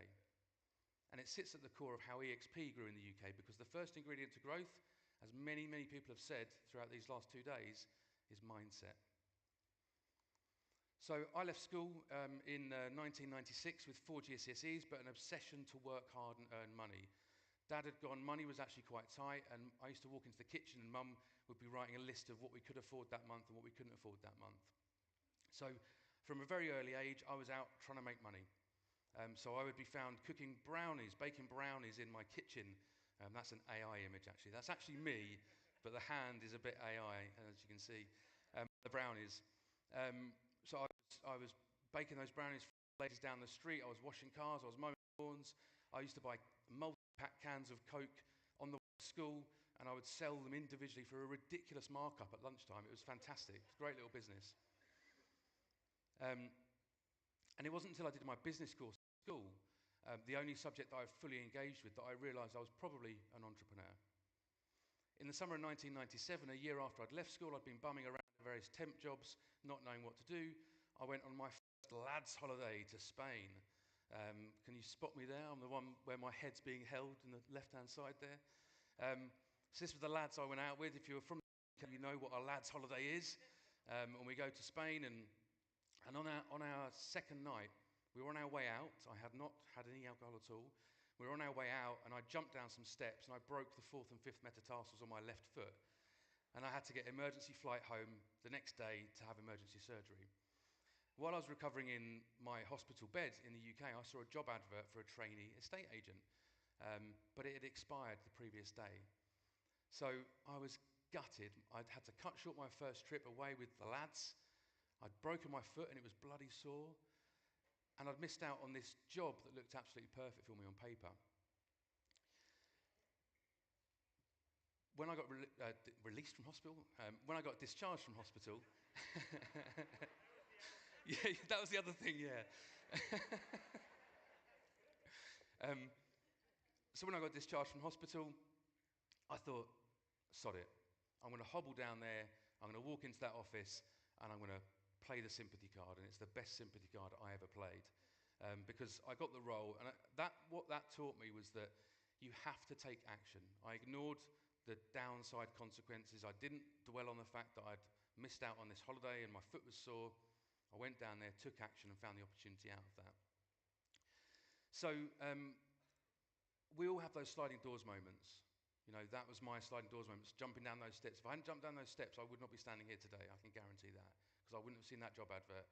And so those sliding doors moments that can feel terrible at the time and painful at the time and the end of the world at the time, for a 19-year-old it definitely felt like the end of the world, you can still take action out of those and find the positives out of it. And along with mindset, taking action is probably the single most important thing you can do when you want to build something. On the 11th of August 1997, it's another AI image. You can tell that's not me. I don't have any pictures of me, Paul and Dave outside Country Properties, but these are the two guys that I started with. Dave became like a father figure to me, the first male father figure that I had, and Paul became like an older brother. Dave was large, fierce, intimidating, funny, outrageously rude. I mean, I cannot tell you some of the stuff he used to say and do. Paul, on the other hand, was calm, calculated, very, very smart. Paul used a sniper with a silencer. Dave used a tank with sirens. They were completely different. But they could both sell anything to anyone. And it's where I learned how to do estate agency and how to do business. And this is another huge lesson for me and for you at an early age. And again, we've heard this before over the last couple of days, is if you want to walk a certain path, follow the path that someone has already walked. There's nothing wrong with copying people. You can copy people, follow their path, learn from others, and success leaves clues, as I said yesterday. A few years later, I read this book in 2005, Feel the Fear and Do It Anyway. And the reason this gets its own slide is because it's the book that changed my life. Fear had crept back into me because the previous 2 or 3 years, I'd been wanting to start up on my own again, but I found all the excuses as to why I shouldn't or couldn't.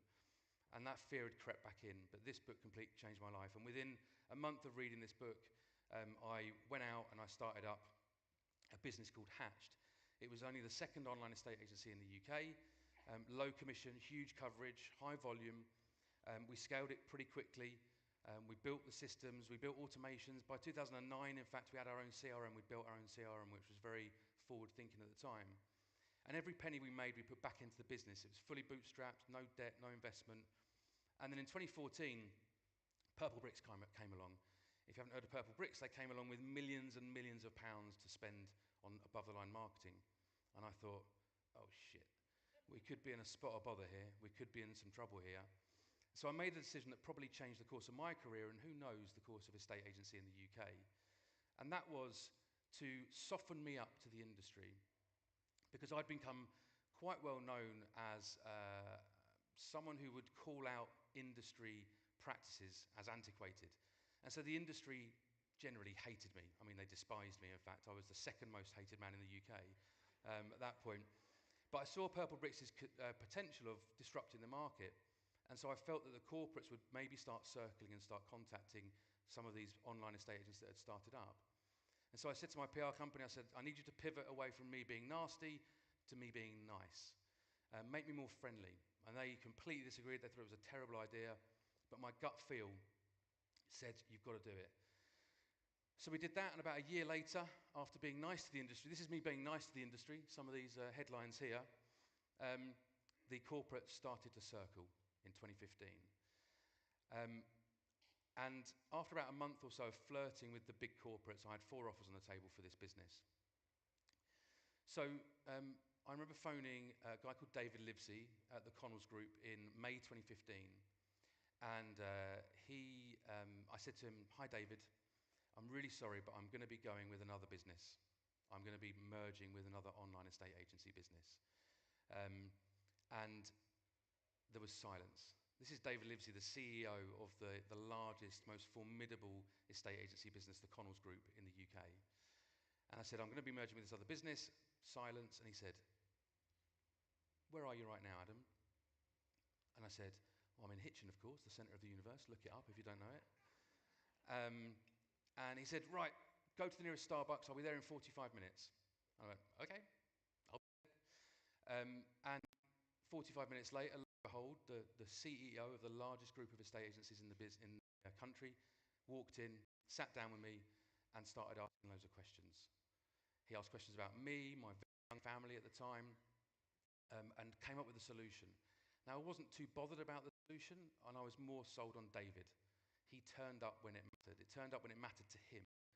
And so my lesson from this that I would implore you guys all to do is if something or somebody matters that much to you, turn up in person. We're all used to doing this stuff on Zoom and Google Meet and WhatsApp and emails and stuff like that. Turn up in person. It's the most powerful thing you can do. And that was really important. And that's why I ended up selling business to the Connells Group, which was the first acquisition of an online agency business by a traditional brick and mortar business anywhere in the world. And that was 2015. I then moved on to a company called Easy Property. And Easy Property was a business that was actually, it was a low commission business, but actually was so completely different to EXP in that respect, but actually quite similar in a sort of way, because we sold the platform to agents to build their business within the Easy Property framework. But it was a complete disaster, complete disaster. I remember one recruitment event we did in Coventry. We had 46 people register, 26 people turned up, good conversion, 19 people signed up on the day. I was like, this is going to be easy. Easy by name, easy by nature, walk in the park, no problem at all. 8 months later, I checked in on those 19. Some really quick books. I'm a bit of a book reader and a bit of a video watcher and a bit of a theory guy. So I'm going to whip through some books really, really quickly and some theories and stuff. This is all stuff that I implemented in the UK. This is all stuff you can implement in your business over the next few weeks, months, years. So the first thing I read was The Tipping Point by Malcolm Gladwell. I read this a few months before we started EXP because someone said to me, this is how you start an epidemic, and you need to go and read this book. Now, Malcolm talks about having connectors, mavens and salespeople, and I had to be all three. So you've got to figure out how to be all three when you're starting a business. But they were really important. He also talks about the sticky factor, where a message must be memorable for people to take action. And so the three messages I took and gave out to the UK were: have your own name above the door, aspirational; estate agency in a box, easy; changing estate agency in the UK. We set a vision. We gave people a bigger why to be involved in. Next up, the 7-11-4 rule. I'm not going to dwell on this. Have a look at it, research it if you haven't seen it before. They argue, this is by Google research. Google researched this. They argued that 7 hours, if people will buy your product, if they consume 7 hours of content across 11 different touch points in 4 different locations. Just worry about the 7 hours of content. The rest will follow. But have a look at that, read it up. It shaped how we did EXP in the UK. The diffusion of innovation, Maloney's diffusion of innovation. I'll put this in simple terms so we all remember. Well, we used to go to the pub on a Friday night, as you do in the UK, with all of our friends. And my mate Dave pulled out an iPhone in 2007. And I was sitting there with my BlackBerry and, gladly mocked, ridiculed him for his one button, and I had my 362 buttons. But Dave, it turns out, was in the innovator category, wherever it is up there. He was in the 2.5% of innovators who purchase a product early, regardless of what it's like. The next load of people are the early adopters. And over the few weeks, another person pulled out an iPhone, another person pulled out an iPhone, another person. And they were all enjoying their shiny new product, so I had to get an iPhone. And I'm in the early mass market, the 34% there. Past the chasm is where I sit in my buying, when I decide to buy stuff. The last thing, or the penultimate lesson that I'm going to give you, and this one's really changed my mindset completely, to understanding that everything you do is just a competence. It's the 4 stages of competence. It's all it is. It's about mindset again, really. And this is what helps me to persevere when every fibre in my body is telling me to give up. Okay? So unconscious incompetence. It's when you don't know what you don't know. You are blindly unaware of what you don't know. Conscious incompetence. This is the oh shit moment. This is the bit where you realise you don't know what you don't know. Okay? Conscious competence. This is the bit where you know what you're doing, but you have to focus on it. Right now, standing here, I'm at stage 3 of my competence of standing on stage speaking to people. I have to think about it, I have to focus, I have to look at my notes occasionally. I'm consciously competent. Unconscious competence is when you just get in the car and drive. Think about everything you're doing right now, sitting on a chair, tying your shoelaces, asking people out on a date, doing your first real estate transaction. They're all just competency things. You just go through those learning phases. And my challenge to you is to go back to stage 2 whenever you can. Always challenge yourself to go back to stage 2 and understand it's just a learning process. You're just going through the processes. The last lesson that I learned just a few weeks, months, I was always in it for myself, really. I was quite a selfish kind of guy 7 years ago. But the law of reciprocity. Give without any expectation of anything in return. I spoke to a guy called Chris Watkin in the UK, quite a well-known industry commentator, just as I accepted the challenge to bring EXP to the UK. And I said, Chris, I've got this thing going on. I can't really say much about it because I've signed an NDA and we haven't launched yet, but I've got zero marketing budget, absolutely nothing. What do you suggest? And he said, very simply, help your audience with useful content that people would miss if you stopped doing it. Just help your audience with useful content that people would miss if you stopped doing it. And so that's what I did. I connected with 50 people a day on LinkedIn. Vusi said earlier about LinkedIn. It is the place to be. I'm telling you guys, this is how I built EXP in the UK. I connected with 50 people a day on LinkedIn. I created 40 helpful videos for agents. Being an agent, I knew what the pain points were for agents, so I created 40 helpful videos, posted them all on YouTube, and then I would post on LinkedIn 2 to 3 videos per week, 3 to 5 posts per week, and I would direct them back to YouTube often, so they would consume the 7 hours of that helpful content, Google 7-11-4 rule. But I'm going to let you show you what it looked and felt like and what started to happen after a few weeks, if we can play the video. If you've learned a lot about leadership and making a movement, then let's watch the movement happen start to finish in under 3 minutes and dissect some lessons. First, of course, a leader needs the guts to stand alone and look ridiculous. But what he's doing is so simple, it's almost instructional. This is key. You must be easy to follow. Now here comes the first follower with a crucial role. He shows everyone else how to follow. Notice how the leader embraces him as an equal. So it's not about the leader anymore. It's about them, plural. Notice how he's calling to his friends to join in. See, it takes guts to be a first follower. You stand out and you brave ridicule yourself. Being a first follower is an underappreciated form of leadership. The first follower transforms a lone nut into a leader. If the leader is the flint, the first follower is the spark that really makes the fire. Now here's the second follower. This is a turning point. It's proof the first has done well. Now it's not a lone nut and it's not 2 nuts. 3 is a crowd and a crowd is news. A movement must be public. Make sure outsiders see more than just the leader. Everyone needs to see followers because new followers emulate followers, not the leader. Now here come 2 more people, then 3 more immediately. Now we've got momentum. This is the tipping point, and now we have a movement. As more people jump in, it's no longer risky. If they were on the fence before, there's no reason not to join in now. They won't stand out, they won't be ridiculed, and they will be part of the in-crowd if they hurry. And over the next minute, you'll see the rest who prefer to stay part of the crowd, because eventually they'd be ridiculed for not joining. And That's pretty cool. That's pretty cool. So I was that lone nut for a good few weeks, actually, if we can just pause that before I go on to the next slide. I was a relentless lone nut. I was the guy dancing in the field with no shirt on, looking like an idiot, looking like a complete idiot. And just like in the video, people started to dance with me. I embraced those innovators fully. I accepted them in, I poured into them, I coached them, I trained them, and I became a friend to them. This model doesn't allow you to scale on your own. You have to work with other people. I never threw revenue share down their throats. I simply helped them with selling more real estate.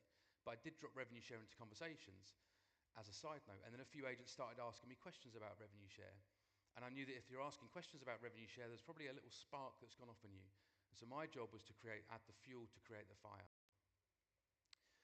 I trained them to fill out my diary with 3-way calls. I followed everything they said in America. Again, success leaves clues. You can copy people, that's fine.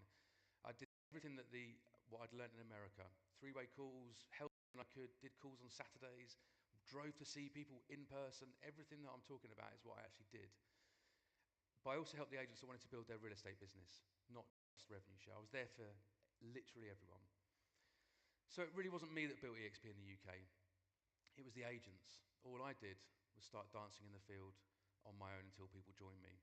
And they're the ones who spread it. You cannot be a lone nut forever. You need others to build with you, so don't try and do it on your own. Now, before I close this loop, I'm going to leave you with those lessons that I've weaved into those stories very, very quickly. Take some photos if you want. But those stories are fear regret, not fear failure. Understand your insignificance in the world. Take action. Be intentional about who you build with. Every challenge you face is just competency. Seek stage 2, the oh shit moment. Social proof precedes mass adoption. Show up in person. Give without expectation of anything in return. And you cannot scale alone. Build a movement with others. So, I know you probably know how this ends in the UK, but I'm going to just show you very quickly. If we can play the next video.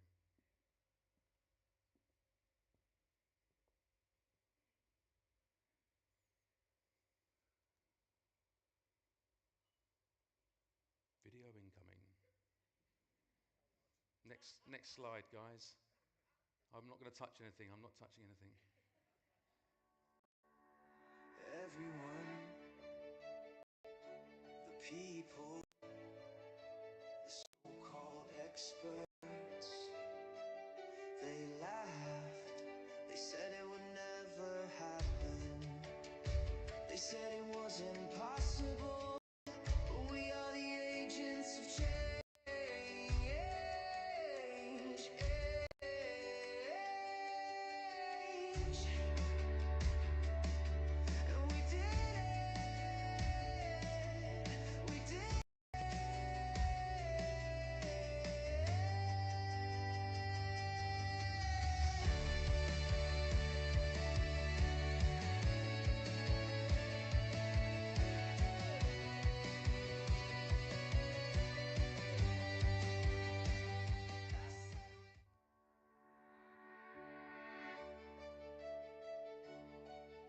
This time next year, when I'm standing on this stage, I predict that EXP will be the largest estate agency brand in the UK.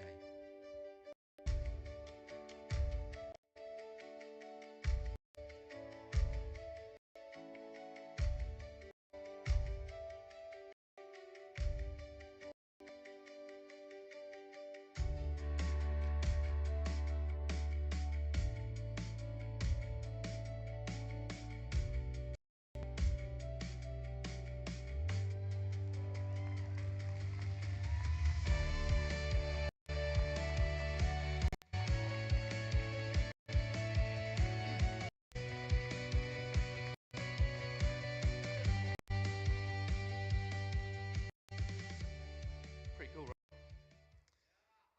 So, our position as the largest estate agency brand in the UK was confirmed on the 1st of June 2025.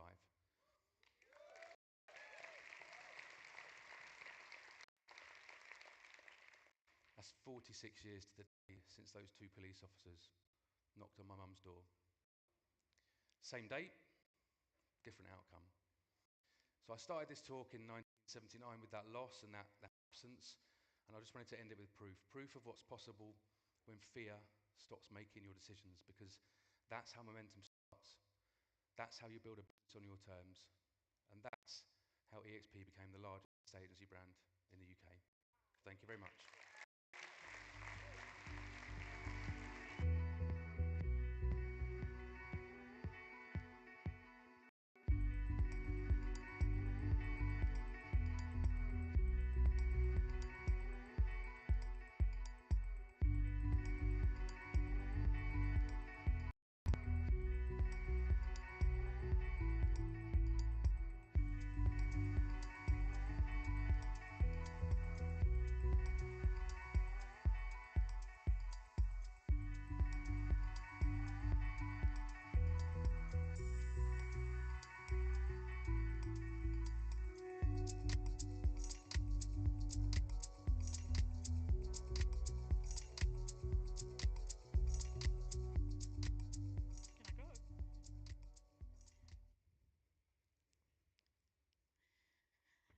Good afternoon, everyone.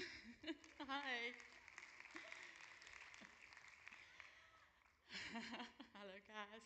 We're nearing the end of this amazing event, and I feel so honored to be here on the stage this afternoon.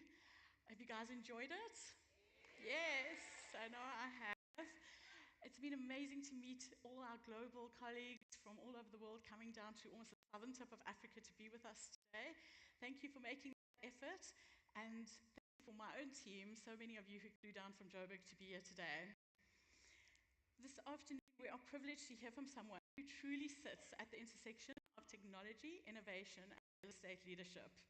Seth Sigler from EXP International. Seth, no stranger to the stage in this event, currently serves as EXP's Chief Innovation Officer, focusing on building what's coming next in our industry and reimagining how we operate, innovate, and of course serve you, our agents, while still keeping everything human. Throughout his career, Seth has lived where technology meets business, writing code, leading engineering teams, scaling startups, and ultimately helping drive EXP's transformation. He's also spent a number of years as a full-time broker, which gives him a rare, practical perspective on what truly moves the needle in this industry, right? Today, Seth will share a powerful lens on how innovation truly scales and how each of us can become active builders in the future of our own industry, real estate. Please join me in giving a warm Cape Town welcome to Seth Sigler.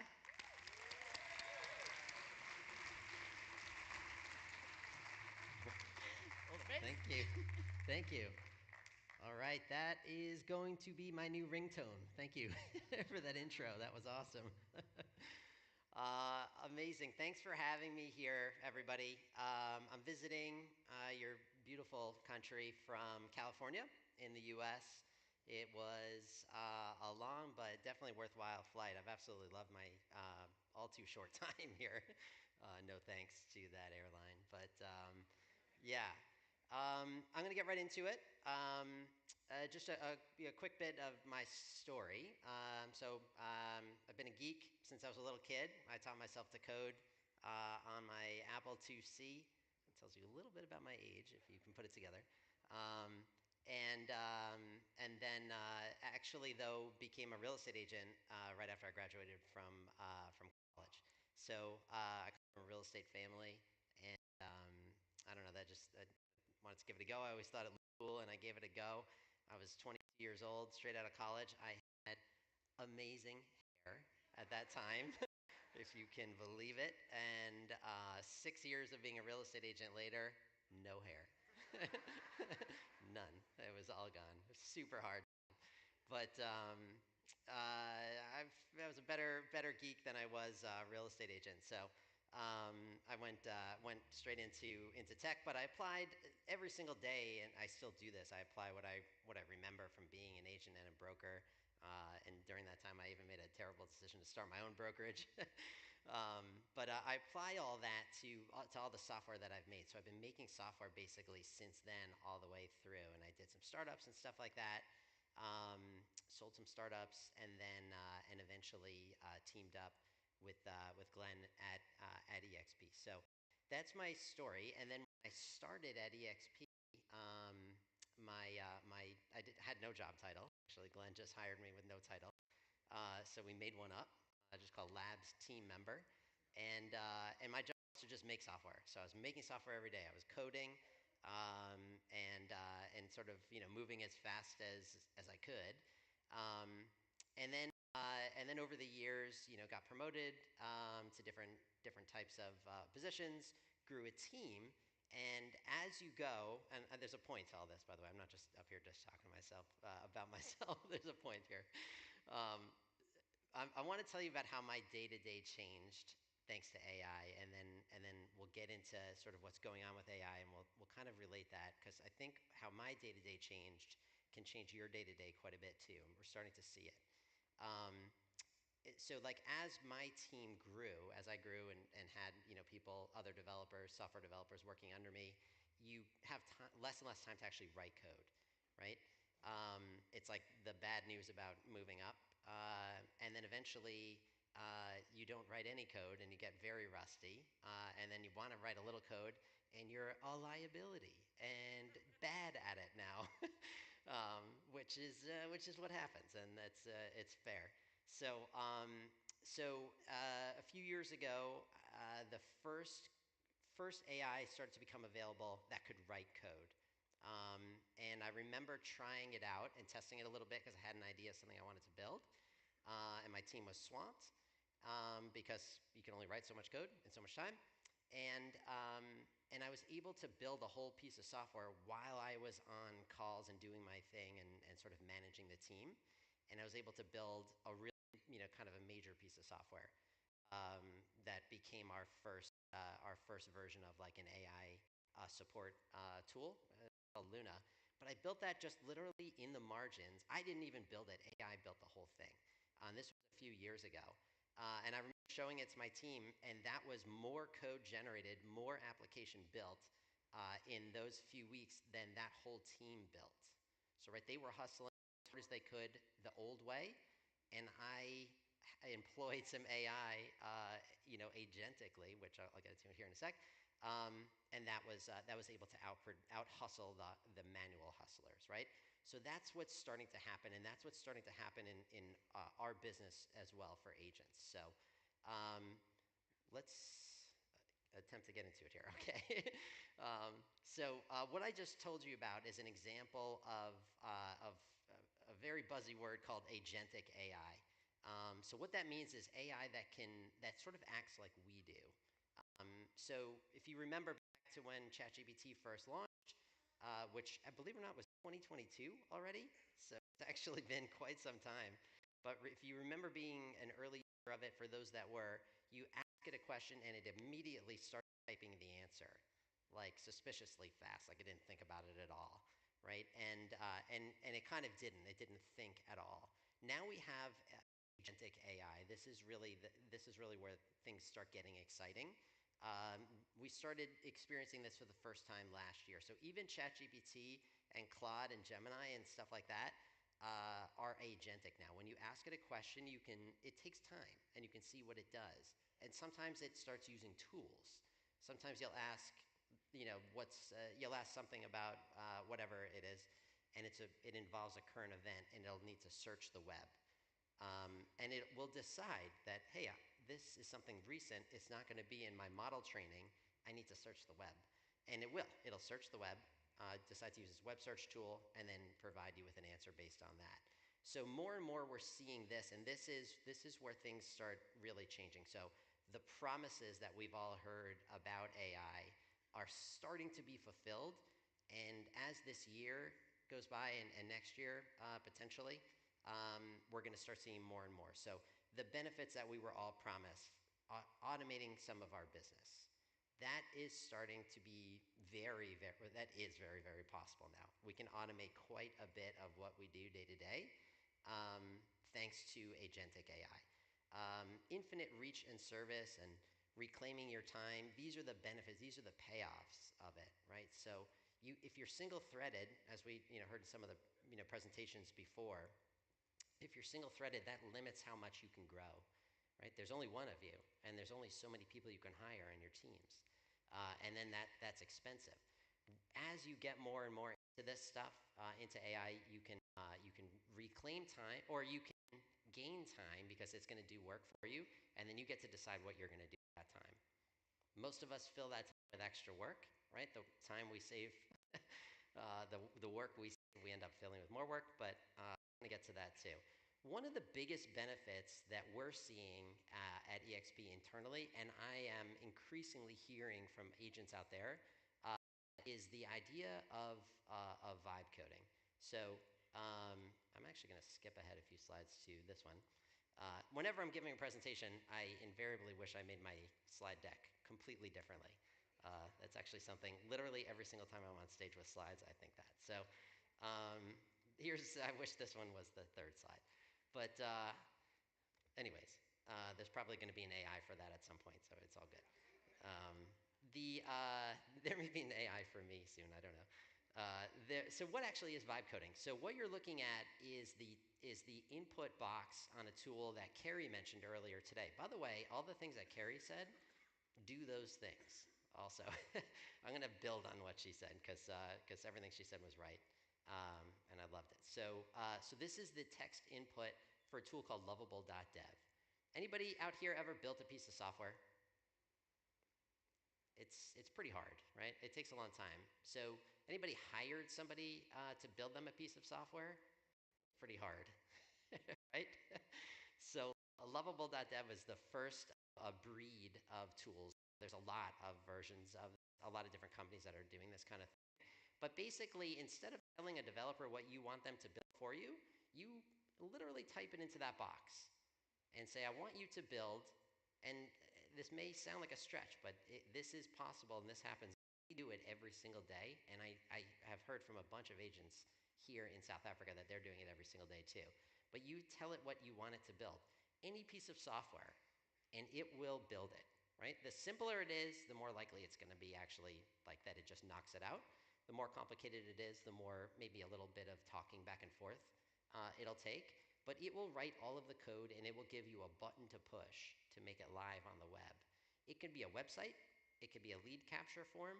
It could be something rather complex, right? It could be an open house tool. It can be anything you want. It could be something that you use to run your back office operations. It can be a lot of different stuff. And I'll come back to this slide. This is how it sort of, this is, I'm sick of saying game changer, but it's a game changer, right? It's a paradigm shift. It's the most transformative and most fully fulfilled promises of AI so far is what AI has meant to creating software. So it's a core shift, right? It turns build versus buy on its head.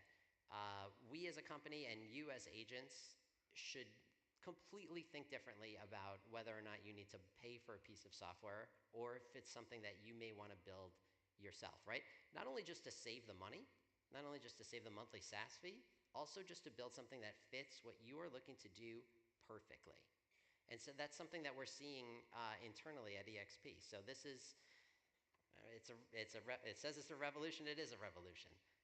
We have hundreds of people on our operational staff inside of EXP, so non-technical people, right? Not software developers, people that are experts in what they do every single day, building software to suit what they need to do every single day, right? They are the foremost experts. You are the foremost experts in what you do every single day.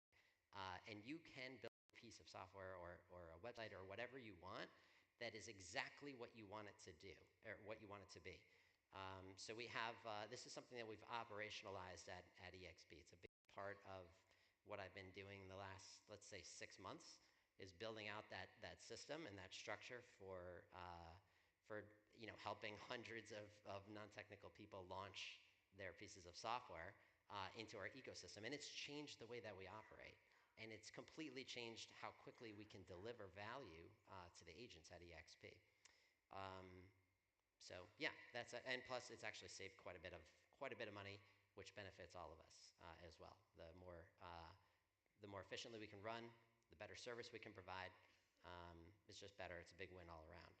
Something that came out of this is from one of our best vibe coders, a guy named Glenn Sanford, founder of the company. So Glenn actually, again, these are, I wish I put these in a different order, but Glenn is the creator of the hub, as you heard about before. So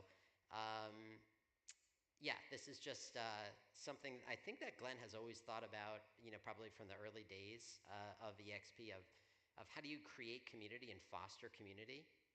That's one of the biggest benefits of being an agent at EXP, is being a part of the largest, independent network of agents in existence around the world. And it's hard to get just right. And we tried with Workplace and we tried with Slack, and neither is a perfect fit because they're off the shelf. They're designed to fit the largest number of customers possible, and we're just one of them, right? So the hub, which you can all go to anytime, by the way, just go to hub.exprealty.com, and you can, it would have been good to put on that slide as well. Again, next time around, next lifetime, I will do that differently. But that's anyway, hub.exprealty.com. You can go there now. Important, crucial, sign up with your EXP South Africa email, right? If you're EXP South Africa agent, you must sign up with your EXP South Africa your EXP South Africa email. Make sure you sign up for that, or it will let you in. So the It's a central nervous system. It's the center for finding out everything about what's happening at EXP. It's the new messaging system, and at some point, everybody will be on it and will be mercifully freed from our Slack